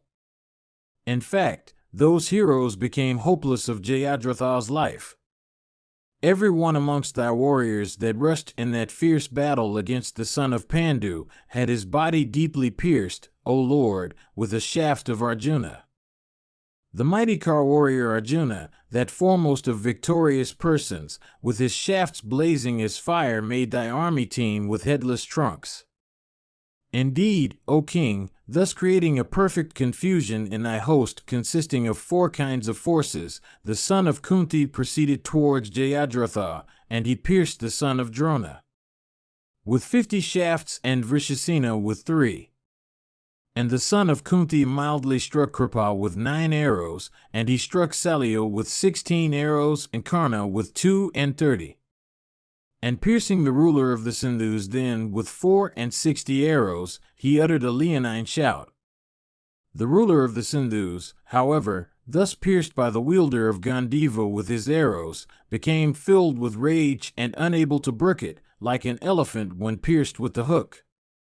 Bearing the device of the boar on his banner, he quickly sped towards Fulgana's car many straight shafts equipped with vulturine feathers, resembling angry snakes of virulent poison, well polished by the hands of the smith, and shot from his bow drawn to the fullest stretch. Then piercing the window with 3 shafts, he struck Arjuna with 6.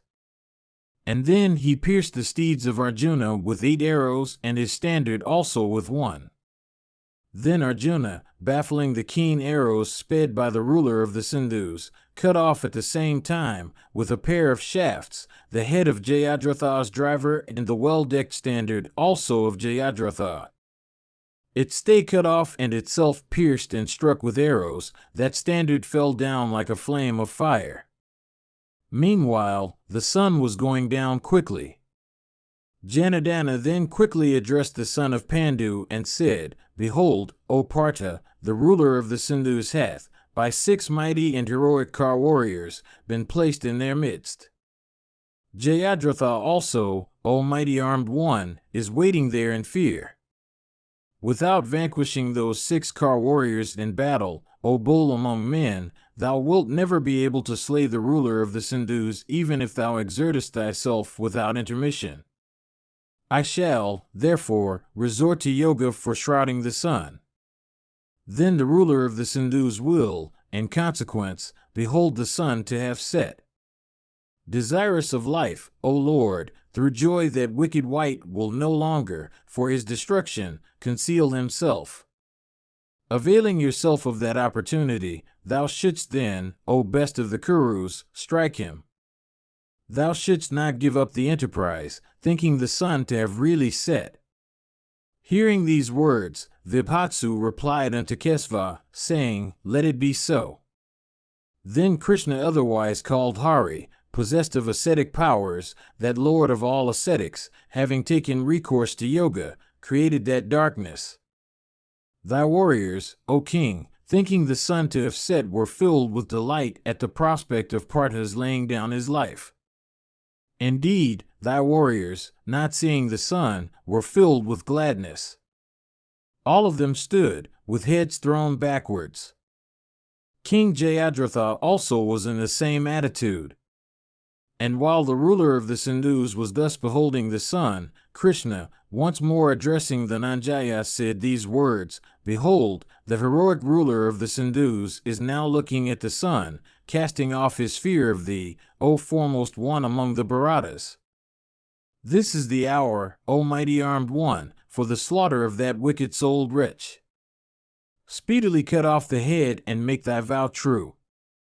Thus addressed by Kesava, the valiant son of Pandu began to slaughter thy host with his arrows resembling the sun or fire in splendor. And he pierced Kripa with 20 arrows and Karna with 50. And he struck Salya and Duryodhana each with 6. And he pierced Rishasena with 8 arrows and the ruler of the Sindhus himself with 60. And the mighty armed son of Pandu, O king, deeply piercing with his arrows the other warriors of thy host, rushed against Jayadratha. Beholding him in their presence like a swelling fire with its tongue of flame outstretched, the protectors of Jayadratha were sorely puzzled. Then all the warriors, O king, desirous of victory, bathed the son of Indra in that battle with torrents of arrows. Shrouded with incessant showers of arrows, the son of Kunti, that mighty armed and unvanquished descendant of Kuru, became filled with rage. Then that tiger among men, viz., the son of Indra, desirous of slaughtering thy host, created a thick net of arrows. Then those warriors of thine, O king, thus slaughtered in battle by that hero, abandoned the ruler of the Sindhus in fear and fled away. And they fled away in such a manner that no 2 persons could be seen flying together. The prowess that we then beheld of Kunti's son was extremely wonderful. Indeed, the like of what that illustrious warrior then did had never been nor will ever be. Like Rudra himself slaughtering creatures, the Nanjaya slaughtered elephants and elephant riders, horses and horse riders, and car warriors and car drivers. I did not in that battle, O king, see a single elephant or steed or human warrior that was not struck with Partha's shafts. Their vision blurred by dust and darkness, thy warriors became perfectly cheerless and unable to distinguish one another. Urged on by fate and with their vital limbs cut open and mangled with shafts, they began to wander or limp or fall down. And some amongst them, O Bharata, became paralyzed and some became deathly pale. during that terrible carnage resembling the slaughter of creatures at the end of the Yuga, in that deadly and fierce battle from which few could escape with life, the earth became drenched with gore, and the earthy dust that had arisen disappeared in consequence of the showers of blood that fell and the swift currents of wind that blew over the field. So deep was that rain of blood that the wheels of cars sank to their naves. Thousands of infuriated elephants endued with great speed, O king, of thy army, their riders slain and limbs mangled, fled away, uttering cries of pain and crushing friendly ranks with their tread. Steeds destitute of riders and foot soldiers also, O king, fled away, O monarch, from fear, struck with the shafts of the Nanjaya. Indeed, thy soldiers, with disheveled hair and deprived of their coats of mail, with blood streaming out of their wounds, fled away in terror, leaving the field of battle. And some, deprived of the power of motion as if their lower limbs had been seized by alligators, remained on the field. And others concealed themselves behind and under the bodies of slain elephants routing thy host. Thus, O king, the Nanjaya began to strike with terrible shafts the protectors of the ruler of the Sindhus with his arrowy showers, Karna and Drona's son and Kripa and Salya and Vrishasena and Duryodhana. So quick was he in the use of weapons that no one could mark when Arjuna took out his arrows, when he fixed them on the bowstring, when he stretched the bow and let them off. Indeed, while striking the foe, his bow was seen incessantly drawn to a circle.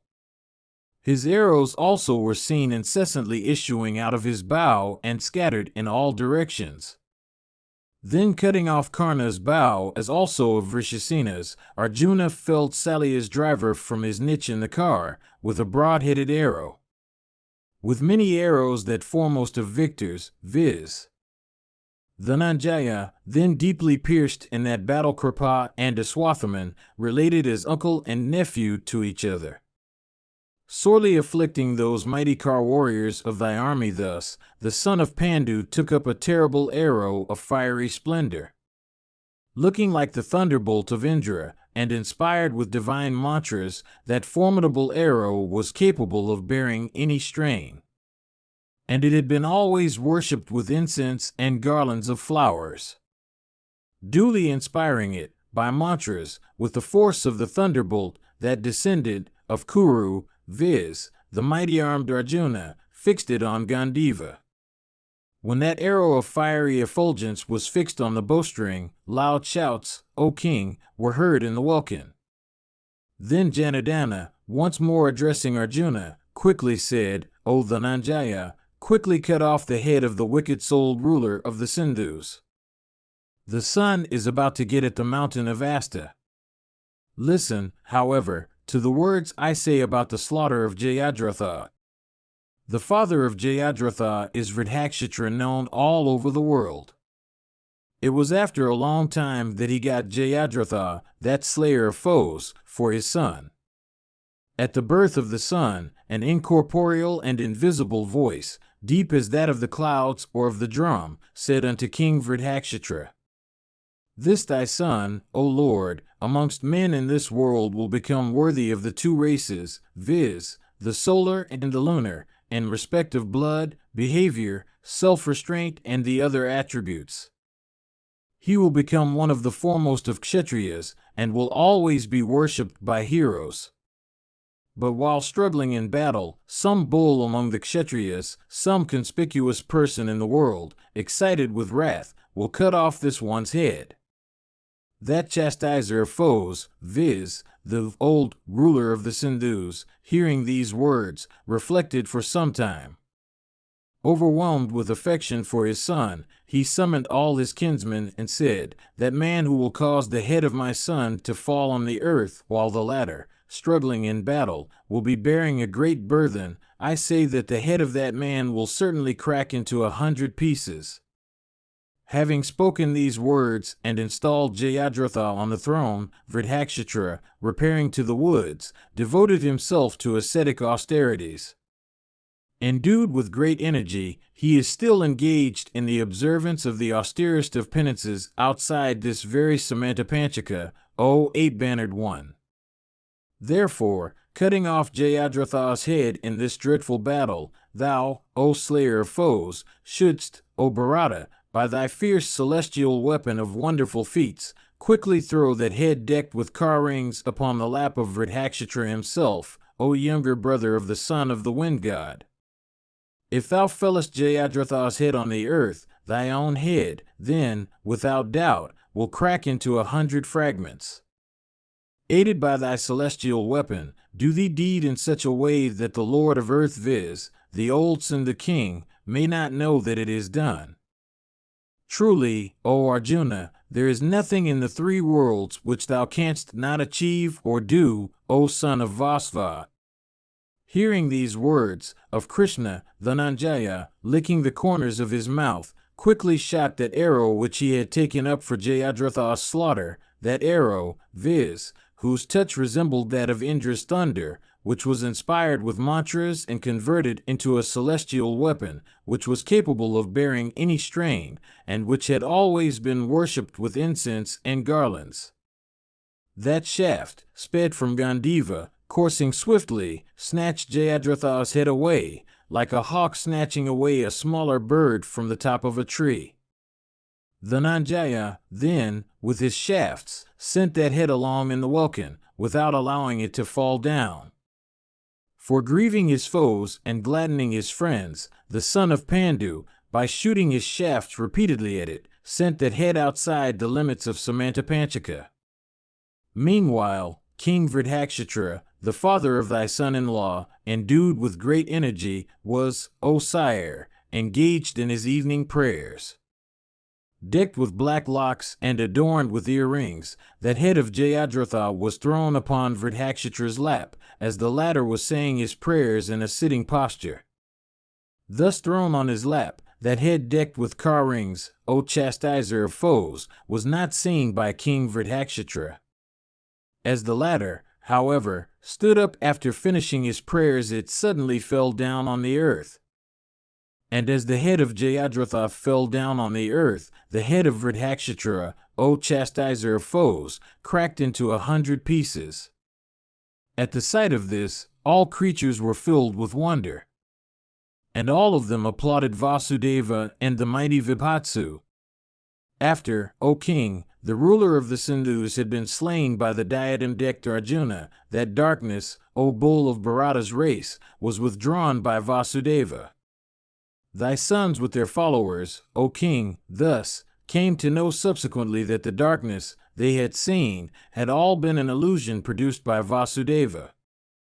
Even thus, O king, was thy son-in-law, the ruler of the Sindhus, having caused 8 Akshahinis to be slaughtered, himself slain by Partha of inconceivable energy. Beholding Jayadratha, the ruler of the Sindhus, slain, tears of sorrow fell from the eyes of thy sons. After Jayadratha, O king, had been slain by Partha, Kesva blew his conch, and that scorcher of foes, viz., the mighty armed Arjuna, also blew his, Bhimasena also, in that battle, as if for sending a message to Yudhishthira, filled the welkin with a tremendous leonine shout. Yudhishthira, the son of Dharma, bearing that tremendous shout, understood that the ruler of the Sindhus had been slain by the high-souled Fulguna. With sounds of drums and other instruments he gladdened the warriors of his own army, and proceeded against the son of Bharadvaja from desire of battle. Then commenced, O king, after the sun had set, a fierce battle between Drona and the Samakas, that made the very hair stand on end. Desirous of slaying him, those mighty car warriors, after the fall of Jayadratha, fought with the son of Bharadvaja, exerting themselves to their utmost. Indeed, the Pandavas, having got the victory by slaying the ruler of the Sindhus, fought with Drona, intoxicated with success. Arjuna, also, O king, having slain King Jayadratha, fought with many mighty car warriors of thy army. Indeed, that hero decked with diadem and garlands, having accomplished his former vow, began to destroy his foes like the chief of the celestials destroying the Danavas, or the sun destroying darkness. Footnotes 318:1 The second line of 94 I render a little freely to make the sense clearer. 321:1 A Kavanda is a headless trunk moving about as if endued with life. Tales are told of these headless beings drinking the blood of victims falling within their grasp. Mahabharata, Book 7, Section 146. Dhritarashtra said, "Tell me, O Sanjaya, what did my warriors do after the heroic ruler of the Sindhus had been slain by Arjuna?" Sanjaya said, "Beholding the ruler of the Sindhus, O sire, slain in battle by Partha, Kripa, the son of Saradwat, under the influence of wrath, covered the son of Pandu with a dense shower of arrows. Drona's son also, on his car, rushed against Fulguna, the son of Pritha. Those two foremost of car warriors began from their cars to shower from opposite directions upon the son of Pandu their keen arrows. That foremost of car warriors, viz., the mighty armed Arjuna, afflicted by those arrowy showers of Kripa and Drona's son, felt great pain. Without desiring, however, to slay his preceptor, Kripa, as also the son of his other preceptor, Drona, Dhananjaya, the son of Kunti, began to act like a preceptor in arms. Baffling with his own weapons those of both Aswathaman and Kripa, he sped at them, without desiring to slay them, shafts that coursed mildly. Those shafts, however, though mildly, shot by Jaya struck the two with great force, and in consequence of their number, caused great pain to Kripa and his nephew. Then Saradwat's son, O king, thus afflicted with the arrows of Arjuna, lost all strength and swooned away on the terrace of his car. Understanding his master afflicted with shafts to be deprived of his senses, and believing him to be dead, the driver of Kripa's car bore Kripa away from the fight. And after Kripa, the son of Saradwat, had thus been borne away from the battle, Aswathaman also, from fear, fled away from the son of Pandu. Then the mighty bowman, Partha, beholding the son of Saradwat afflicted with shafts and in a swoon, began to indulge, on his car, in piteous lamentations. With a tearful face and in great dejection of heart, he uttered these words. Beholding all this, in his mental vision, the doer of great wisdom had, on the birth of the wretched Suddhodana, that exterminator of his race, said unto Dhritarashtra, "Let this wretch of his race be soon killed. Owing to him, a great calamity will overtake the foremost ones of Kuru's race. Alas, these words of the truth-telling Vidura have come to be true. It is for him that I behold my preceptor today lying on a bed of arrows. Fie on the practices of Kshatriya! Fie on my might and prowess! Who else like me would fight with a Brahmana, that is, besides his preceptor? Kripa is the son of a rishi. He is, again, my preceptor. He is also the dear friend of Drona. Alas, he lieth stretched on the terrace of his car, afflicted with my arrows. Though not wishing it, I have still been the means of crushing him with my shafts. Lying senseless on the terrace of his car, he paineth my heart exceedingly. Even though he afflicted me with shafts, I should still have only looked at that warrior of dazzling splendor, without striking him in return. Struck with numerous shafts of mine, he hath gone the way of all creatures. By that he hath pained me more than even the slaughter of my own son. Behold, O Krishna, to what plight he hath been reduced, thus lying miserably and in a senseless state on his own car. Those bulls among men that give desirable objects unto their preceptors after obtaining knowledge from them, attain to Godhead. Those lowest of mortals, on the other hand, who, after obtaining knowledge from their preceptors, strike the ladder, those wicked men, go to hell.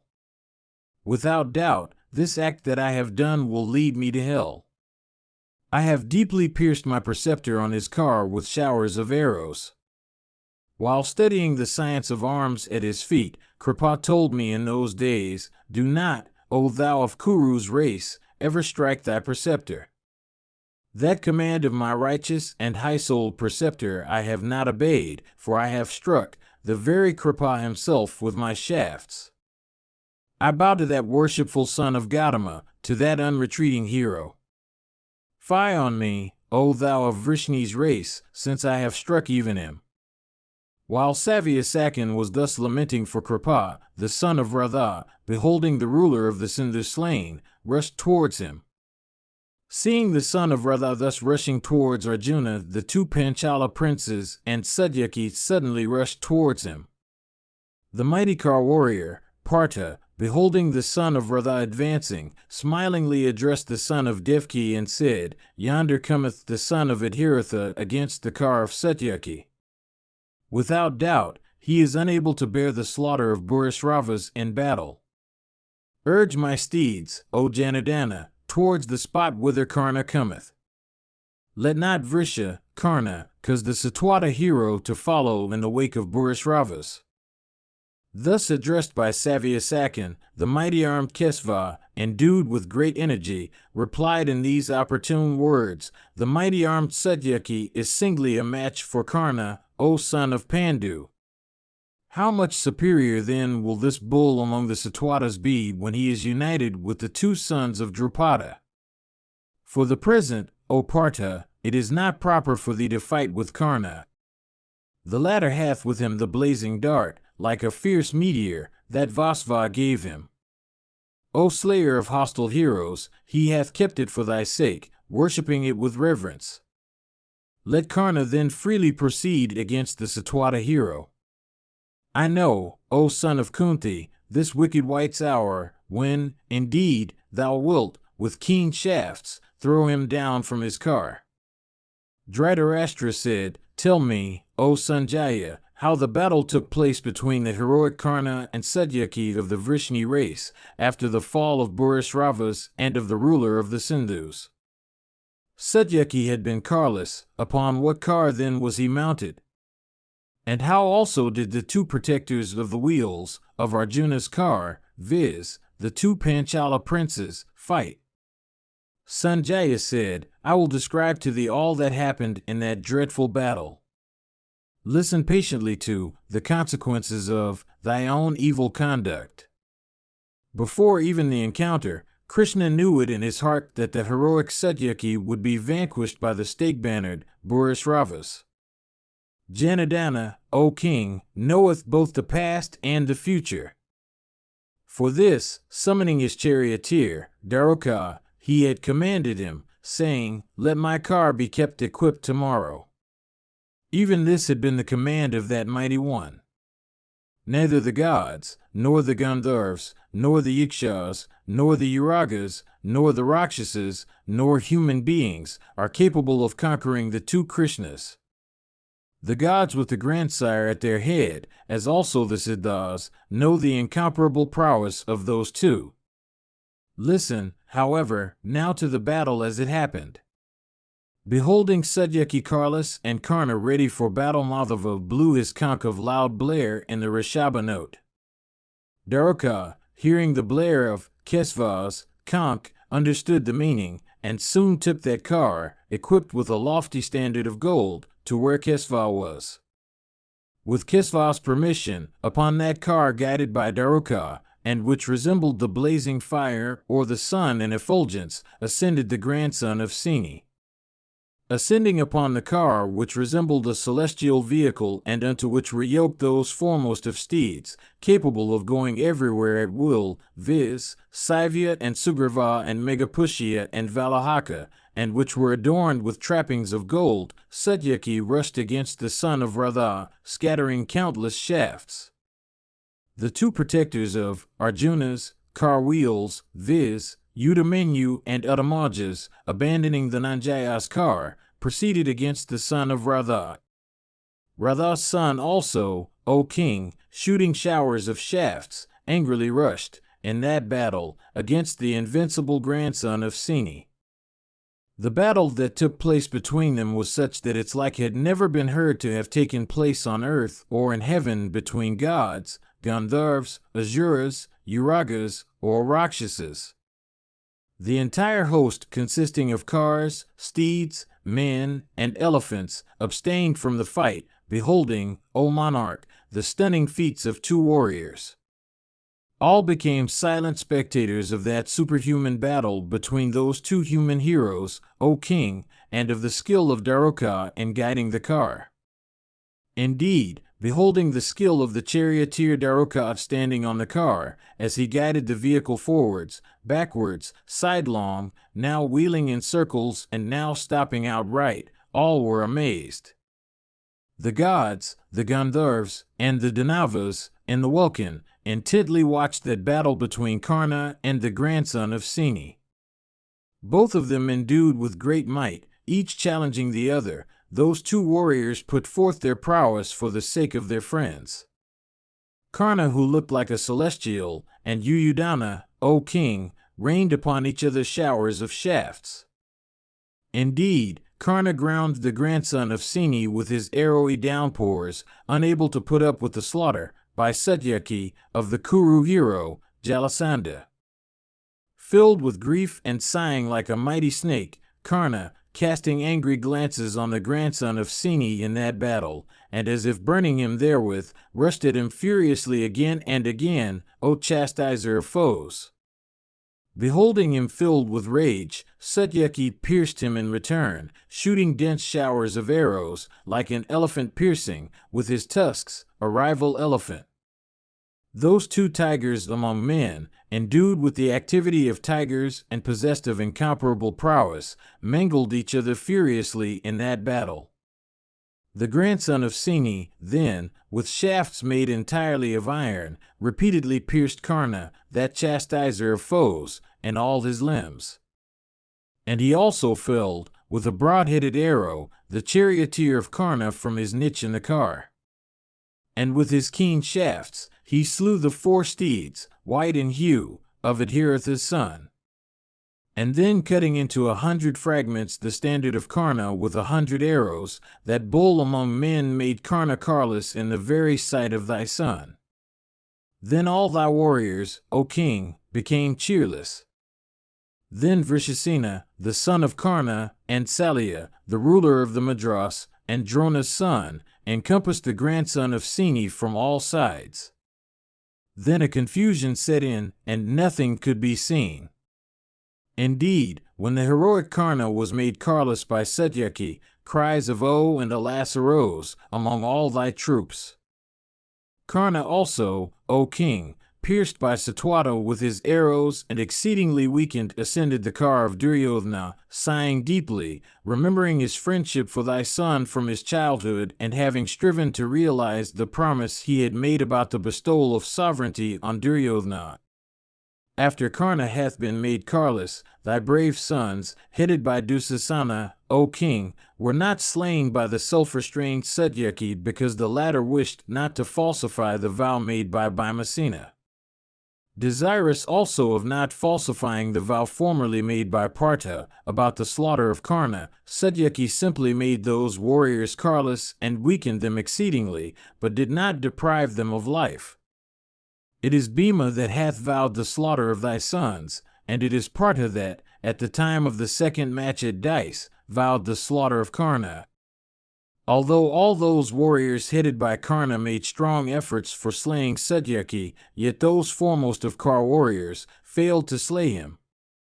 Drona's son and Kritavarman and other mighty Kar warriors, as also hundreds of foremost Kshatriyas, were all vanquished by Satyaki with only one bow. That hero fought, desirous of benefiting King Yudhishthira the Just, and of attaining to heaven. Indeed, Satyaki, that crusher of foes, is equal to either of the two Krishnas in energy. Smiling the while, he vanquished all thy troops, O best of men.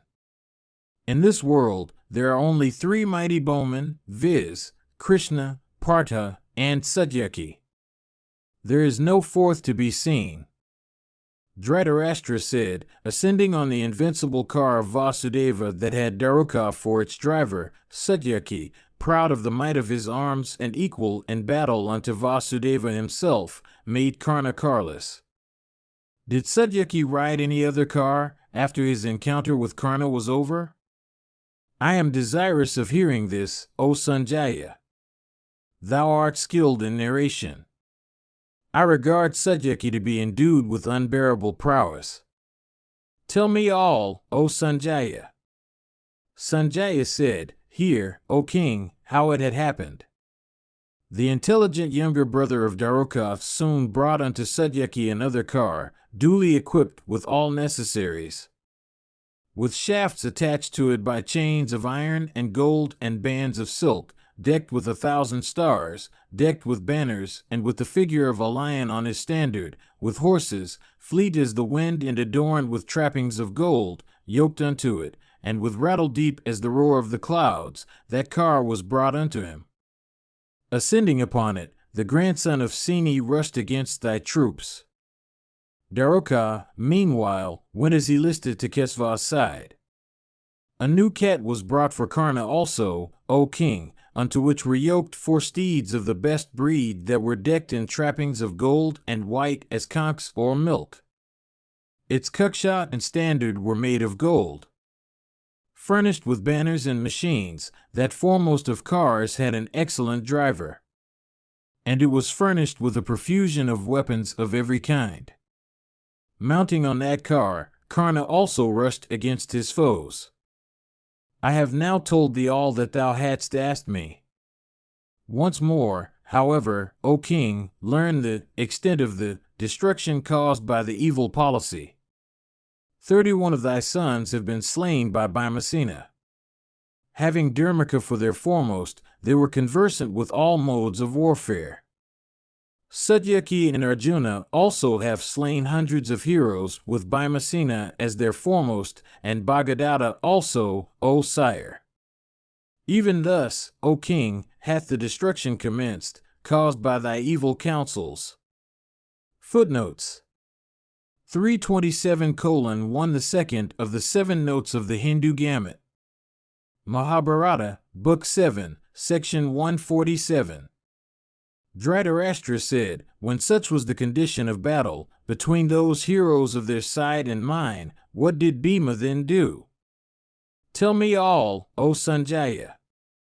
Sanjaya said, after Bhimasena had been made carless, that hero, afflicted with the wordy darts of Karna and filled with rage, addressed Fulgana and said, in thy very sight, O Dhananjaya, Karna hath repeatedly said to me, eunuch, fool, glutton, unskilled in weapons, do not fight, child, unable to bear the burden of battle. He that would tell me so would be slain by me. Karna hath told me those words, O Bharata. O mighty armed one, thou knowest the vow which I have made jointly with thee. Remember the words that were then spoken by me. O foremost of men, act in such a way that that vow of mine, O son of Kunti, as also thy own vow, may not be falsified. O Dhananjaya, do that by which that vow of mine may be made true. Hearing these words of Bhima, Arjuna of immeasurable prowess, getting near Karna in that battle, told him, O Karna, thou art a false fight. O son of Asuta, thou applaudest thy own self. Of wicked understanding, listen now to what I tell thee. Heroes meet with either of these 2 things in battle, viz., victory or defeat. Both of these are uncertain, O son of Radha. The case is not otherwise when Indra himself is engaged in battle. Made carless by Yuyudhana, with thy senses no longer under thy control, thou wert almost at the point of death. Remembering, however, that I had vowed to slay thee, that hero dismissed thee without taking thy life. It is true thou hadst succeeded in depriving Bhimasena of his car. Thy abuse, however, O son of Radha, of that hero was sinful. Those bulls among men that are truly righteous and brave, having vanquished a foe, never boast, nor speak ill of anybody. Thy knowledge, however, is little. It is for this, O son of Asuta, that thou indulged in such speeches. Then, again the abusive epithets thou didst apply to the battling Bhimacena, endued with great prowess and heroism and devoted to the practices of the righteous, were not consistent with truth. In the very sight of all the troops of Kesva, as also of myself, thou wert many a time made careless by Bhimacena in battle. That son of Pandu, however, did not call thee a single harsh word. Since, however, thou hast addressed Vrikotara in many harsh speeches, and since thou with others hast slain the son of Subhadra out of my sight, therefore, this very day obtain the fruit of those offenses of thine. It was for thy own destruction, O wicked wight, that thou didst then cut off Abhimanyu's bow, for that, O thou of little understanding, thou shalt be slain by me, with all thy followers, forces, and animals. Accomplish now all those acts which thou shouldst do, for a great calamity is impending over thee. I will slay Vrishasena in thy very sight in battle. All those other kings, again, that will fully advance against me, I will dispatch unto Yama's abode. I say this truly, laying my hand on my weapon. A fool as thou art, without wisdom and full of vanity, I say that beholding thee lying on the field of battle the wicked Duryodhana will indulge in bitter lamentations.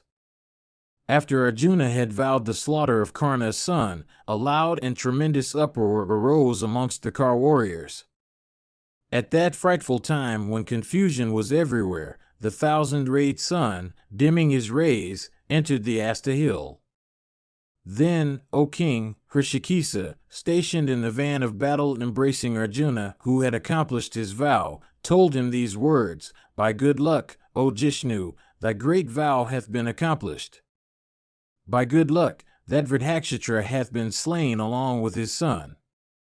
The celestial generalissimo himself, O Bharata, encountering the Dhartarashtra force, would, in battle, O Jishnu, lose his senses. There is no doubt of this. Except thee, O tiger among men, I do not even in thought see the person in the three worlds that could fight with this host. Many royal warriors endued with great prowess, equal to thee or superior, have been united together at Duryodhana's command. Clad in mail, they could not approach thee, encountering thy angry self in battle. Thy energy and might are equal to that of Rudra or the destroyer himself. None else is capable of putting forth such prowess in battle as thou, O scorcher of foes, alone and unsupported, didst today put forth. Thus shall I applaud thee again after Karna of wicked soul has been slain along with his followers. Thus shall I glorify thee when that foe of thine shall have been vanquished and slain. Unto him Arjuna replied, Through thy grace, O Madhava, this vow that even the gods could with difficulty accomplish, hath been accomplished by me. Their victory is not at all a matter of wonder that have thee, O Kesva, for their lord. Through thy grace, Yudhishthira will obtain the whole earth. All this is due to thy power, O thou of Vrishni's race. This is thy victory, O Lord. Our prosperity is thy victory, O Lord. Our prosperity is thy care, and we are thy servants, O slayer of Madhu. Thus addressed, Krishna smiled softly, and slowly urged the steeds. And he showed unto Partha, as they came, the field of battle abounding with cruel sights. Then Krishna said, Desirous of victory in battle or worldwide fame, many heroic kings are lying on the earth, struck with thy shafts. Their weapons and ornaments lay scattered, and their steeds, cars, and elephants are mangled and broken. With their coats of mail pierced or cut open, they have come to the greatest grief. Some of them are yet alive, and some of them are dead. Those, however, that are dead, still seem to be alive in consequence of the splendor with which they are endued. Behold the earth covered with their shafts equipped with golden wings, with their numerous other weapons of attack and defense, and with their animals deprived of life. Indeed, the earth looks resplendent with coats of mail and necklaces of gems, with their heads decked with earrings, and headgears and diadems, and floral wreaths and jewels worn on crowns, and kanthasutras and ingathas, and collars of gold, and with diverse other beautiful ornaments. Strewn with anaskaras and quivers, with standards and banners, with upaskaras and adhishtanas, with shafts and crests of cars, with broken wheels and beautiful akshas in profusion, with yokes and trappings of steeds, with belts and bows and arrows, with elephants, housings, with spiked maces and hooks of iron, with darts and short arrows, with spears and pikes, with kundas and clubs, with satagnis and bushandis, with scimitars and axes, with short and heavy clubs and mallets, with maces and kunapas, with whips decked with gold, O bull of Bharata's race, with the bells and diverse other ornaments of mighty elephants, with floral garlands and various kinds of decorations, and with costly robes all loosened from the bodies of men and animals, the earth shines brilliantly, like the autumnal firmament with planets and stars. The lords of the earth, slain for the sake of earth, are slumbering on the earth, clasping with their limbs the earth like a dear wife. Like mountains shedding through their caves and fissures streams of liquid chalk, these elephants, resembling Airavata himself and huge as mountains, are shedding profuse streams of blood through the openings in their bodies caused by weapons. Behold, O hero, those huge creatures afflicted with shafts lying on the ground in convulsions. Behold, those steeds also, lying on the ground, adorned with trappings of gold. Behold also, O Partha, those riderless and driverless cars that had at one time resembled celestial vehicles or the vapory forms in the evening sky, now lying on the ground, with standards and banners and akshas and yokes cut into pieces, and with broken shafts and crests, O Lord. Foot soldiers also, O hero, bearing bows and shields and slain in hundreds and thousands, are lying on the ground, bathed in blood and clasping the earth with every limb and their locks smeared with dust. Behold, O mighty armed one, those warriors with bodies mangled with thy weapons. Behold the earth, strewn with yak-tails and fans, and umbrellas and standards, and steeds and cars and elephants, and with diverse kinds of blankets, and reins of steeds, and beautiful robes and costly varuthas of cars, look, as if overspread with embroidered tapestry. Many warriors fallen from the backs of well-equipped elephants, along with those creatures themselves that they had ridden, are looking like lions fallen from mountain summits struck down by thunder. Mingled with the steeds they had ridden, and the bows they had held, horsemen and foot soldiers in large numbers are lying on the field, covered with blood. Behold, O foremost of men, the surface of the earth is frightful to look at, covered as it is with large number of slain elephants and steeds and car warriors, and miry with blood, fat, and rotten flesh in profusion, and on which dogs and wolves and pisachas and diverse wanderers of the night are cantering with joy. This fame-enhancing and mighty feat on the field of battle is capable of being achieved by the only, O puissant one, or by that chief of the gods, viz., Indra himself, who in great battle slayeth the Daityas and the Danavas. Sanjaya continued, thus showing the field of battle unto the diadem-decked Arjuna. Krishna blew his conch Panchajanya with the gleeful soldiers of the Pandava army, blowing their respective conchs. Having shown the field of battle unto the diadem-decked hero, that slayer of foes, viz., Janardana, quickly proceeded towards Ajatasatru, the son of Pandu, and informed him of the slaying of Jayadratha. Footnotes 332:1 The printed editions and the manuscripts do not agree with one another in respect of the order and numbering of the last dozen verses. The Bombay edition omits a few of the verses. Mahabharata, Book 7, Section 148. Sanjaya said, after the ruler of the Sindhus had been slain by Partha, Krishna, repairing unto the king, viz., Yudhishthira, the son of Dharma, worshipped the latter with a gladdened heart. And he said, By good luck, O King of kings, thy prosperity increaseth. O best of men, thy foe hath been slain. By good luck, thy younger brother hath accomplished his vow. Thus addressed by Krishna, that subjugator of hostile towns, viz., King Yudhishthira, filled with joy, came down from his car, O Bharata. His eyes filled with tears of joy, he embraced the two Krishnas and wiping his bright and lotus-like face, said these words unto Vasudeva and Dhananjaya, the son of Pandu, Ye mighty car warriors, by good luck, I behold both of you after ye have accomplished your task. By good luck, that sinful wretch, viz., the ruler of the Sindhus, hath been slain. Ye Krishnas, by good luck, ye have done that which hath filled me with great happiness. By good luck, our foes have been plunged into an ocean of grief. Thou art the sovereign Lord of all the worlds, O slayer of Madhu. In the three worlds they that have thee for their preceptor can have no object incapable of accomplishment. Through thy grace, O Govinda, we will conquer our foes, like Indra conquering the Danavas in days of old.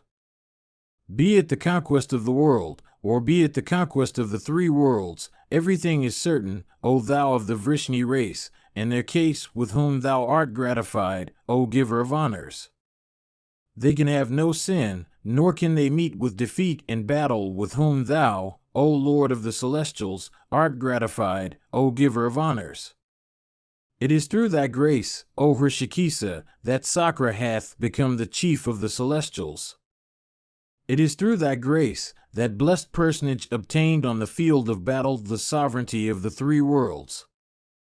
It is through thy grace, O Lord of the celestials, that the latter obtained immortality, O Krishna, and enjoy eternal regions of bliss.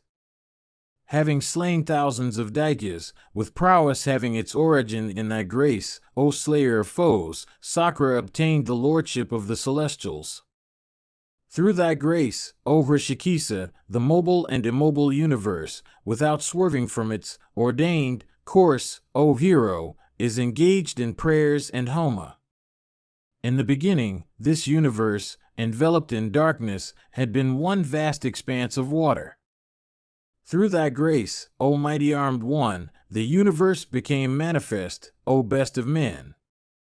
Thou art the creator of all the worlds, thou art the supreme soul, and thou art immutable. They that behold thee, O Hrishikesa, are never confounded. Thou art the supreme God, thou art the God of gods, and thou art eternal. They that seek refuge with thee, O Lord of the gods, are never confounded. Without beginning and without death, thou art divine, the creator of all the worlds, and immutable. They that are devoted to thee, O Hrishikesa, always tide over every difficulty. Thou art supreme, the ancient one, the divine being, and that which is the highest of the high. He that attaineth to that viz., thy supreme self hath ordained for him the highest prosperity. Thou art sung in the four Vedas. The four Vedas sing of thee. Be seeking thy shelter, O high-souled one, I shall enjoy unrivaled prosperity. Thou art the supreme God, thou art the God of the highest gods, thou art the Lord of winged creatures, and the Lord of all human beings. Thou art the supremest Lord of everything. I bow to thee, O best of beings. Thou art the Lord of lords, O puissant one. Prosperity to thee, O Madhava. O thou of large eyes, O universal soul, thou art the origin of all things. He, again, that is a friend of Dhananjaya or is engaged in Dhananjaya's good, obtaineth thee that art the preceptor of Dhananjaya and attaineth to happiness. Thus addressed by him those high-souled ones, viz., Kesava and Arjuna, cheerfully said unto the king, that Lord of the earth, the sinful king Jayadratha, hath been consumed by the fire of thy wrath. O puissant one, although the Dhartarashtra host is vast and swelleth with pride, yet, O Bharata, struck and slain, it is being exterminated. O slayer of foes, it is in consequence of thy wrath that the Kauravas are being destroyed. Having, O hero, angered thee that canst slay with thy eyes alone, the wicked-minded Suddhodana, with his friends and kinsmen, will have to lay down his life in battle. Slain before in consequence of thy ire, and struck down also by the gods themselves, the invincible Bhishma, the grandsire of the Kurus, lieth now on a bed of arrows. O slayer of foes, victory in battle is unattainable by them, and death also waiteth for them that have thee, O son of Pandu, for their foe. Kingdom, life, dear ones, children, and diverse kinds of bliss, will soon be lost by him with whom thou, O scorcher of foes, hast been angry. I regard the Kauravas to be lost with their sons and kinsmen, when thou, O scorcher of foes, that art observant of the duties of a king, hast been angry with them. Then Bhima, O king, and the mighty car warrior Satyaki, both mangled with shafts, saluted their senior. And those two mighty bowmen sat down on the ground, surrounded by the Panchalas, beholding those two heroes filled with joy, and arrived and waiting with joined hands. The son of Kunti congratulated them both, saying, By good luck, it is that I see you both, ye heroes, escaped with lyre from that sea of hostile troops, that sea in which Drona acted the part of an invincible alligator, and the son of Hritika that of a fierce shark. By good luck, all the kings of the earth have been vanquished, by you too. By good luck, I see both of you victorious in battle. By good luck, Drona hath been vanquished in battle, and that mighty car warrior also, viz., the son of Hritika. By good luck, Karna hath been vanquished in battle with barbed shafts. By good luck, Salya also was obliged to turn away from the field by you both, ye bulls among men. By good luck, I behold you both come back from battle safe and sound, ye that are foremost of car warriors and well skilled in battle. By good luck, I behold again, ye heroes, that have forded that sea of troops in obedience to my command, ye that went to battle impelled by the desire of honoring me. Ye are heroes delighting in battle. Ye are to me as life. By good luck, I see you both. Having said this, the son of Pandu, O king, embraced both Duryodhana and Vrkodara, those tigers among men, and shed tears of joy. Then, O monarch, the entire host of the Pandavas became cheerful and filled with joy. And all of them once more set their hearts on battle. Footnotes 333:1 Everything, even the inanimate creation, exists and adores the supreme deity. 334:1 This is a triplet in the Calcutta edition.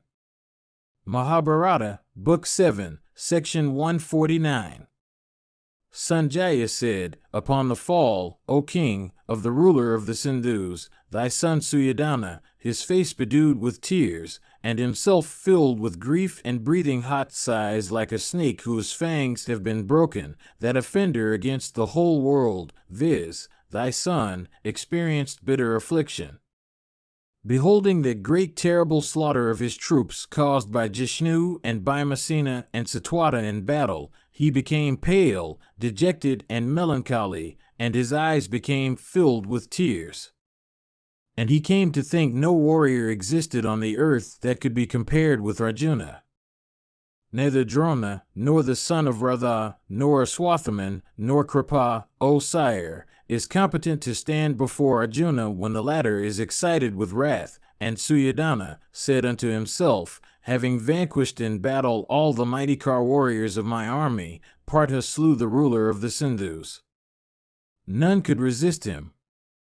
This my vast host hath almost been exterminated by the Pandavas. I think there is no one that can protect my army, no, not even Purandara himself.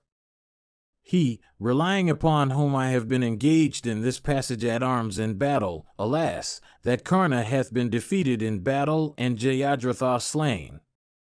That Karna relying upon whose energy I regarded Krishna as straw who came to sue me for peace, alas, that Karna hath been vanquished in battle. Grieving so within his heart, that offender against the whole world, O king, went to Drona, O bull of Bharata's race, foreseeing him. Repairing unto him, he informed Drona of that immense slaughter of the Kurus, the victory of his foes, and the dire calamity of the Dhritarashtra's. And Suddhodana said, Behold, O preceptor, this immense slaughter of kings.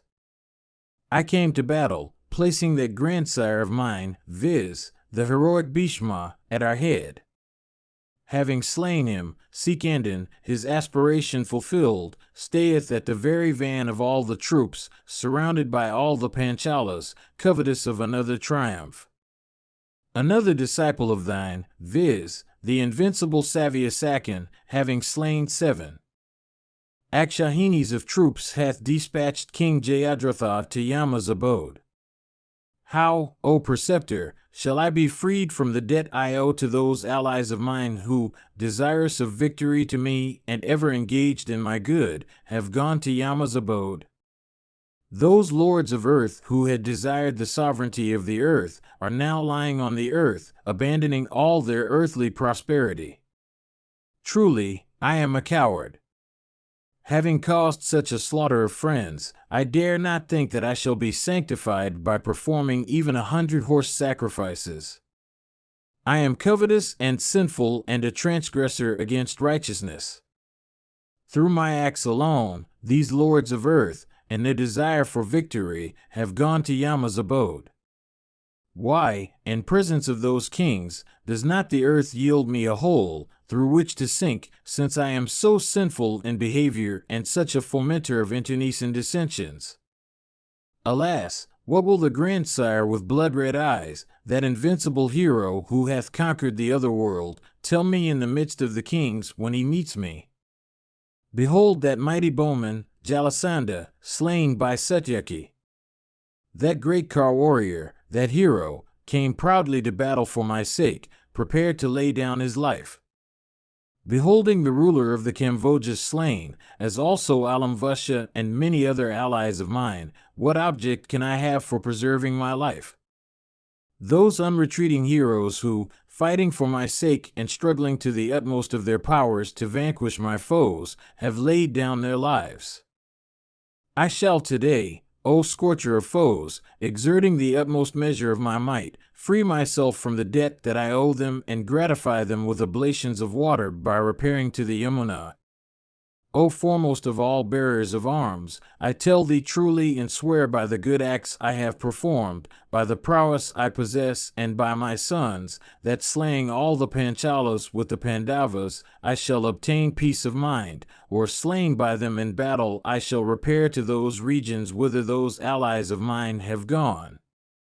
I shall certainly proceed thither whither those bulls among men, slain, while engaged in battle for my sake, by Arjuna have gone. Our allies, seeing that they are not well protected by us, no longer desire to stand by us. O thou of mighty arms, they now regard the Pandavas to be preferable to ourselves. Thyself, of sure aim, hast ordained our extermination in battle, for thou treatest Arjuna leniently, since he is thy disciple. It is for this that all those have been slain who had endeavored to secure victory to us. It seems that only Karna now wishes us victory. The man of weak understanding who without duly examining another, accepteth him for a friend and engageth him in concerns that require friends for their accomplishment, is certain to suffer injury. Even so hath this affair of mine been managed by my best friend. I am exceedingly covetous, sinful, crooked-hearted, and characterized by avarice. Alas, King Jayadratha hath been slain, and Somadatta's son also of great energy, and the Abhishatas, the Surasenas, the Sivas, and the Vasatas. I shall go thither today whither those bulls among men, slain, while engaged in battle for my sake, by Arjuna, have gone. In the absence of those bulls among men, I have no need for life. O preceptor of the sons of Pandu, let me have thy permission in this. Footnotes 335:1 literally, the fact of the Dhritarashtra's having sunk into distress. 335:2 literally, of persons whose coronal locks have undergone the sacred bath. 335:3 Pralovdas is explained by Nilkantha differently. He supposes that Duryodhana here characterizes Sikandin to be a deceitful fowler or hunter in consequence of the deceit with which he caused Bhishma's fall. This is far-fetched. 336:1 I adopt the Bombay reading. 336:2 The Bombay edition reads this verse differently and introduces another after it which does not occur in the Bengal texts. 336:3 I am not sure whether I have rendered the 31st and the first half of 32nd correctly. The vernacular translators have made a mess of the passage. The difficulty lies with Sahitamize. I take it to mean that Duryodhana says, Karna, Sakuni, Dusasana, with myself, had taken thee, O preceptor, for a friend, and had engaged thee in this battle. We did not, however, then know that thou art an enemy in disguise. Mahabharata, Book 7, Section 150. Dhritarashtra said, after the ruler of the Sindhus had been slain in battle by Savyasakan and after the fall of Purusharthas, what became the state of your mind? After Drona also had been thus addressed by Duryodhana in the midst of the Kurus, what did the preceptor say unto him then? Tell me all this, O Sanjaya. Sanjaya said, loud wails arose among thy coops, O Bharata, after the slaughter of Purusharthas and the ruler of the Sindhus. All of them disregarded the counsels of thy son, those counsels in consequence of which leaders of men, by hundreds, were slain. As regards Drona, hearing those words of thy son, he became filled with grief. Reflecting for a short while, O monarch, he said these words in great affliction. Drona said, O Duryodhana, why dost thou pierce me thus with wordy shafts? I told thee before that Arjuna is incapable of defeat in battle. Protected by the diadem-decked Arjuna, Sikandin slew Bhishma. By that feat, O thou of Kuru's race, the prowess of Arjuna in battle hath been well tested. Beholding Bhisma, who was incapable of being defeated by the gods and the Danavas, actually slain in battle, even then I knew that this Bharata host is doomed. Upon the fall of him whom of all persons in the three worlds we had regarded to be the very foremost of heroes, who else is there upon whom we are to rely? Those dice, O sire, with which Sakuni formerly played in the Kuru assembly, were not dice, but keen arrows capable of slaying foes. Even those arrows, O sire, sped by Jaya, are now slaying us. Though Vidura characterized them to be such, thou didst not yet understand them to be so. Those words, again, that the wise and high-souled Vidura, with tears in his eyes, had then said unto thee, those auspicious words recommending peace, thou didst not then hear. That calamity which foretold hath now come.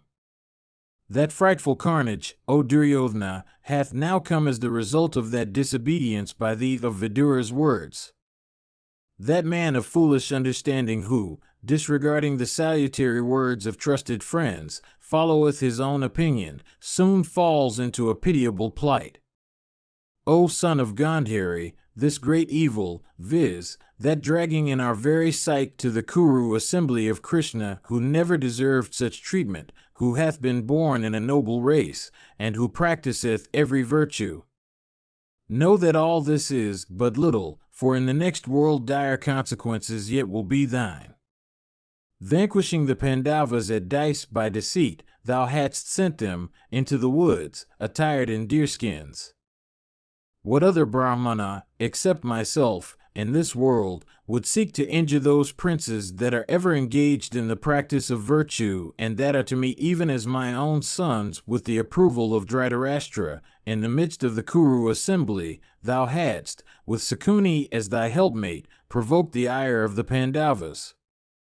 United with Dusasana, Karna then fanned that wrath.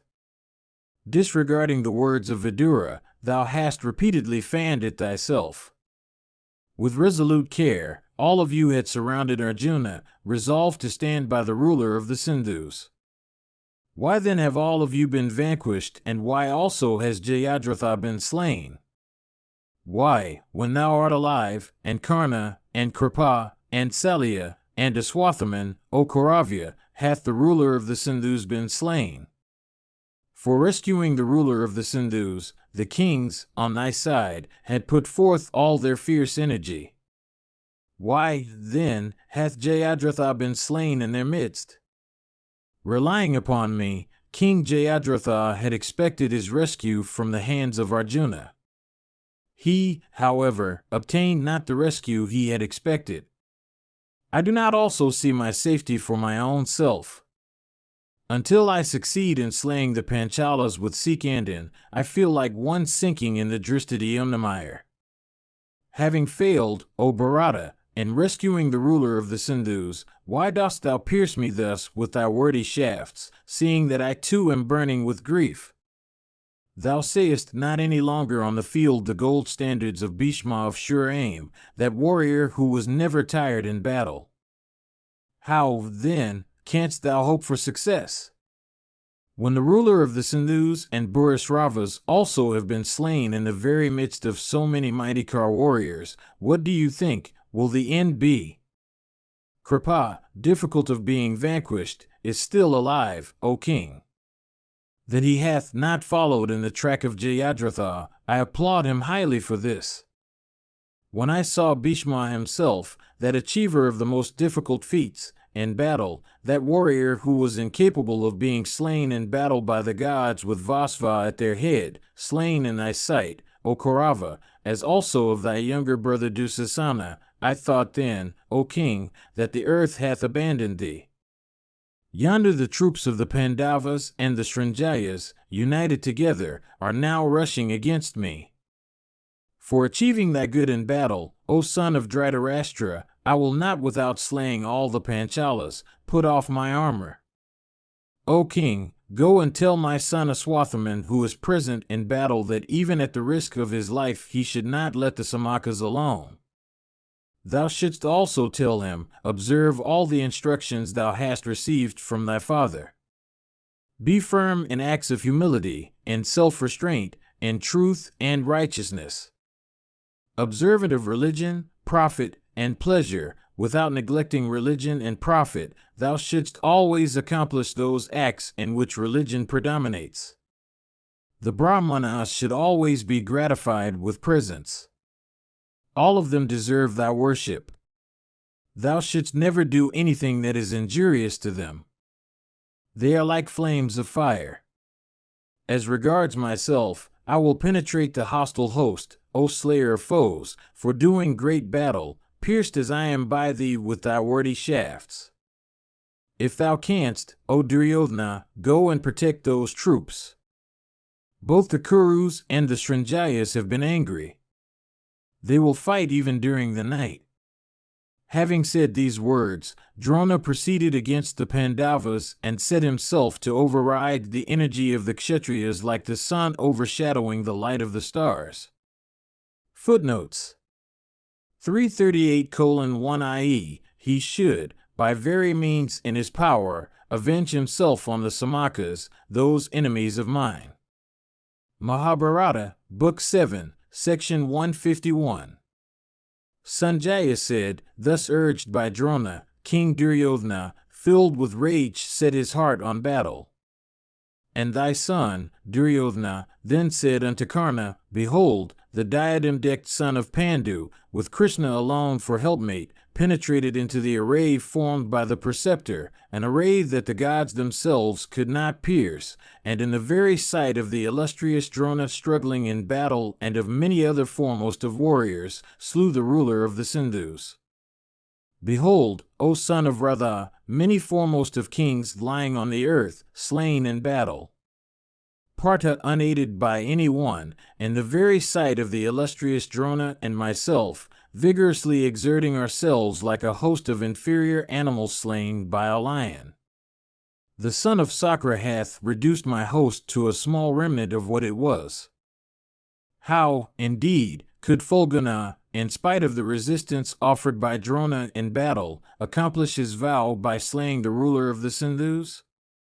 If Drona had not himself willed it, O hero, how could the son of Pandu, in battle, have pierced that impenetrable array, overcoming his struggling preceptor?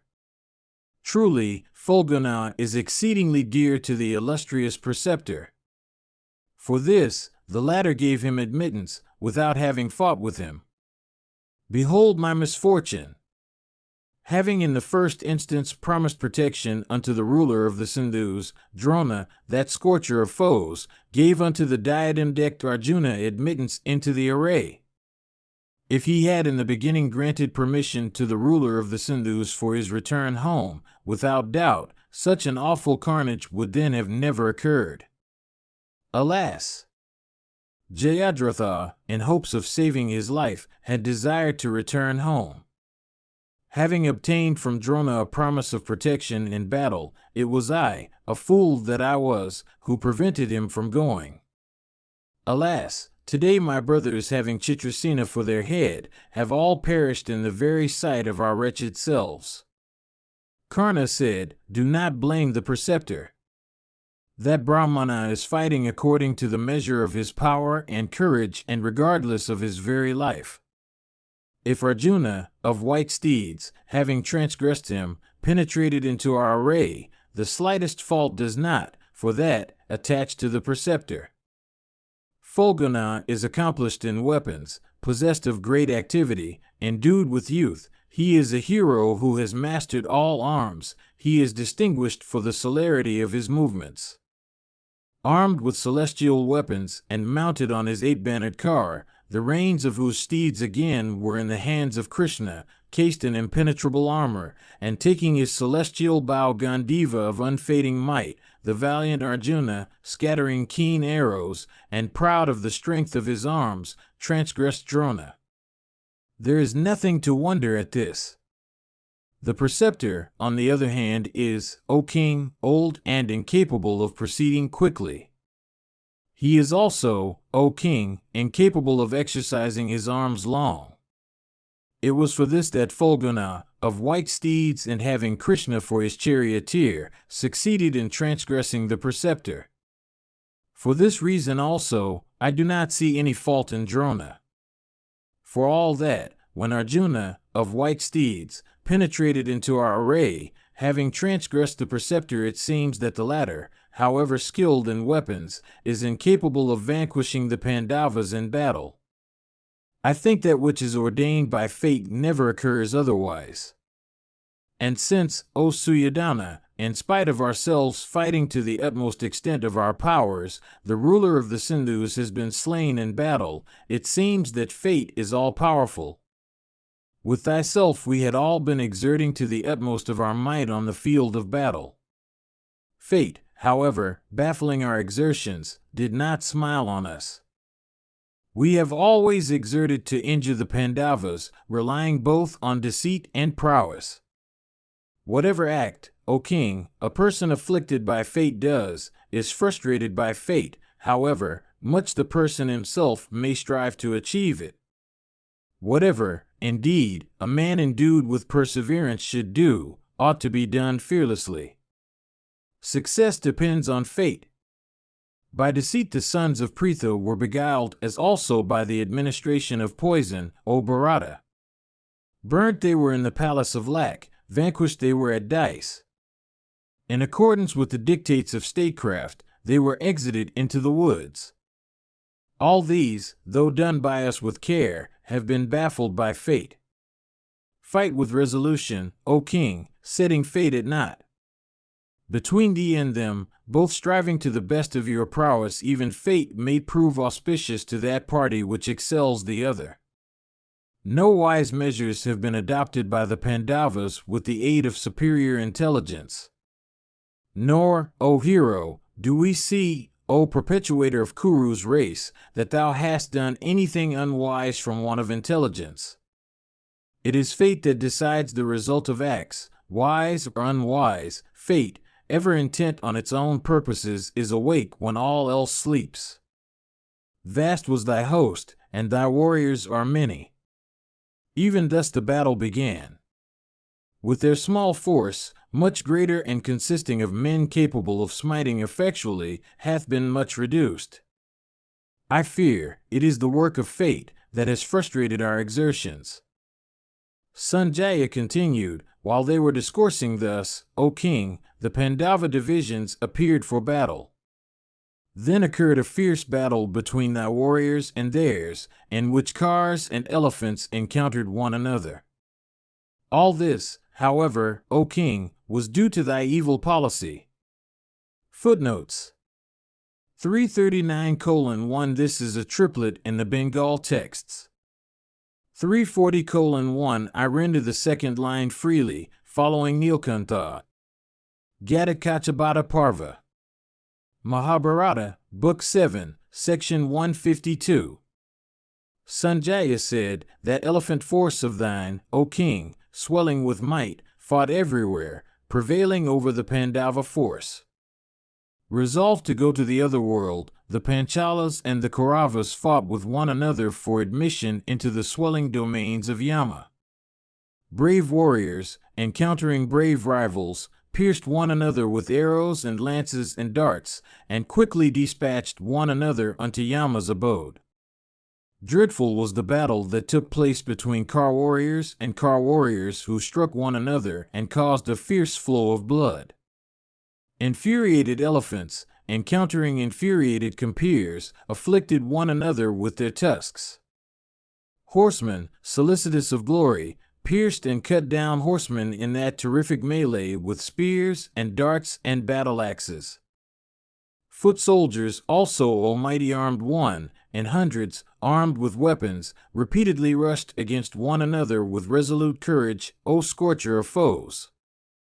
So great was the confusion that the Panchalas and the Kurus could only be distinguished from each other by the tribal, the family, and the personal names we heard them utter. The warriors, dispatching one another to the other world with arrows and darts and axes, careered fearlessly on the field. With thousands of arrows, however, O king, shot by the combatants, the 10 points were no longer illuminated as before in consequence of the sun having set. While the Pandavas were thus fighting, O Bharata, Duryodhana, O king, penetrated into the midst of their host. Filled with great wrath at the slaughter of the ruler of Sindhus, and resolved to lay down his life, he penetrated into the hostile army. Filling the earth with the rattle of his car wheels, and causing her to tremble therewith, thy son approached the Pandava host. Terrific was the clash that took place between him and them, O Bharata, causing a tremendous carnage of troops. Like the sun himself at midday scorching everything with his rays, thy son scorched the hostile host with his arrowy showers. The Pandavas became incapable of even looking at their brother, Duryodhana. Despairing of vanquishing their foes, they set their hearts on flying away from the field. Slaughtered by thy illustrious son, armed with the bow, by means of his gold-winged arrows of blazing points, the Panchalas ran away in all directions. Afflicted with those keen shafts, the Pandava troops began to fall down on the ground. Indeed, the Pandavas had never succeeded in achieving such a feat in battle as was then achieved by thy royal son, O monarch. The Pandava host was crushed and ground by an elephant. As, again, an assemblage of lotuses becomes shorn of its beauty when the water, over which it grows, is dried up by the sun and the wind, even so became the Pandava host being dried up by thy son, O Bharata, the Panchalas, with Bhimasena then with 10 shafts, and each of the sons of Madri with 3, and Virata and Drupada each with 6, and Sikandin with 100, and Drishtadyumna with 70, and Yudhishthira with 7, and the Kaikyas and the Chadyas with innumerable keen shafts, and Satwata with 5, and each of the 5 sons of Draupadi with 3, and Gatotkacha also with a few. He uttered a leonine shout, cutting off hundreds of other warriors and the bodies of elephants and steeds in that great battle by means of his fierce shafts. He behaved like the destroyer himself in rage, slaying created beings. While engaged, however, in thus slaughtering his foes, his bow, the back of whose staff was ornamented with gold, Yudhishthira, the son of Pandu, O sire, cut off into 3 parts with a pair of broad-headed shafts. And Yudhishthira pierced Duryodhana himself with 10 keen arrows shot with great force. Piercing through Duryodhana's vital limbs, those passed out and entered the earth in a continuous line. The troops that stood around then encompassed Yudhishthira, like the celestials encompassing Purandara for the slaughter of Vritra. Then King Yudhishthira, O sire, who is incapable of being easily defeated, shot at thy son in that battle a fierce shaft. Deeply pierced therewith, Duryodhana sat down on his excellent car. Then a loud noise arose from among the Panchala troops. Even this, O monarch, was that tremendous uproar, viz., the king is slain. The fierce whiz of arrows also was heard there, O Bharata. Then Drona quickly showed himself there in that battle. Meanwhile, Duryodhana, recovering his senses, had firmly grasped the bow. He then rushed towards the royal son of Pandu, saying, "Wait, wait." Then the Panchalas, also solicitous of victory, began to advance with speed. Desirous of rescuing the Kuru prince, Drona received them all. And the preceptor began to destroy them like the bright rayed maker of day destroying tempest-tossed clouds. Then, O king, there occurred a fierce battle, fraught with immense carnage, between thine and theirs, encountering one another from desire of fight. Footnotes 341:1 literally, with shafts resembling his rays.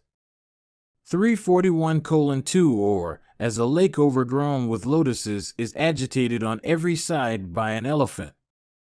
342:116 lines, occurring after this in the Bombay edition, have been omitted in the Calcutta edition. Mahabharata, Book 7, Section 153. Dhritarashtra said, having said all those words unto my son, Duryodhana, who is ever disobedient to my commands, when that mighty bowman endued with great strength, viz., the preceptor Drona, penetrated in wrath into the Pandava host, and when that hero, stationed on his car, careered over the field, how did the Pandavas check his course? Who protected the right wheel of the preceptor's car in that dreadful battle? Who also protected his left when he fiercely slaughtered the foe? Who were those brave warriors that followed that fighting hero at his back? Who were those, then, that stood in front of that car warrior? When that unvanquished and great bowman, that foremost of all bearers of weapons, dancing along the track of his car, entered the Pandavas' host, I think his foes felt an excessive and unseasonable cold. I think they trembled like kine exposed to wintry blasts. How did that bull among car warriors, who consumed all the troops of the Panchalas like a raging conflagration, meet with his death? Sanjaya said, having slain the ruler of the Sindhus in the evening, Partha, after his meeting with Yudhishthira and the great bowman, viz., Satyaki, both proceeded towards Drona. Then Yudhishthira and Bhimasena, the son of Pandu, each with a separate division of the army, quickly proceeded against Drona. Similarly, the intelligent Nakula and the invincible Sadeva and Drishtadyumna with his own division, and Virata and the ruler of the Sulwas with a large force, proceeded against Drona in battle. Similarly, King Drupada, the father of Drishtadyumna, protected by the Panchalas, proceeded, O king, against Drona. And the sons of Draupadi and the Rakshasa Gatotkacha, accompanied by their forces, proceeded against Drona of great splendor. The Prapadraka Panchalas, also 6,000 strong, and all effectual smiters, proceeded against Drona, placing Sikandin at their head. Other foremost of men and mighty car warriors among the Pandavas, uniting together, O bull among men, proceeded against Drona. When those heroic warriors, O bull among the Bharatas, proceeded to battle, the night became pitch dark, enhancing the terrors of the timid. And during that hour of darkness, O king, many were the warriors that laid down their lives. And that night also proved the death of many elephants and steeds and foot soldiers. On that night of pitch darkness, yelling jackals everywhere inspired great fear with their blazing mouths. Fierce owls, perching on the standards of Kauravas and hooting therefrom, foreboded fears. Then, O king, a fierce uproar arose among the troops. Mingling with the loud beat of drums and cymbals, grunts of elephants, neighings of steeds, and stampings of horse hoofs, that uproar spread everywhere. Then, in that hour of evening, fierce was the battle that took place between Drona, O king, and all of the Srinjayas. The world having been enveloped in darkness, nothing could be noticed. The welkin was covered with the dust raised by the combatants. Blood of man and horse and elephant mingled together. The earthy dust then disappeared. All of us became perfectly cheerless. During that night, like the sounds of a burning forest of bamboos on a mountain, frightful sounds were heard of clashing weapons. With the sounds of mridangas and anakas and valakis and patahas, with the shouts of human beings and the neigh of steeds, a dreadful confusion set in everywhere, O Lord. When the field of battle was enveloped in darkness, friends, O king, could not be distinguished from foes. All were possessed with a madness in that night. The earthen dust that had arisen, O king, was soon allayed with showers of blood.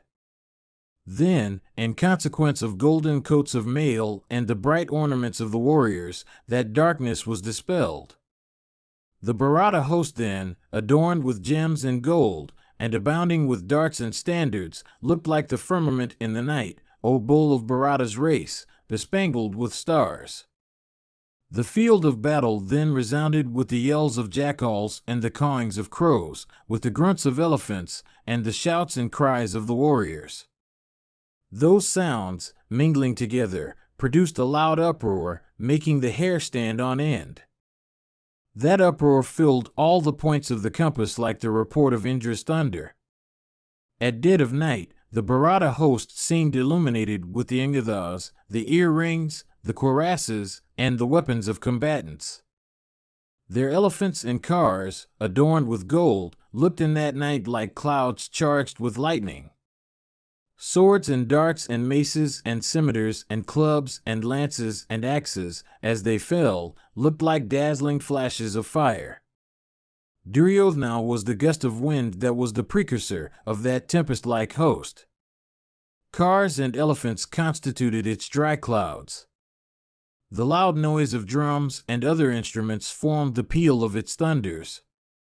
Abounding with standards, bows formed to lightning flashes. Drona and the Pandavas formed its pouring clouds. Scimitars and darts and maces constituted its thunders. Shafts formed its downpour, and weapons, of other kinds, its incessant gusts of wind. And the winds that blew were both exceedingly hot and exceedingly cold. Terrible, stunning, and fierce, it was destructive of life. There was nothing that could afford shelter from it. Combatants, desirous of battle, entered into that frightful host on that dreadful night, resounding with terrible noises, enhancing the fears of the timid and the delight of heroes. And during the progress of that fierce and dreadful battle in the night, the Pandus and the Srinjayas, united together, rushed in wrath against Drona. All these, however, O king, that advanced right against the illustrious Drona, were either obliged to turn back or dispatched to the abode of Yama. Indeed, on that night, Drona alone pierced with his shafts elephants in thousands and cars and tens of thousands and millions of foot soldiers and steeds. Footnotes 343:1 drums of diverse kinds and sizes. 344:1 The Bombay reading is appellavam and not viplatam. Mahabharata, Book 7, Section 154. Dhritarashtra said, when the invincible Drona, of immeasurable energy, unable to bear the slaughter of Jayadratha, wrathfully entered into the midst of the Srinjayas, what did all of you think? When that warrior of immeasurable soul, having said those words unto my disobedient son, Duryodhana, so entered the hostile ranks, what steps did Partha take? When after the fall of the heroic Jayadratha and of Purusharthas, that unvanquished warrior of great energy, that scorcher of foes, viz., the unconquerable Drona, proceeded against the Panchalas, what did Arjuna think? What also did Duryodhana think as the most seasonable step that he could adopt? Who were they that followed that boon-giving hero, that foremost of regenerated ones? Who were those heroes, O Sutta, that stood behind that hero while engaged in battle? Who fought in his van while he was employed in slaughter? I think all the Pandavas, afflicted with the arrows of Bharadvaja's son, were, O Sutta, like lean kine trembling under a wintry sky. Having penetrated into the midst of the Panchalas, how did that great bowman, that scorcher of foes, that tiger among men, meet with his death? When on that night all the troops, united together, and all the great car warriors combined were being separately ground by Drona, who were those intelligent men amongst you that were present there? Thou sayest that my troops were slain or huddled together, or vanquished, and that my car warriors were made carless in those encounters. While those combatants became cheerless and were being ground by the Pandavas, what did they think when they sank in such affliction on that dark night? Thou sayest that the Pandavas were hardy and exceedingly hopeful, and that mine were melancholy and heartless and panic-stricken. How, O Sanjaya, couldst thou mark the distinction on that night between the Kurus and the unretreating Parthas? Sanjaya said, during the progress, O king, of that fierce night battle, the Pandavas along with the Samakas all rushed against Drona. Then Drona, with his swift-going shafts, dispatched all the Kaikyas and the sons of Drishtadyumna into the world of spirits. Indeed, all those mighty car warriors, O king, that advanced right against Drona, all those lords of the earth, were dispatched by him into the region of the dead. Then King Sivi, of great prowess, filled with rage, proceeded against that mighty car warrior, viz. the heroic son of Bharadvaja, while the latter was thus employed in grinding the hostile combatants. Beholding that great car warrior of the Pandavas advancing, Drona pierced him with 10 shafts made entirely of iron. Sivi, however, pierced Drona in return with 30 shafts, winged with kanka feathers. And smiling the while, he also, with a broad-headed shaft, felled the driver of Drona's car. Drona then, slaying the steeds of the illustrious Sivi as also the driver of his car, cut off from his trunk Sivi's head with headgear on it. Then Duryodhana quickly sent unto Drona a driver for his car. The reins of his steeds having been taken up by the new man, Drona once more rushed against his foes. The sword of the ruler of the Kalingas, supported by the Kalinga troops, rushed against Bhimasena, filled with rage at the slaughter of his sire by the latter. Having pierced Bhima with 5 shafts, he once more pierced him with 7. And he struck Visoka, the driver of Bhima's car, with 3 shafts and the latter's standard with 1. The Vrkodara, filled with rage, leaping from his own car to that of his foe, slew with only his fists that angry hero of the Kalingas. The bones of that prince thus slain in battle by the mighty son of Pandu with only his fists, fell down on the earth separated from one another. Karna and the brother of the slain prince, and others, could not brook that act of Bhima. All of them began to strike Bhimasena with keen shafts resembling snakes of virulent poison. Abandoning then that car of the foe, upon which he stood, Bhima proceeded to the car of Dhruva, and crushed, by a blow of his fist, that prince who had been striking him incessantly. Thus struck by the mighty son of Pandu, Dhruva fell down. Having slain him, O king, Bhimasena of great strength, proceeding to the car of Jayarata, began to roar repeatedly like a lion. Dragging Jayarata then with his left arm, while, employed in roaring, he slew that warrior with a slap of his palm in the very sight of Karna. Then Karna hurled at the son of Pandu a dart decked with gold. The Pandava, however, smiling the while, seized with his hand that dart. And the invincible Vrikottara in that battle hurled that very dart back at Karna. Then Sakuni, with a shaft that had drunk oil, cut off that dart as it coursed towards Karna. Having achieved these mighty feats in battle, Bhima, of wonderful prowess, came back to his own car and rushed against thy troops. And while Bhima was thus advancing, slaughtering thy troops, like the destroyer himself in rage, thy sons, O monarch, attempted to resist that mighty armed hero. Indeed, those mighty car warriors covered him with a dense shower of arrows. Then Bhima, smiling the while, dispatched in that battle, with his shafts, the driver and the steeds of Dharmata unto the abode of Yama. Dharmata, at this, quickly mounted upon the car of Dushkarna. Then those scorchers of foes, viz., the two brothers, riding o' the same car, both rushed against Bhima in the front rank of battle, like the regent of the waters and Surya rushing against Tarka, that foremost of Daityas. Then thy sons, Dharmata and Dushkarna, mounting on the same car, pierced Bhima with shafts.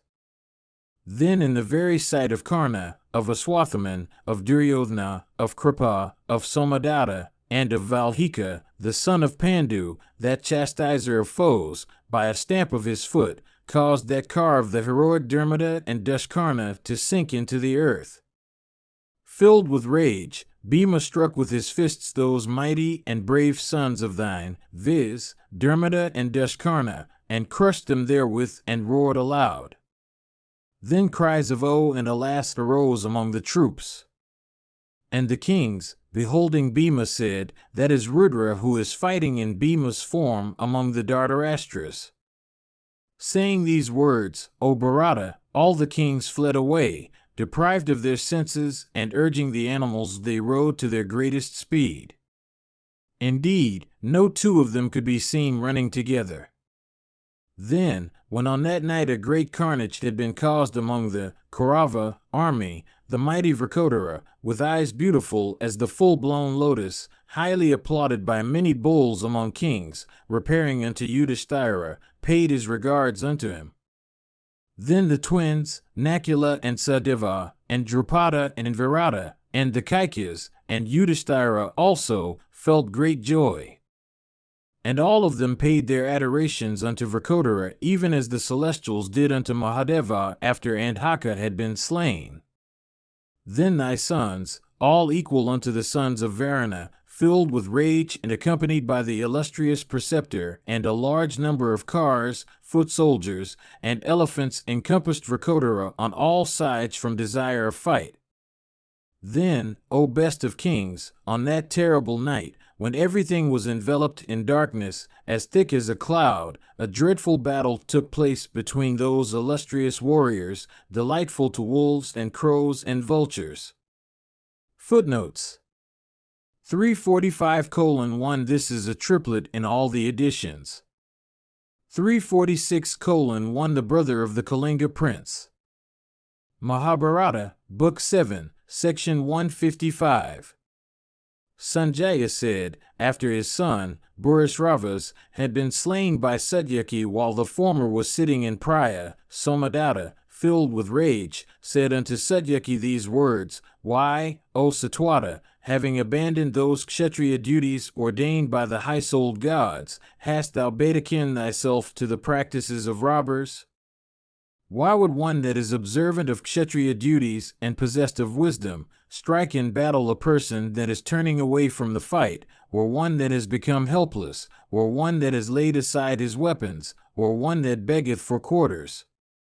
Two persons, indeed, among the Vrishnis are reputed to be the foremost of great car warriors, viz., Pradyumna of mighty energy, and thou also, O Satyaki. Why then didst thou behave so cruelly and sinfully towards one that had sat on Priya and that had his arms cut off by Partha? Take now in battle the consequence of that act of thine, O thou of wicked behavior. I shall today, O wretch, putting forth my prowess, cut off thy head with a winged arrow. I swear, O Satwata, by my two sons, by what is dear to me, and by all my meritorious acts, that, if before this night passes away, I do not slay thee, that art so proud of thy heroism, with thy sons and younger brothers, provided Jishnu, the son of Pritha, does not protect thee, then let me sink into terrible hell, O wretch of Vrishni's race. Having said these words, the mighty Somadatta, filled with rage, blew his conch loudly and uttered a leonine roar. Then Satyaki, of eyes like lotus petals and teeth like those of a lion, possessed of great strength, and filled with rage, said these words unto Somadatta, O thou of Kuru's race, whether battling with thee or with others, I do not in my heart ever experience the slightest fear. If, protected by all the troops, thou fightest with me, I would not, even then experience on thy account, any pain, O thou of Kuru's race. I am ever observant of kshatriya practices. Thou canst not, therefore, frighten me with only words smacking of battle or with speeches that insult the good. If, O king, thou wishest to fight with me today, be cruel and strike me with keen shafts, and I will also strike thee. Thy son, the mighty car warrior Kauravas, O king, had been slain. Sala also, and Vrishasena, have been crushed by me. Thee also today I shall slay, with thy soils and kinsmen. Stay with resolution in battle, for thou, O Katarava, art endued with great strength. Thou art already slain in consequence of the energy of that drum-bannered King Yudhishthira, in whom are always charity, and self-restraint, and purity of heart, compassion, and modesty, and intelligence, and forgiveness, and all else that is indestructible. Thou shalt meet with destruction along with Karna and Suvala's son. I swear by Krishna's feet and by all my good acts that, filled with rage, I shall, with my shafts, slay thee with thy sons in battle. If thou fliest away from battle, then mayst thou have safety. Having thus addressed each other, with eyes red in wrath, those foremost of men began to shoot their shafts at each other. Then, with 1,000 cars and 10,000 horses, Duryodhana took his station, encompassing Somadatta, Sakuni also, filled with rage, and armed with every weapon and surrounded by his sons and grandsons, as also by his brothers, that were equal to Indra himself in prowess, did the same. Thy brother-in-law, O king, young in years and of body hard as the thunderbolt and possessed of wisdom, had 100,000 horses of the foremost valor with him. With these he encompassed the mighty bowman Somadatta. Protected by those mighty warriors, Somadatta covered Satyaki with clouds of shafts.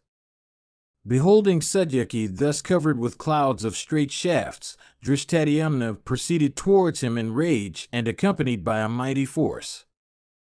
Then, O king, the sound that arose there of those two large hosts striking each other resembled that of many oceans lashed into fury by frightful hurricanes.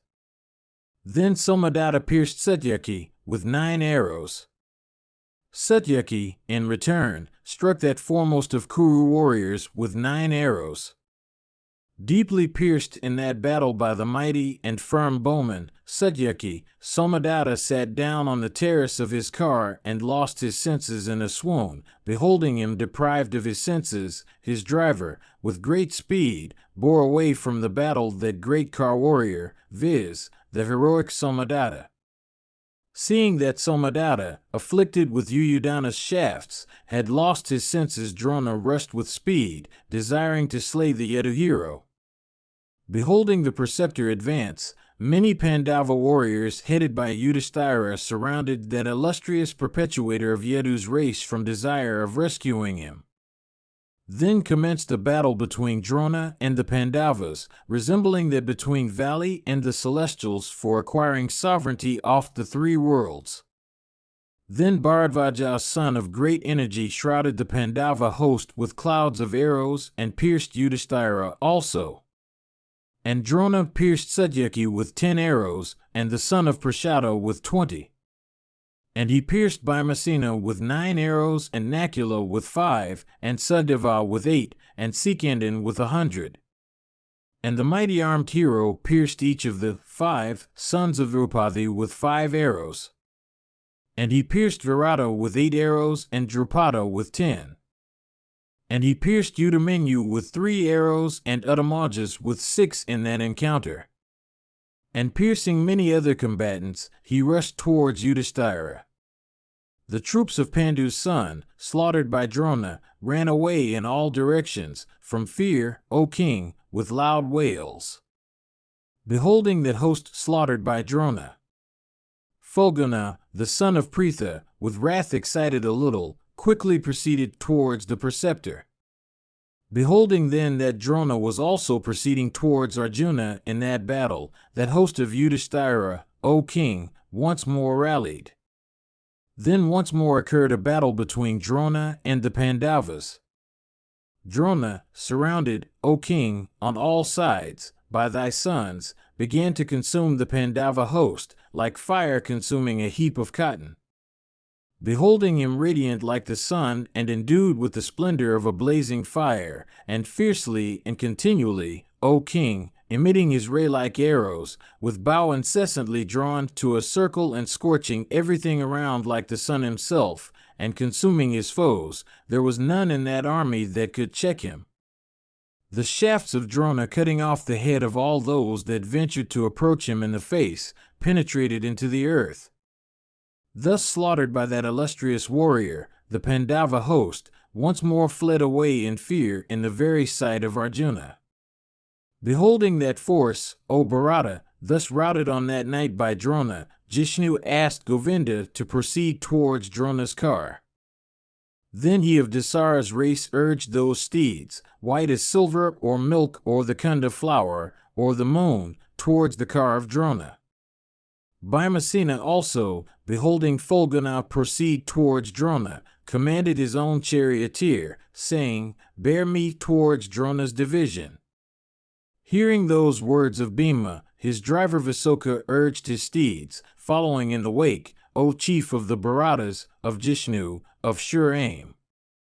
Beholding the two brothers resolutely proceeding towards Drona's division, the mighty car warriors among the Panchalas, the Srinjayas, the Matsyas, the Chaityas, the Kurushas, the Kosalas, and the Kaikyas, O king, all followed them. Then, O monarch, took place a terrible battle that made the hair stand on end. With 2 mighty thrones of cars, Vibhatsu and Vrkodara attacked thy host, the former on the right and the latter in the front. Seeing those tigers among men, viz., Bhimasena and Dhananjaya, thus engaged, Drishtadyumna, O monarch, and Satyaki of great strength, rushed behind. Then, O king, an uproar arose there in consequence of the two hosts striking each other, that resembled the noise made by many seas lashed into fury by a tempest. Beholding Satyaki in battle, Aswathaman, filled with rage at the slaughter of Somadatta's son, rushed furiously against that Satwata hero at the van of battle. Seeing him rush in that battle against the car of Seni's grandson, Bhimasena's son, the gigantic Rakshasa, Gatotkacha, endued with great strength, rushed at him, riding on a huge and terrible car made of black iron covered with bear skins. Both the height and the width of that large car measured 30 nalwas. Equipped with machines set in proper places its rattle resembled that of a mighty mass of clouds. No steeds or elephants were yoked unto it, but, instead, beings that looked like elephants. On its tall standard perched a prince of vultures with outstretched wings and feet, with eyes wide expanded and shrieking awfully. And it was equipped with red flags and decked with the entrails of various animals. And that huge vehicle was furnished with 8 wheels. Riding on it, Gatotkacha was surrounded by a full akshahini of fierce-looking Rakshasas armed with lances and heavy clubs and rocks and trees. Seeing him advance with uplifted bow, resembling the mace-armed destroyer himself in the hour of universal dissolution, the hostile kings were struck with fear. At sight of that prince of Rakshasas, viz.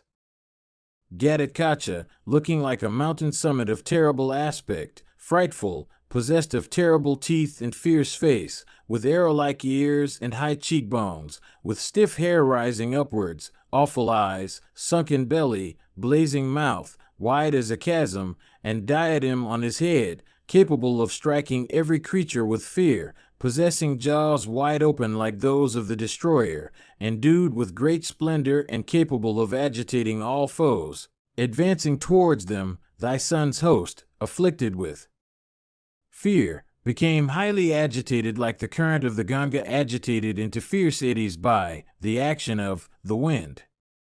Terrified by the leonine roar uttered by Gatotkacha, elephants began to eject urine and the kings began to tremble. Then, thrown by the Rakshasas who had become more powerful in consequence of the night, there began to fall on the field of battle a thick shower of stones. And a ceaseless shower of iron wheels and boondies and darts and lances and spears and satagmis and axes also fell there. Beholding that fierce and awful battle, the kings, thy sons, and Karna, also exceedingly pained, fled away. Only the proud son of Drona, ever boastful of his might in arms, stood fearlessly. And he soon dispelled that illusion that had been created by Gatotkacha. Upon the destruction of his illusion, Gatotkacha in rage sped fierce shafts, a Swathaman. These pierced the son of Drona, like angry snakes speedily piercing through an anthill. Those arrows, having pierced through the body of a Swathaman, dyed with blood and quickly entered the earth like snakes into an anthill. The light-handed Swathaman, however, of great prowess, filled with wrath, pierced Gatotkacha with 10 arrows. Gatotkacha, deeply pierced in his vital parts by Drona's son, and feeling great pain, took up a will having 1,000 spokes. Its edge was sharp as a razor, and it was resplendent as the rising sun. And it was decked with diverse gems and diamonds. Desirous of slaying him, the son of Bhimasena hurled that will at a Swathaman. And as that will coursed swiftly towards Drona's son, the latter cut it into fragments by means of his shafts. Baffled, it fell down on the earth, like the hope cherished by an unfortunate man. Beholding his will baffled, Gatotkacha quickly covered the son of Drona with his shafts, like Rahu swallowing the sun. Meanwhile, Gatotkacha's son, endued with great splendor and looking like a mass of antimony, checked the advancing son of Drona like the king of mountain, Meru, checking the course of the wind. Afflicted with showers of shafts by Bhimasena's grandson, viz., the brave Anjanaparvan, a Swathaman looked like the mountain Meru bearing a torrent of rain from a mighty cloud. Then a Swathaman, equal unto Rudra or Upindra in prowess, became filled with rage. With one shaft he cut off the standard of Anjanaparvan. With 2 others, his 2 drivers, and with 3 others, his Trivenyaka. And he cut off the Rakshas's bow with 1 arrow, and his 4 steeds with 4 other arrows, made carless. Anjanaparvan took up a scimitar. With another keen shaft, a Swathaman cut off in two fragments that scimitar, decked with golden stars, in the Rakshasa's hand. The grandson of Hidimva then, O king, whirling a gold-adorned mace, quickly hurled it at a Swathaman. Drona's son, however, striking it with his shafts, caused it to fall down on the earth. Soaring up then into the sky, Anjanaparvan began to roar like a cloud. And from the welkin he showered trees upon his foe. Like the sun piercing a mass of clouds with his rays, a Swathaman then began to pierce with his shafts the son of Gatotkacha, that receptacle of illusions, in the welkin.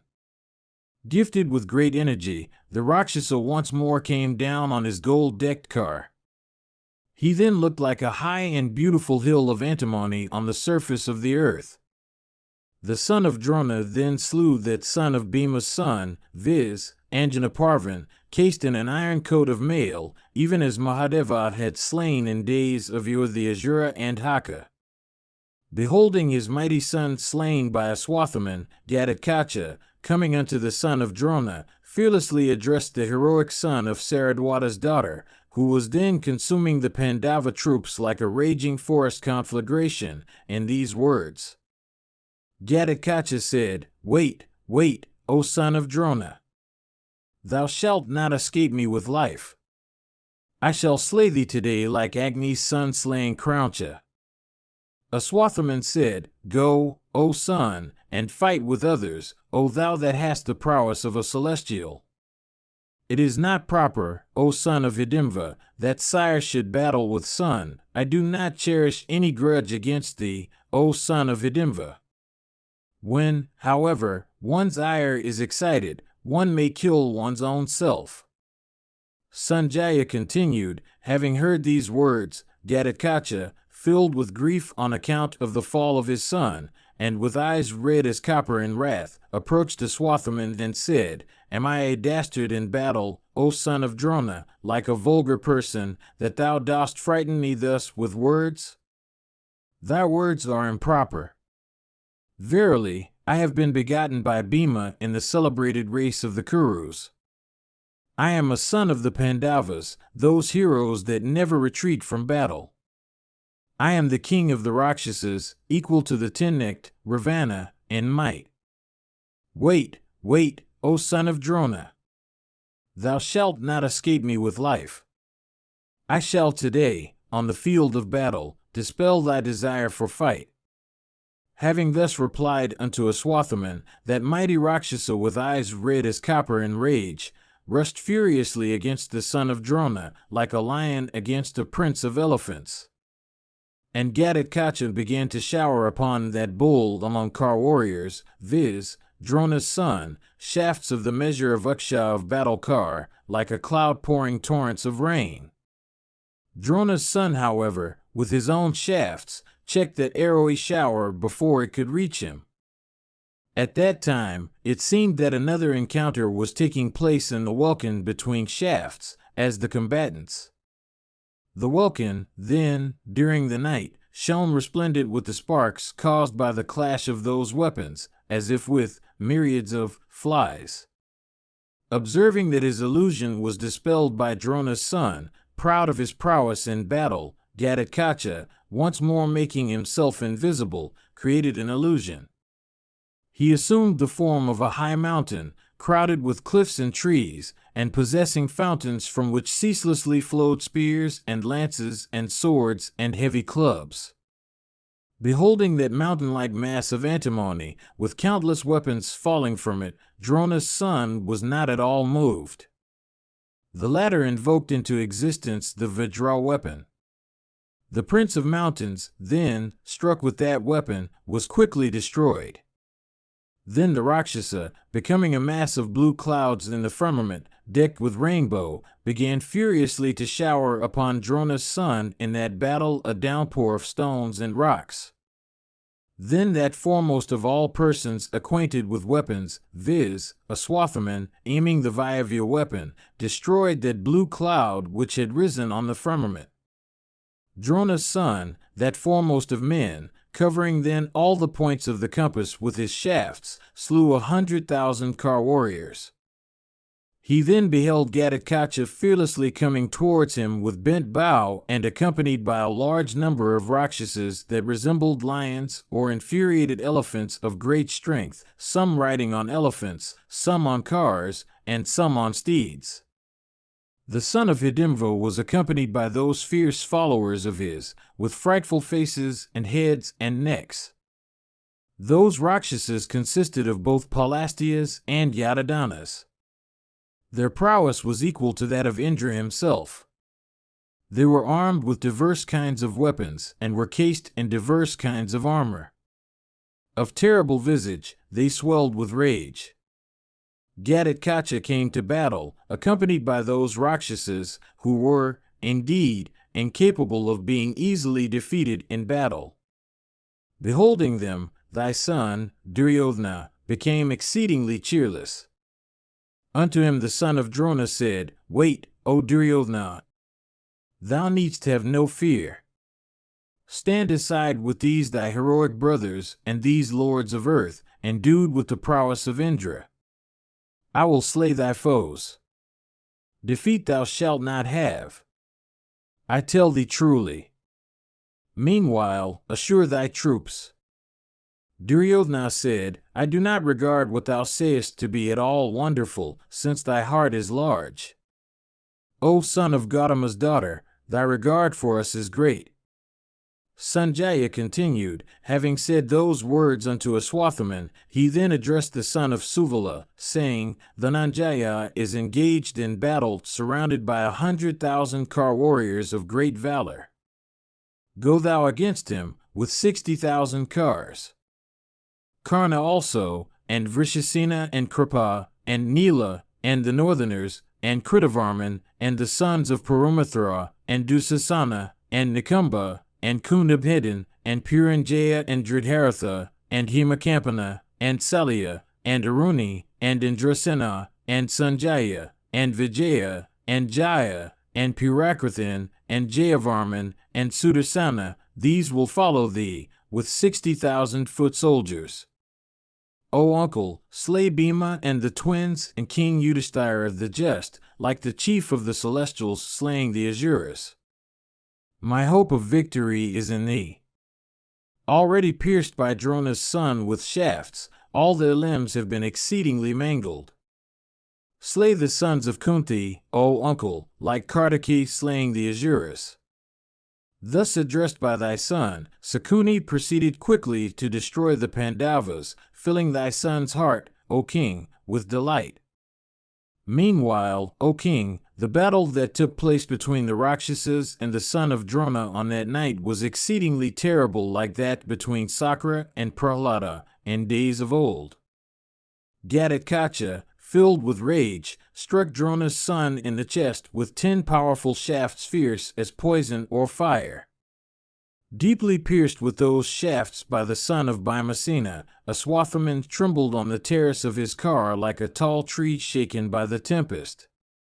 Once more Gatotkacha, with a broad-headed shaft, quickly cut off the bright bow that was in the hands of Drona's son.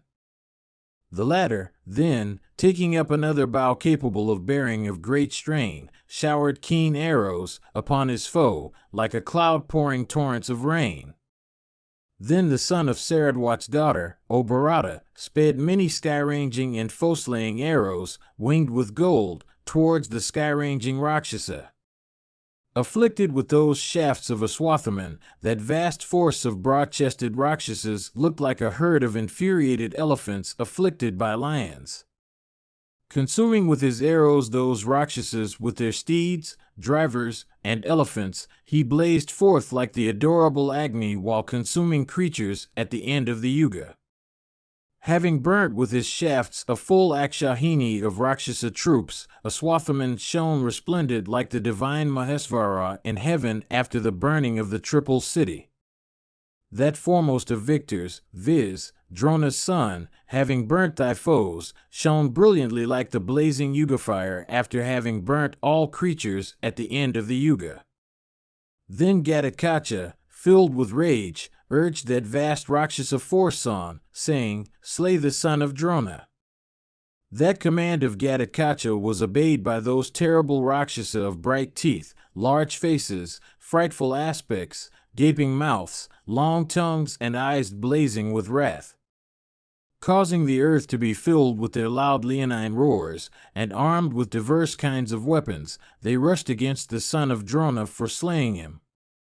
Endued with fierce prowess, those Rakshasas, with eyes red in wrath, fearlessly hurled at Aswathaman's head hundreds and thousands of darts, and satagnis, and spiked maces, and asanis and long lances, and axes, and scimitars, and maces, and short arrows and heavy clubs, and battle-axes, and spears, and swords, and lances, and polished campanas and kunapas, and hulas, and rockets, and stones, and vessels of hot treacle, and thunas made of black iron, and mallets, all of terrible forms, and capable of destroying foes.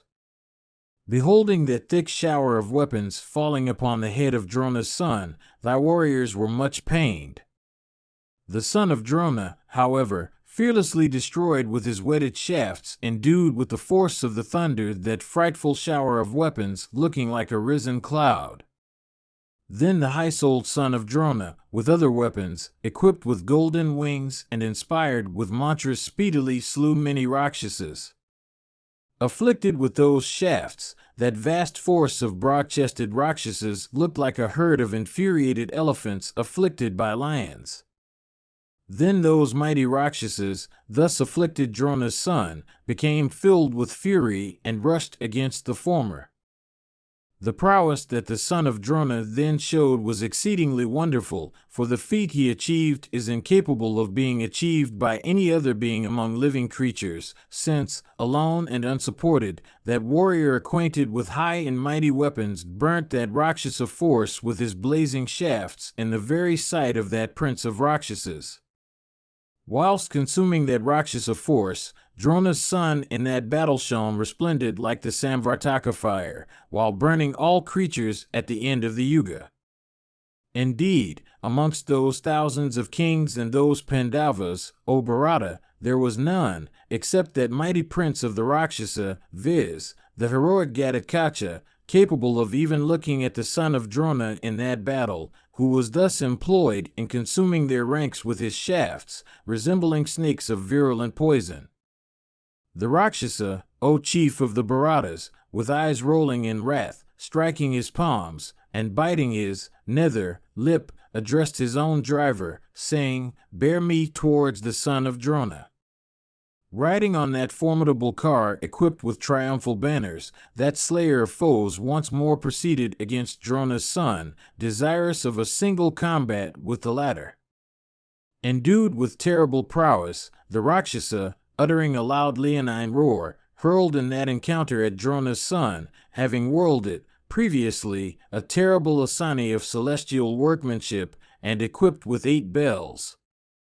Drona's son, however, jumping down from his car, having left his bow thereon, seized it and hurled it back at Gatotkacha himself. Gatotkacha, meanwhile, had quickly alighted from his car. That formidable asani, of dazzling effulgence, having reduced to ashes the Rakshas's vehicle with steeds and drivers and standard, entered the earth, having pierced her through. Beholding that feat of Drona's son, viz., his having jumped down and seized that terrible asani of celestial workmanship, all creatures applauded it. Proceeding then, O king, to Drishtadhyumna's car, Bhimasena's son, taking up a terrible bow that resembled the large bow of Indra himself, once more shot many keen shafts at the illustrious son of Drona. Drishtadhyumna also fearlessly shot at Aswathaman's chest many foremost of shafts, equipped with wings of gold and resembling snakes of virulent poison. Then Drona's son shot arrows and long shafts by thousands.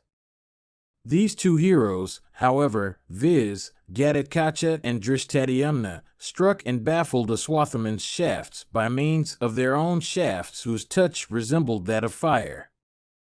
The battle then that took place between those two lions among men, Gatotkacha on the one side, and the son of Drona on the other, became fierce in the extreme and gladdened all the combatants, O bull of Bharata's race.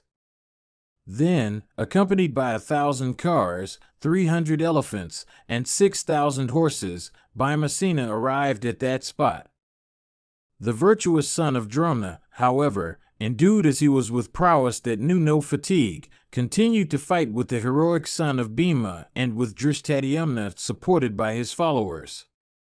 The prowess then that Drona's son displayed on that occasion was exceedingly wonderful, inasmuch as, O Bharata, none else amongst all creatures is capable of accomplishing such feats.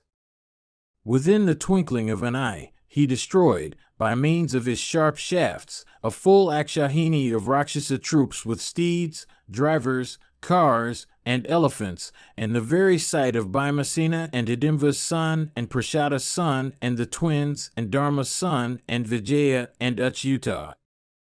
Deeply struck with the straight-going shafts of a Swathaman, elephants fell down on elephants on the earth like crestless mountains. Strewn all around with the lopped-off trunks of elephants that moved still in convulsions, the earth looked as if overspread with moving snakes. And the earth looked resplendent with golden staves and royal umbrellas, like the firmament at the end of the Yuga, bespangled with planets and stars and many moons and suns. And Drona's son caused a bloody river of impetuous current to flow there.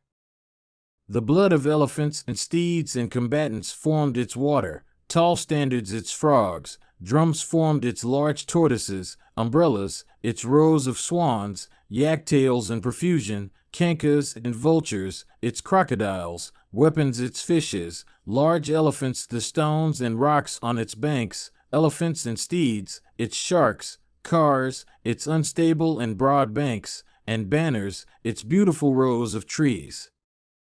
Having shafts for its smaller fishes, that frightful river had lances and darts and swords for snakes, marrow and flesh for its mire, and trunkless bodies floating on it for its rafts. And it was choked with the hair of men and animals for its moss. And it inspired the timid with cheerlessness and fear. And bloody waves were seen on its surface. Rendered frightful by means of the foot soldiers with which it teemed, Yama's abode was the ocean towards which it flowed. Having slain the Rakshasas, Drona's son then began to afflict the son of Hidimva with arrows. Filled once more with rage, the puissant son of Drona having pierced those mighty car warriors, viz., the Parthas including Vrkodara and the sons of Prashada, slew Suratha, one of the sons of Drupada. Then he slew in that battle Suratha's younger brother named Satranjaya. And then he slew Valanika and Jayanika and Jaya. And once more, with a keen shaft, Drona's son uttering a leonine roar, slew Prishtra, and then proud Chandrasena. And then he slew with 10 arrows the 10 sons of Kuntabhoja. Then, O king, Drona's son dispatched Tritaeus to the abode of Yama. With 3 other keen shafts, equipped with beautiful wings and red eyes, he dispatched the mighty Satranjaya to the region of Sakra.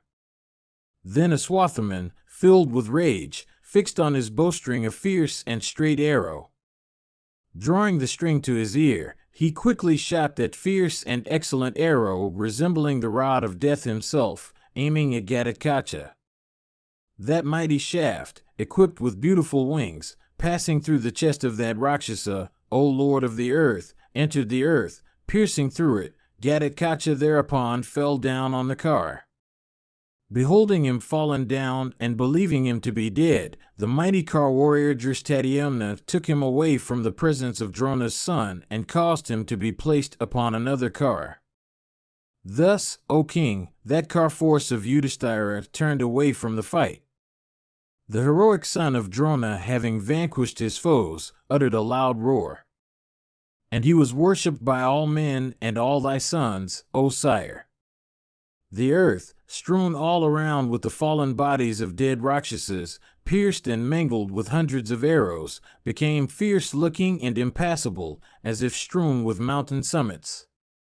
The Siddhas and Gandharvas and Pisachas, and Nagas, and birds, and pitris and ravens and large numbers of cannibals and ghosts, and apsaras and celestials, all combined in highly applauding the son of Drona.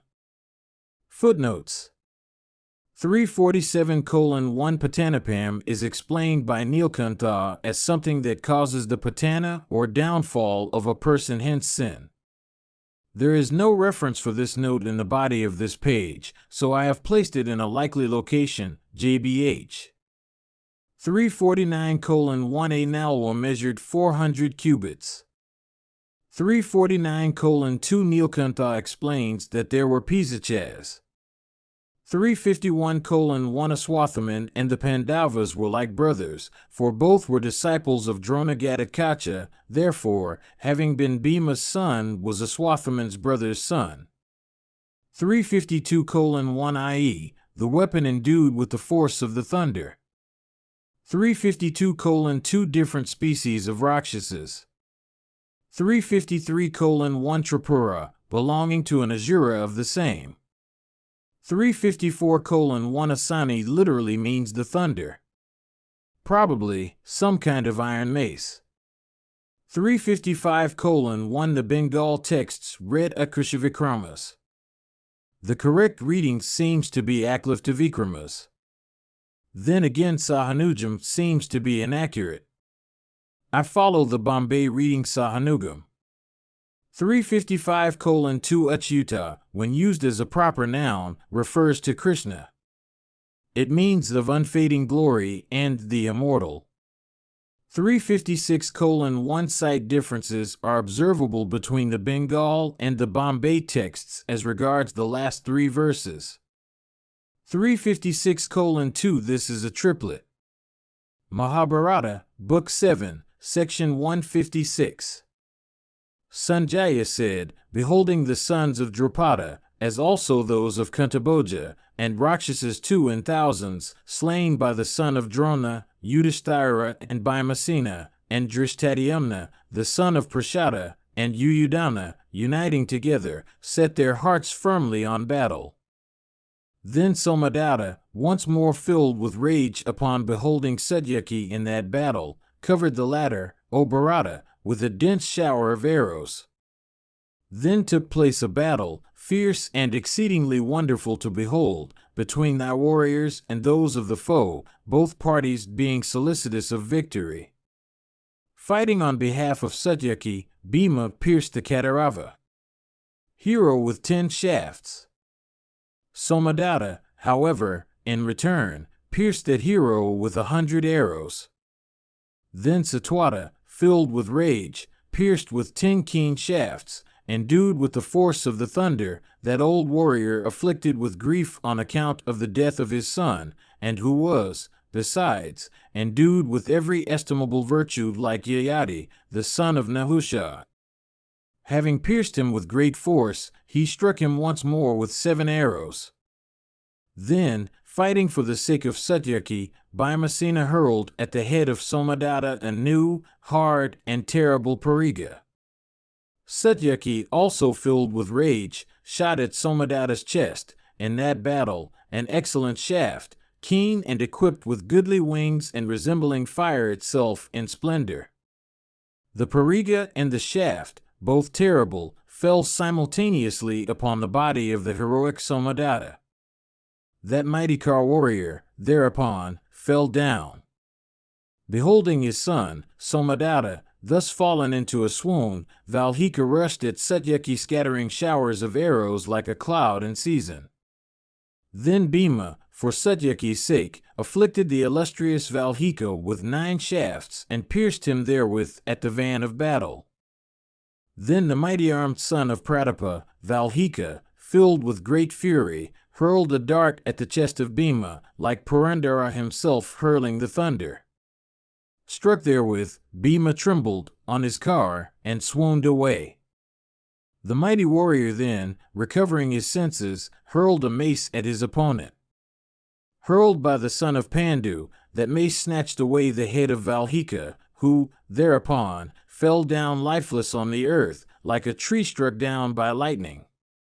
Upon the slaughter of that bull among men, viz., the heroic Valmika, 10 of thy sons, each of whom was equal unto Rama, the son of Dasaratha, in prowess, began to afflict Bhima. They were Nagadatta, and Dridharatha, and Viravahu, and Iobhuja, and Drita, and Suhasta, and Viragas, and Pramtha, and Ugrayan. Beholding them, Bhimasena became filled with rage. He then took up a number of arrows, each capable of bearing a great strain.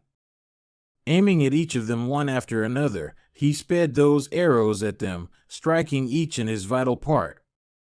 Pierced therewith, they fell down from their cars, deprived of energy and life, like tall trees from mountain cliffs broken by a tempest.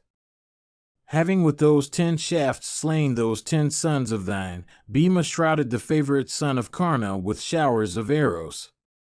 Then the celebrated Vrikaratha, brother of Karna, pierced Bhima with many arrows. The mighty Pandava, however, soon disposed of him effectually. Slaying next, O Bharata, 7 car warriors among thy brother-in-law, with his shafts, the heroic Bhima pressed Satakandra down into the earth. Unable to bear the slaughter of the mighty car warrior Satakandra, Sakuni's brothers, viz., the heroic Gavaksha and Sarabha and Bibu, and Subhaga, and Banadatta, those 5 mighty car warriors, rushing towards Bhimasena, attacked him with their keen shafts. Thus attacked with those shafts, like a mountain with torrents of rain, Bhima slew those 5 mighty kings with 5 shafts of his. Beholding those heroes slain, many great kings began to waver. Then Yudhishthira, filled with wrath, began to destroy thy ranks, in the sight, O sinless one, of the pot-born, Drona, and of thy sons. Indeed, with his shafts, Yudhishthira began to dispatch to the regions of Yama the Amvastas, the Malavas, the brave Trigartas, and the Sivas. And cutting off the Abhishadas, the Surasenas, the Valmikas, and the Vasatas, he caused the earth to be miry with flesh and blood. And he also dispatched within a trice, by means of many shafts, to Yama's domains, the Yaudhyas, the Malavas, and large numbers, O king, of the Madrakas. Then a loud uproar arose in the vicinity of Yudhishthira's car, amid which was heard, slay, seize, capture, pierce, cut into pieces. Beholding him thus slaying and routing thy troops, Drona, urged on by thy son, shrouded Yudhishthira with showers of shafts. Drona, filled with great wrath, struck Yudhishthira with the Vayavya weapon. The son of Pandu, however, baffled that celestial weapon with a similar weapon of his own. Seeing his weapon baffled, the son of Bharadvaja, filled with great wrath and desirous of slaying the son of Pandu, sped at Yudhishthira diverse celestial weapons such as the Varuna, the Yamya, the Agneya, the Tvastra, and the Savitra. The mighty-armed Pandava, however, conversant with morality, fearlessly baffled all those weapons of the pot-born that were hurled or in course of being hurled at him. Then the pot-born, striving to accomplish his vow and desirous also for thy son's good, to slay the son of Dharma, invoked into existence, O Bharata, the Aindra and the Prajapasha weapons. Then that foremost one of Kuru's race, Yudhishthira, of the gait of the elephant or the lion, of broad chest and large and red eyes, and endued with energy scarcely inferior to that of Drona, invoked into existence the Mahendra weapon. With that he baffled the weapon of Drona. Seeing all his weapons baffled, Drona, filled with wrath and desirous of accomplishing the destruction of Yudhishthira, invoked into existence the Brahma weapon. Enveloped as we then were by a thick gloom, we could not observe what passed. All creatures also, O monarch, were filled with great fright. Beholding the Brahma weapon uplifted, Kunti's son, Yudhishthira, O king, baffled it with a Brahma weapon of his own. Then all the foremost warriors applauded those two bulls among men, viz., Drona and Yudhishthira, those great bowmen acquainted with every mode of warfare. Abandoning Yudhishthira, Drona then, with eyes red as copper in rage, began to consume the division of Drupada with the Vayavya weapon. Oppressed by Drona, the Panchalas fled away from fear and the very sight of Bhimasena and of the illustrious Partha. Then the diadem-decked Arjuna and Bhimasena, checking that flight of their troops, suddenly encountered that hostile force with two large throngs of cars. Vibhatsu, attacking the right, and Vrakodara the left, Bharadvaja's son, was encountered with two mighty showers of shafts. Then the Kaikyas, the Srinjayas, and the Panchalas of great energy followed the two brothers, O king, accompanied by the Matsyas and the Satwatas.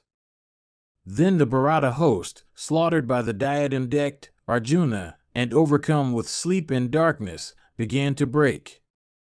Drona and thy son himself endeavored to rally them. The combatants, however, O king, were incapable of being then checked in their flight. Footnotes 357:1 This is a triplet. Mahabharata, Book 7, Section 157. Sanjaya said, beholding that vast host of the Pandavas swelling with rage and regarding it to be incapable of being resisted, thy son Duryodhana, addressing Karna, said these words, O thou that art devoted to friends, that hour hath now come in respect of thy friends, when thy help is most needed.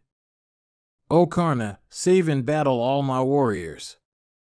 Our combatants are now encompassed on all sides by the Panchalas, the Kaikyas, the Matsyas, and the mighty car warriors of the Pandavas, all filled with rage and resembling hissing snakes. Yonder the Pandavas, solicitous of victory, are roaring in joy. The vast car force of the Panchalas is possessed of the prowess of Sakra himself. Karna replied, if Purandara himself were to come hither for saving Partha, quickly vanquishing even him, I would slay that son or Pandu. I tell thee truly.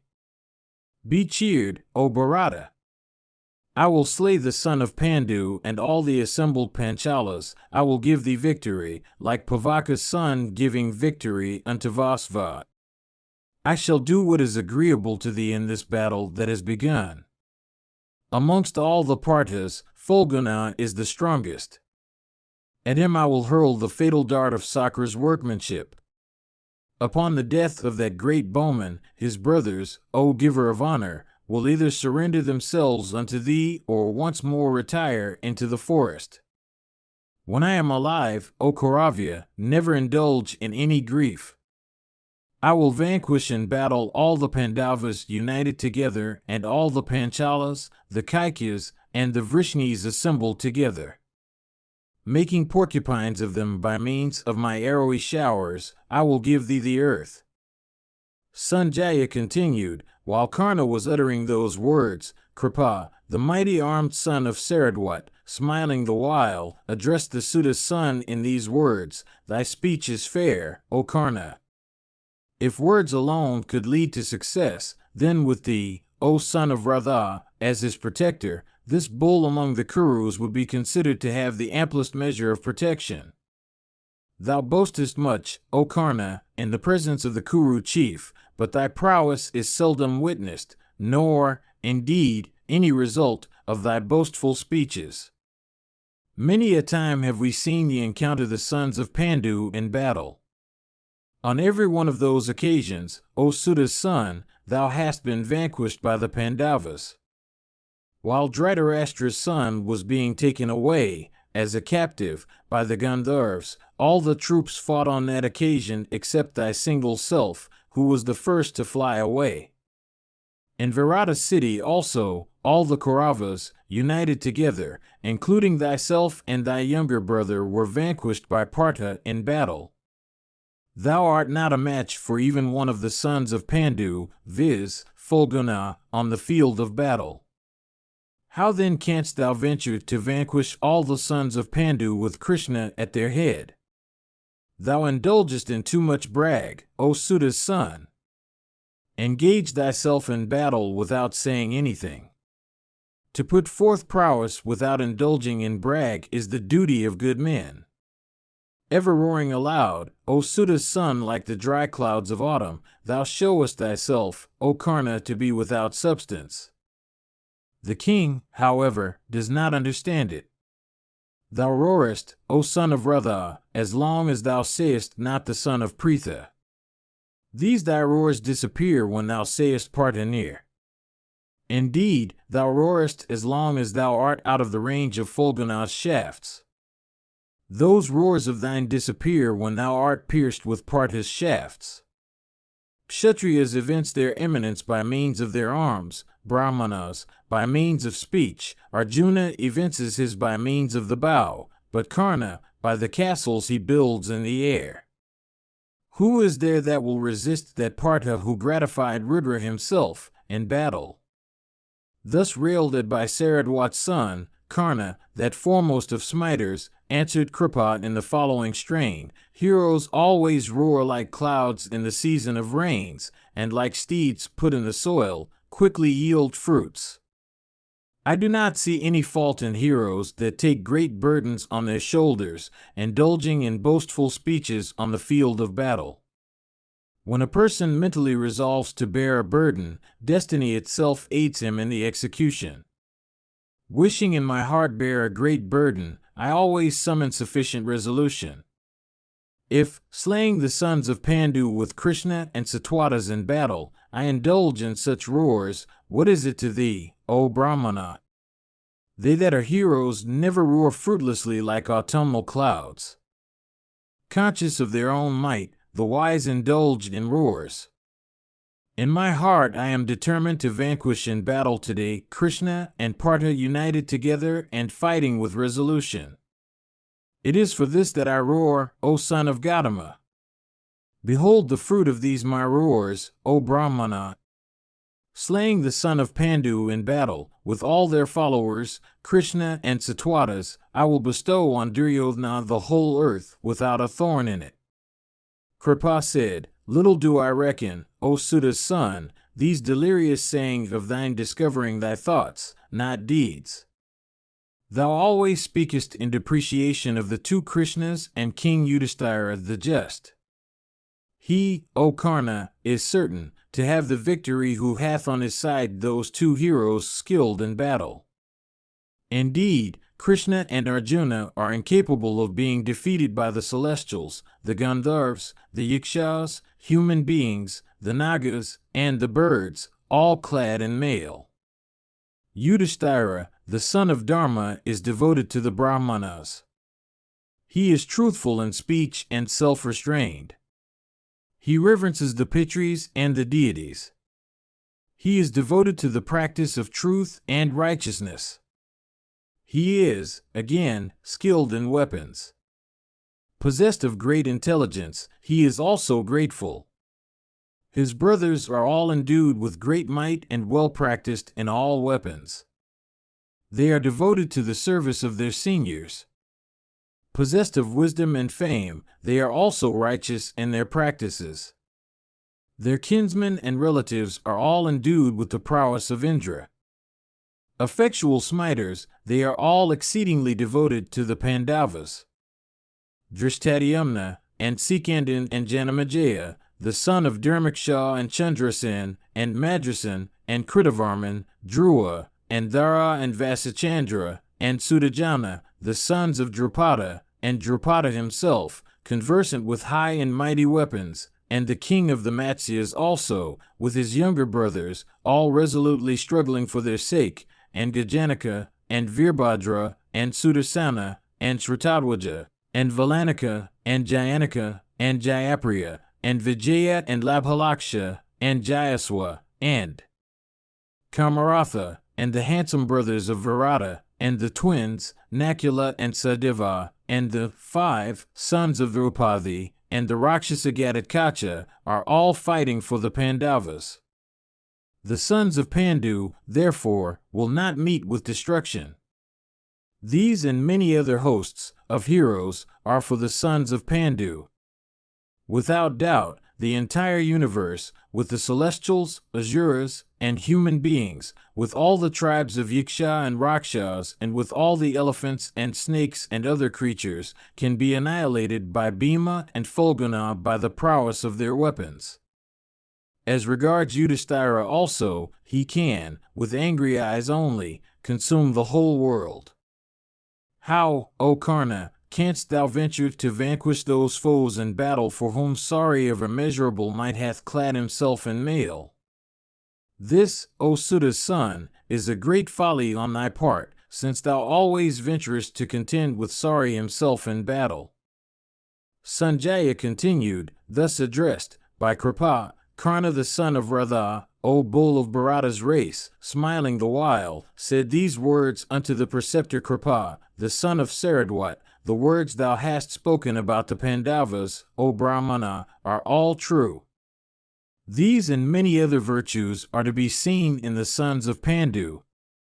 It is true also that the Parthas are incapable of being vanquished by the very gods with Vasva at their head, and the Daityas, the Yikshas, and the Rakshasas.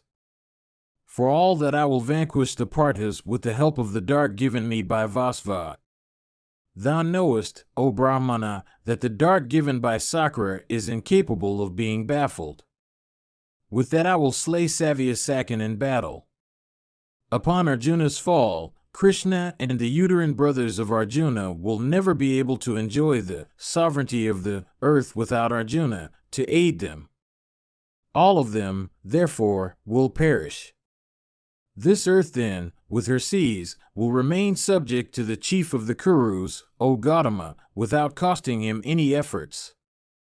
In this world everything, without doubt, becomes attainable by policy. Knowing this, I indulge in these roars, O Gautama. As regards thyself, thou art old, a Brahmana by birth, and unskilled in battle. Thou bearest much love for the Pandavas. It is for this thou insultest me thus. If, O Brahmana, thou tellest me again such words as these, I shall, then, drawing out my scimitar, cut off thy tongue, O wretch. Thou desirest, O Brahmana, to applaud the Pandavas for frightening all the troops and the Kauravas, O thou of wretched understanding. As regards this also, O Gautama, listen to what I say.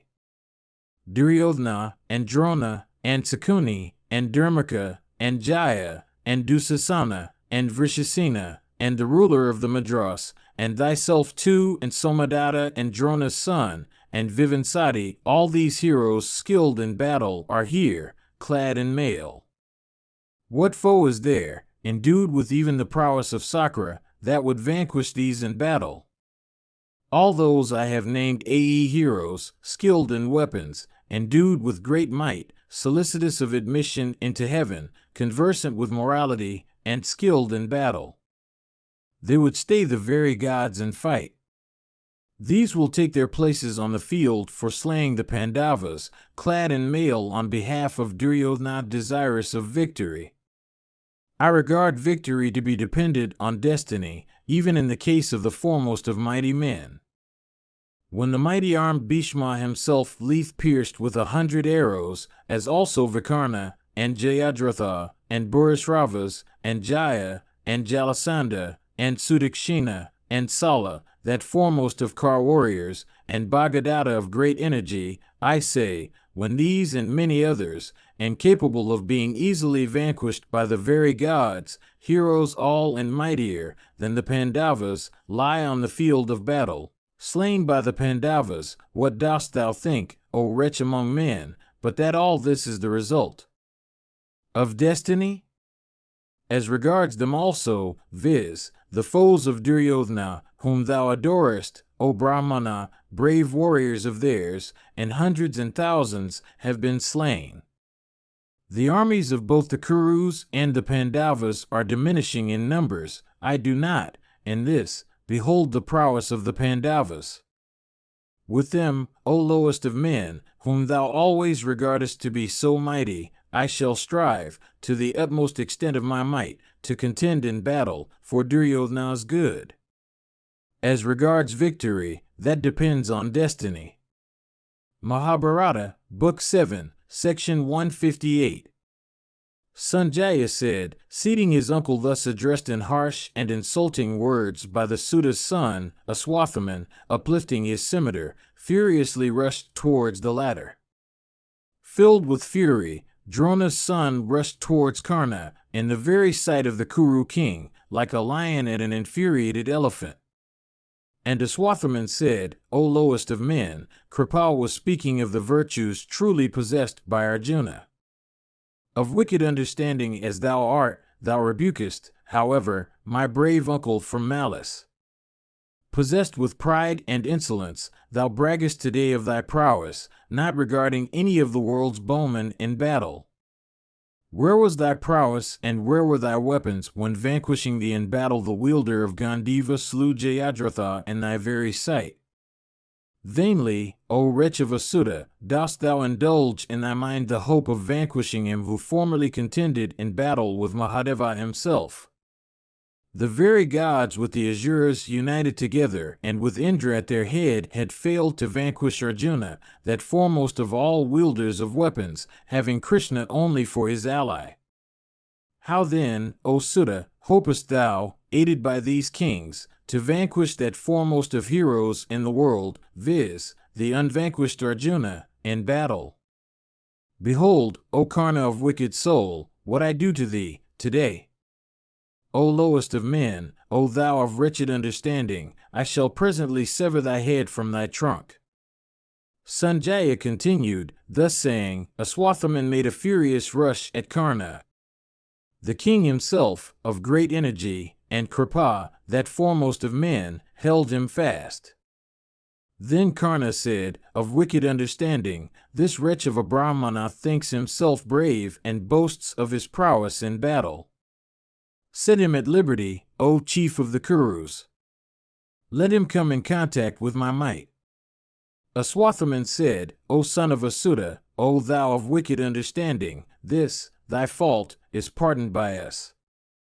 Fulgana, however, will quell this risen pride of thine. Duryodhana said, O Aswathaman, quell thy wrath. It behoveth thee, O giver of honors, to forgive. Thou shouldst not, O sinless one, be angry with the Suta's son. Upon thee and Karna and Kripa and Drona and the ruler of the Madras and Suvala's son resteth a great burthen. Drive away thy wrath, O best of Brahmanas. Yonder, all the Pandava troops are approaching from desire of fight with Radha's son. Indeed, O Brahmana, yonder they come, challenging us all. Sanjaya continued, thus pacified by the king, the high-souled son of Drona, O monarch, whose ire had been excited, suppressed his wrath and forgave Karna.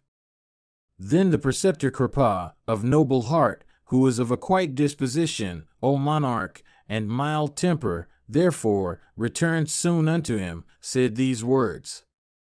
Kripa said, O Suta's son of wicked heart, this, thy fault, is pardoned by us.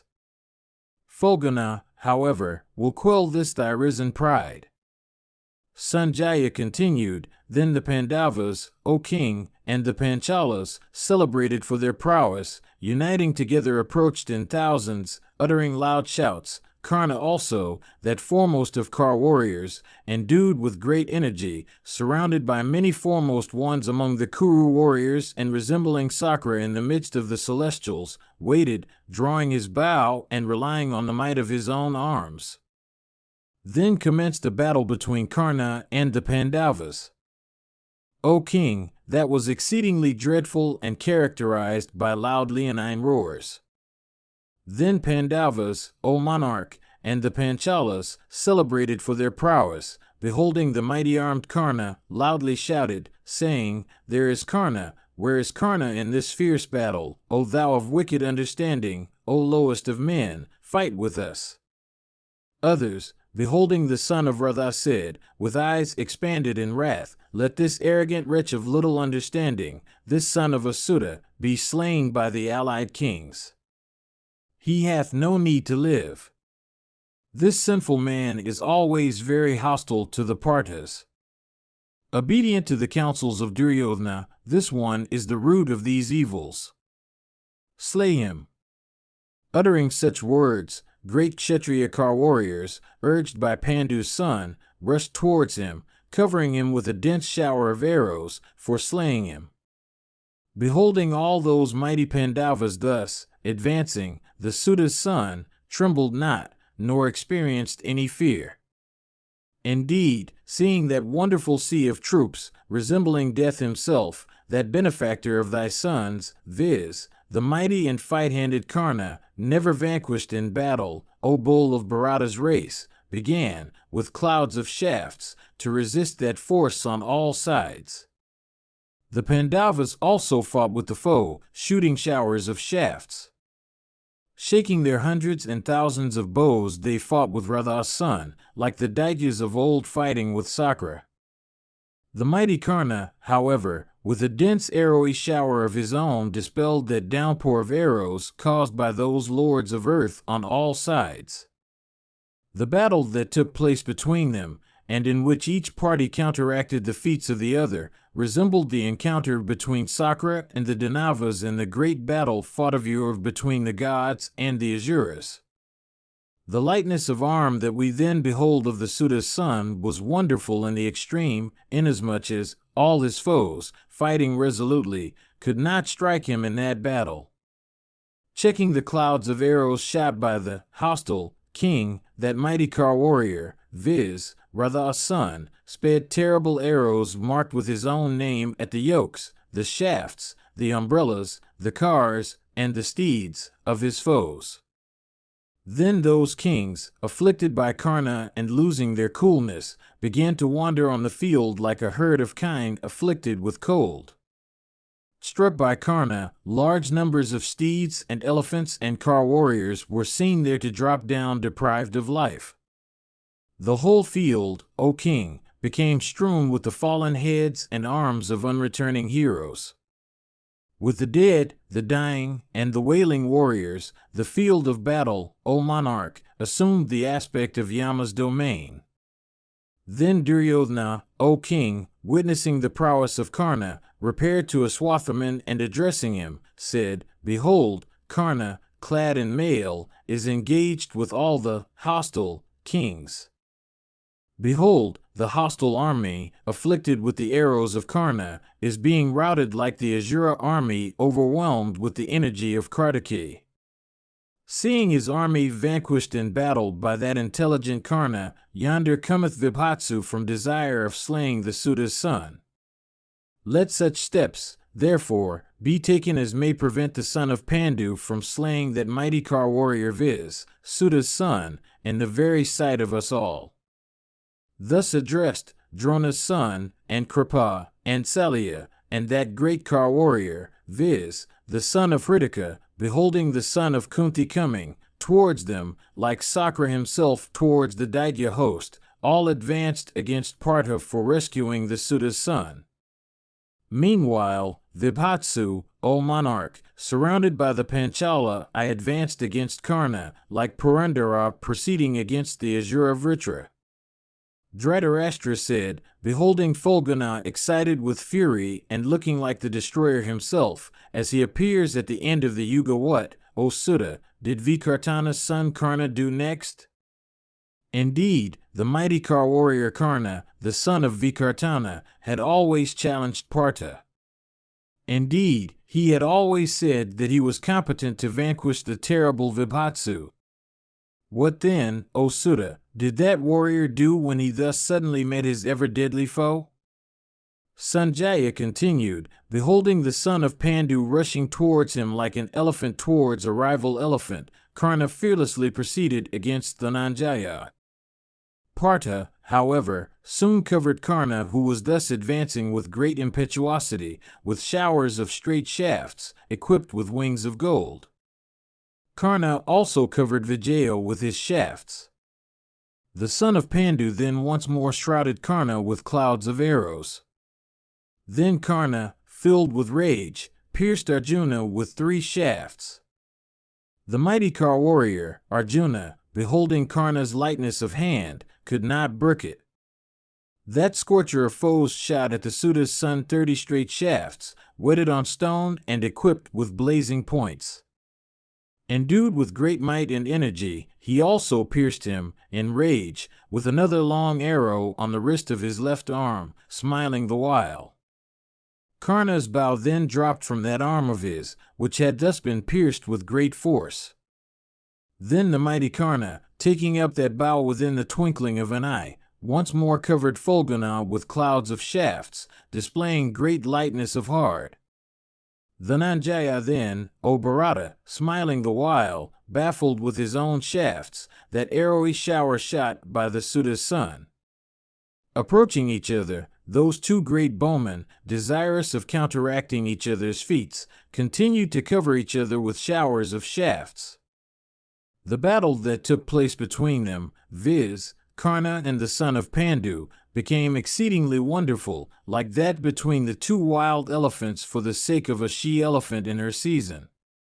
Then the mighty bowman Partha, beholding Karna's prowess, quickly cut of the latter's bow at the handle. And he also dispatched the 4 steeds of the Suta's son to Yama's abode with a number of broad-headed shafts. And that scorcher of foes also cut off from the trunk the head of Karna's driver. Then the son of Pandu and Pritha pierced the bowless, the steedless, and the driverless Karna with 4 shafts.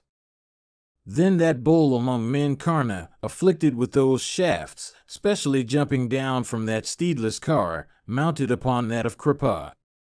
Beholding the son of Radha vanquished, thy warriors, O bull of Bharata's race, fled away in all directions. Seeing them fly away, King Duryodhana himself checked them and said these words, Ye heroes, do not fly away. Ye bulls among Kshatriyas, stay in battle. I myself will now advance for slaying Partha in battle. I myself will slay Partha with the assembled Panchalas. While I shall fight with the wielder of Gandiva today, Partha will behold my prowess to resemble that of the destroyer himself at the end of the Yuga. Today the Parthas shall behold my shafts shot in thousands to resemble flights of locusts. The combatants shall behold me today shooting, bow in hand, dense showers of shafts, like torrents of rain poured by the clouds at the end of the summer season. I shall today vanquish Partha with my straight shafts. Stay, ye heroes, in battle, and remove your fear or Fulgana. Encountering my prowess, Fulgana shall never be able to bear it, like the ocean, the abode of Makaras, unable to overcome the continents. Thus saying, the king proceeded in rage, his eyes red in wrath, surrounded by a large host, towards Fulgana. Beholding the mighty armed Duryodhana thus proceeding, Saradwat's son, approaching Aswathaman, said these words, Yonder, the mighty armed Duryodhana, deprived of his senses by wrath, desireth to fight with Fulgana, like an insect desiring to rush into a blazing fire. Before this foremost of kings layeth down his life, in our very sight, and this battle with Partha, prevent him from rushing into the encounter. The brave Kuru king can remain alive in battle as long only as he doth not place himself within the range of Partha's shafts. Let the king be stopped before he is consumed into ashes by the terrible shafts of Partha that resemble snakes just freed from their sloughs. When we are here, O giver of honors, it seems to be highly improper that the king should himself go to battle to fight, as if he had none to fight for him. The life of this descendant of Kuru will be in great danger if he engages in battle with the diadem-decked Arjuna, like that of an elephant contending with a tiger. Thus addressed by his maternal uncle, Drona's son, that foremost of all wielders of weapons, quickly repaired unto Duryodhana and addressing him, said these words, When I am alive, O son of Gandhari, it behoveth thee not to engage thyself in battle, disregarding me, O descendant of Kuru, that am ever desirous of thy good. Thou needst not be at all anxious about vanquishing Partha. I will check Partha. Stand here, O Suyodhana. Duryodhana said, the preceptor, Drona, always protecteth the sons of Pandu, as if they are his own sons. Thou also always never interferest with those my foes. Or, it may be due to my misfortune that thy prowess never becometh fierce in battle. This may be due also to thy affection for Yudhishthira or Draupadi. I myself am ignorant of the true reason. Fie on my covetous self, for whose sake all friends, desirous of making me happy, are themselves vanquished and plunged into grief. Except thee, O son of Gautama's daughter, what foremost of all wielders of weapons of there, what warrior, indeed, equal to Mahadeva himself in battle, that would not, though competent, destroy the foe? O Aswathaman, be pleased with me and destroy my enemies. Neither the gods nor the Danavas are capable of staying within the range of thy weapons. O son of Drona, slay the Panchalas and the Samakas with all their followers. As regards the rest, we will slay them, protected by thee. Yonder, O Brahmana, the Samakas and the Panchalas, possessed of great fame, are careering amid my troops like a forest conflagration. O mighty armed one, check them as also the Kaukyas, O best of men, else, protected by the diadem-decked Arjuna, they will annihilate us all. O Aswathaman, O chastiser of foes, go thither with speed. Whether thou accomplishest it now or afterwards, that feat, O sire, should be accomplished by thee. Thou hast been born, O mighty armed one, for the destruction of the Panchalas. Putting forth thy prowess, thou shalt make the world destitute of Panchalas. Even thus the reverend ones crowned with ascetic success have said. It will be as they have said. Therefore, O tiger among men, slay the Panchalas with all their followers. The very gods with Vasva at their head are incapable of staying within the range of thy weapons. What need be said then of the Parthas and the Panchalas? These words of mine are true. I tell thee truly, O hero, that the Pandavas united with the Samakas are no match for thee in battle. Go, O mighty armed one. Let there be no delay. Behold, our army, afflicted with Parthas shafts, is breaking and flying away. Thou art competent, O mighty armed one, aided by thy own celestial energy, to afflict, O giver of honors, the Pandavas and the Panchalas. Footnotes 362:1 in the second line of 4, Utsita and not Advrita is the true reading. So also Kanchit and not Kinchit. The paraphrase, according to Nilkantha, and Kanchit Dinurtaram Naganayan, etc. 364:147 is a triplet. 364:2 the Bengal reading Sudakshinas at the end of 49 dos not seem to be correct. I adopt the Bombay reading Sudarnam. Mahabharata, Book 7, Section 159. Sanjaya said, thus addressed by Duryodhana, Drona's son, that warrior difficult of defeat in battle, set his heart upon destroying the foe, like Indra bent upon destroying the Daityas. The mighty armed Aswathaman answered thy son, saying, it is even so as thou sayest, O descendant of Kuru. The Pandavas are always dear to both myself and my father. So also are we both dear unto them? Not so, however, in battle. We will, according to the measure of our might, fearlessly contend in battle, reckless of our lives. Myself, Karna, Salya, Kripa, and Hritika's son, could, O best of kings, destroy the Pandava host within the twinkling of an eye. The Pandavas also, O best of the Kurus, could within the twinkling of an eye destroy the Kaurava host, if, O mighty armed one, we were not present in battle. We are fighting with the Pandavas to the best of our might, and they also are fighting with us to the best of their might. Energy, encountering energy, is being neutralized, O Bharata. The Pandava army is incapable of being vanquished as long as the sons of Pandu are alive. This that I tell thee is true. The sons of Pandu are endued with great might. They are, again, fighting for their own sake.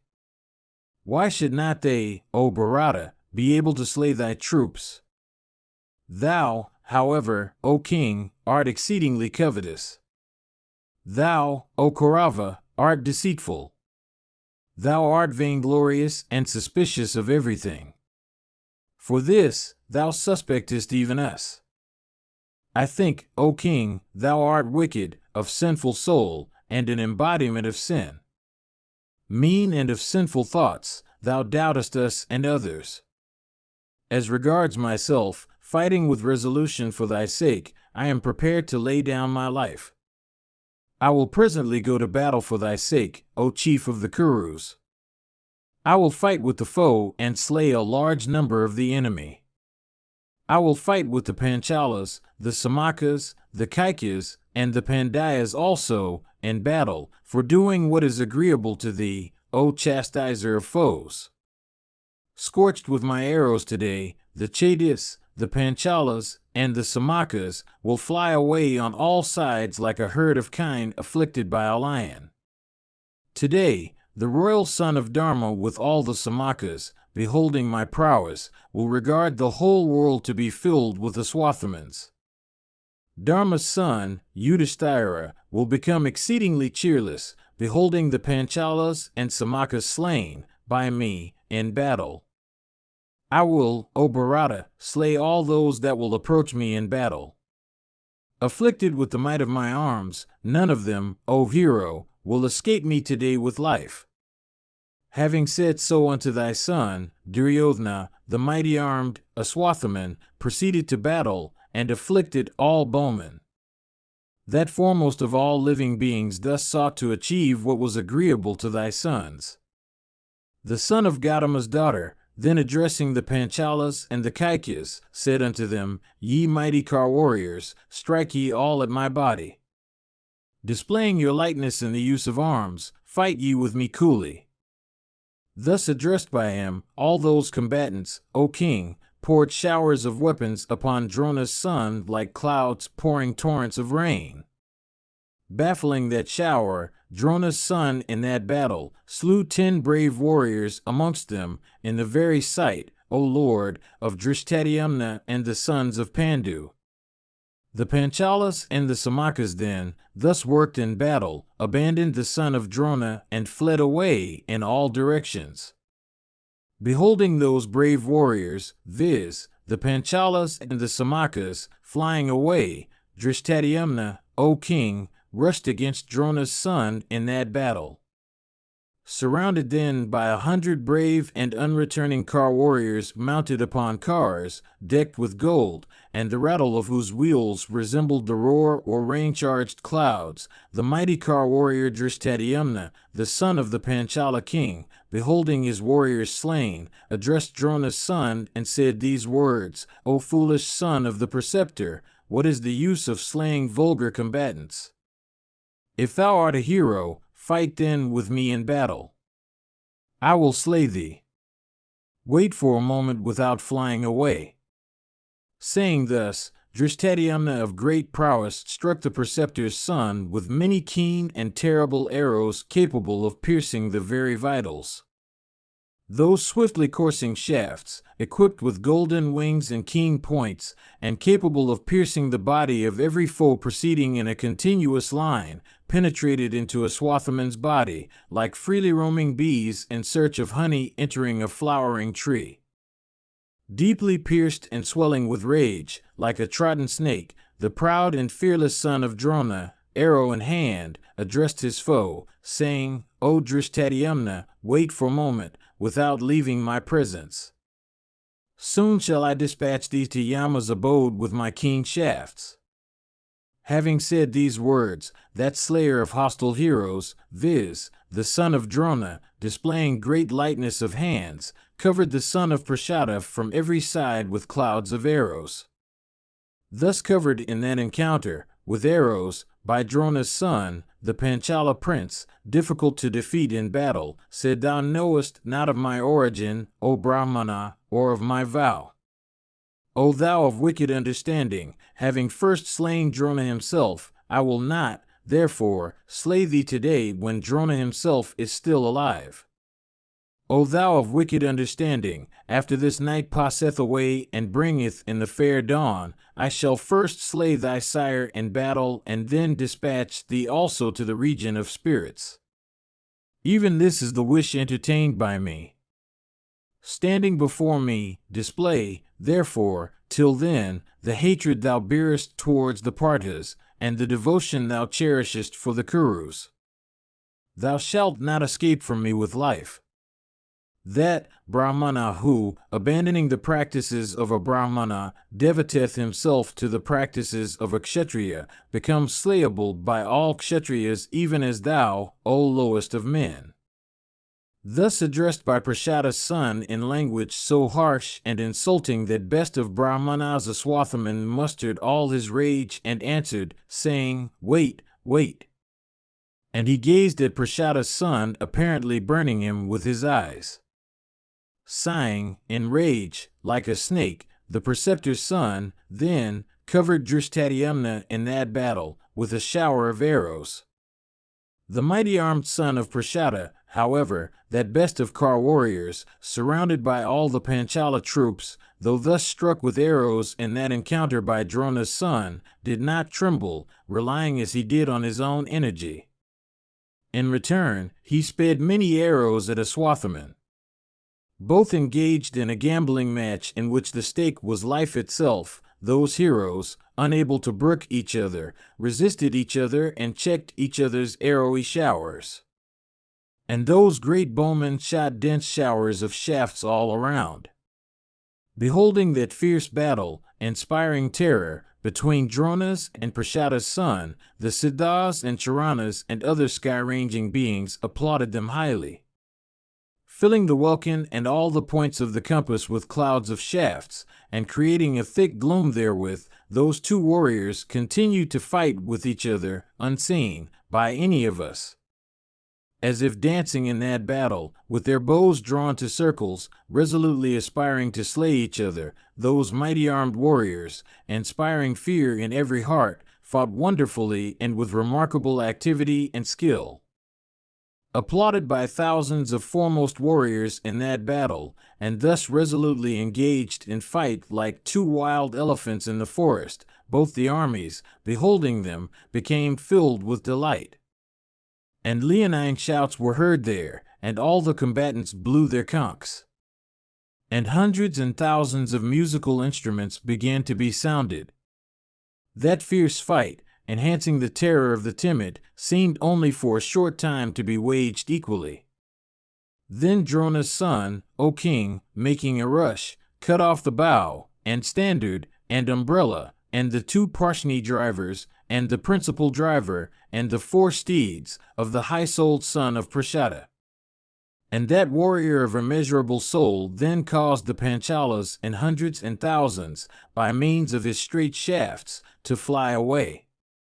Beholding those feats of Drona's son, resembling those of Vasva himself in battle, the Pandava host, O bull of Bharata race, began to tremble in fear. Slaying 100 Panchalas with 100 arrows, and 3 foremost of men with 3 keen arrows, in the very sight of Drupada's son and of Fulguna, that mighty Kar warrior, viz., the son of Drona, slew a very large number of Panchalas that stayed before him.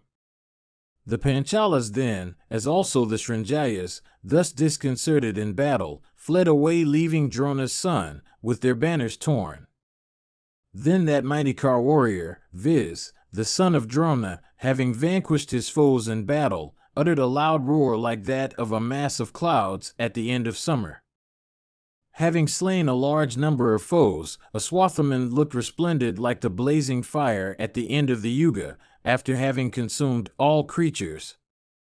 Applauded by all the Kauravas after having defeated thousands of foes in battle, the valiant son of Drona beamed forth in beauty, like the chief of the celestials himself after vanquishing his foes. Mahabharata, Book 7, Section 160. Sanjaya said, Then King Yudhishthira, and Bhimasena, the son of Pandu, O monarch, encompassed Drona's son on all sides. Seeing this, King Duryodhana, aided by Bharadvaja's son, rushed against the Pandavas in that encounter. Then commenced a battle that was fierce and terrific, enhancing the fears of the timid. Yudhishthira, in wrath, began to dispatch vast numbers of Amvashtas, Malavas, Vangas, Sivas, and Trigartas to the domain of the dead. Bhima also, mingling the Abhishatas, the Surasenas, and other Kshatriyas difficult to defeat in battle, made the earth miry with blood. The diadem-decked, Arjuna, of white steeds dispatched, O king, the Yaudhyas, the mountaineers, the Madrakas, and the Malavas also, to the regions of the dead. Forcibly struck with swiftly coursing shafts, elephants began to fall down on the earth like double-crested hills. Strewn with the lopped-off trunks elephants that still moved in convulsions, the earth seemed as if covered with moving snakes. Covered with the fallen umbrellas of kings that were adorned with gold, the field of battle looked resplendent like the firmament at the end of the Yuga, bespangled with suns, moons, and stars. About this time a fierce uproar arose near Drona's car, in the midst of which could be heard the words, "Slay, strike fearlessly, pierce, cut in pieces." Drona, however, filled with rage, began to destroy by means of the Vayavya weapon the foes about him, like a mighty tempest destroying gathering masses of clouds. Thus treated by Drona, the Panchalas fled away, from fear, in the very sight to Bhimasena and the high-souled Partha. Then the diadem-decked Arjuna and Bhimasena soon checked the flight of their troops and, accompanied by a large car force, attacked the vast force of Drona. Vibhatsu attacking the right and Vrikotara the left, they both poured on Bharadvaja's son 2 dense showers of arrows. The mighty car warriors among the Srinjayas and the Panchalas, with the Matsyas and the Samakas, O king, followed the 2 brothers thus engaged in that encounter with Drona. Similarly, many foremost of car warriors, skilled in smiting, belonging to thy son, accompanied by a large force, proceeded towards Drona's car for supporting the latter. Then the Bharata host, slaughtered by the diadem-decked Arjuna, and overcome with and afflicted by the darkness, began to break. Thy son himself and Drona both endeavored to rally them. Thy troops, however, O king, could not be checked in their flight. Indeed, that vast host, slaughtered by the shafts of Pandu's son, began to fly away in all directions in that hour when the world was enveloped with gloom. Many kings, abandoning the animals and vehicles they rode, fled away on all sides, O monarch, overwhelmed with fear. Present you by HinduMonastery.com.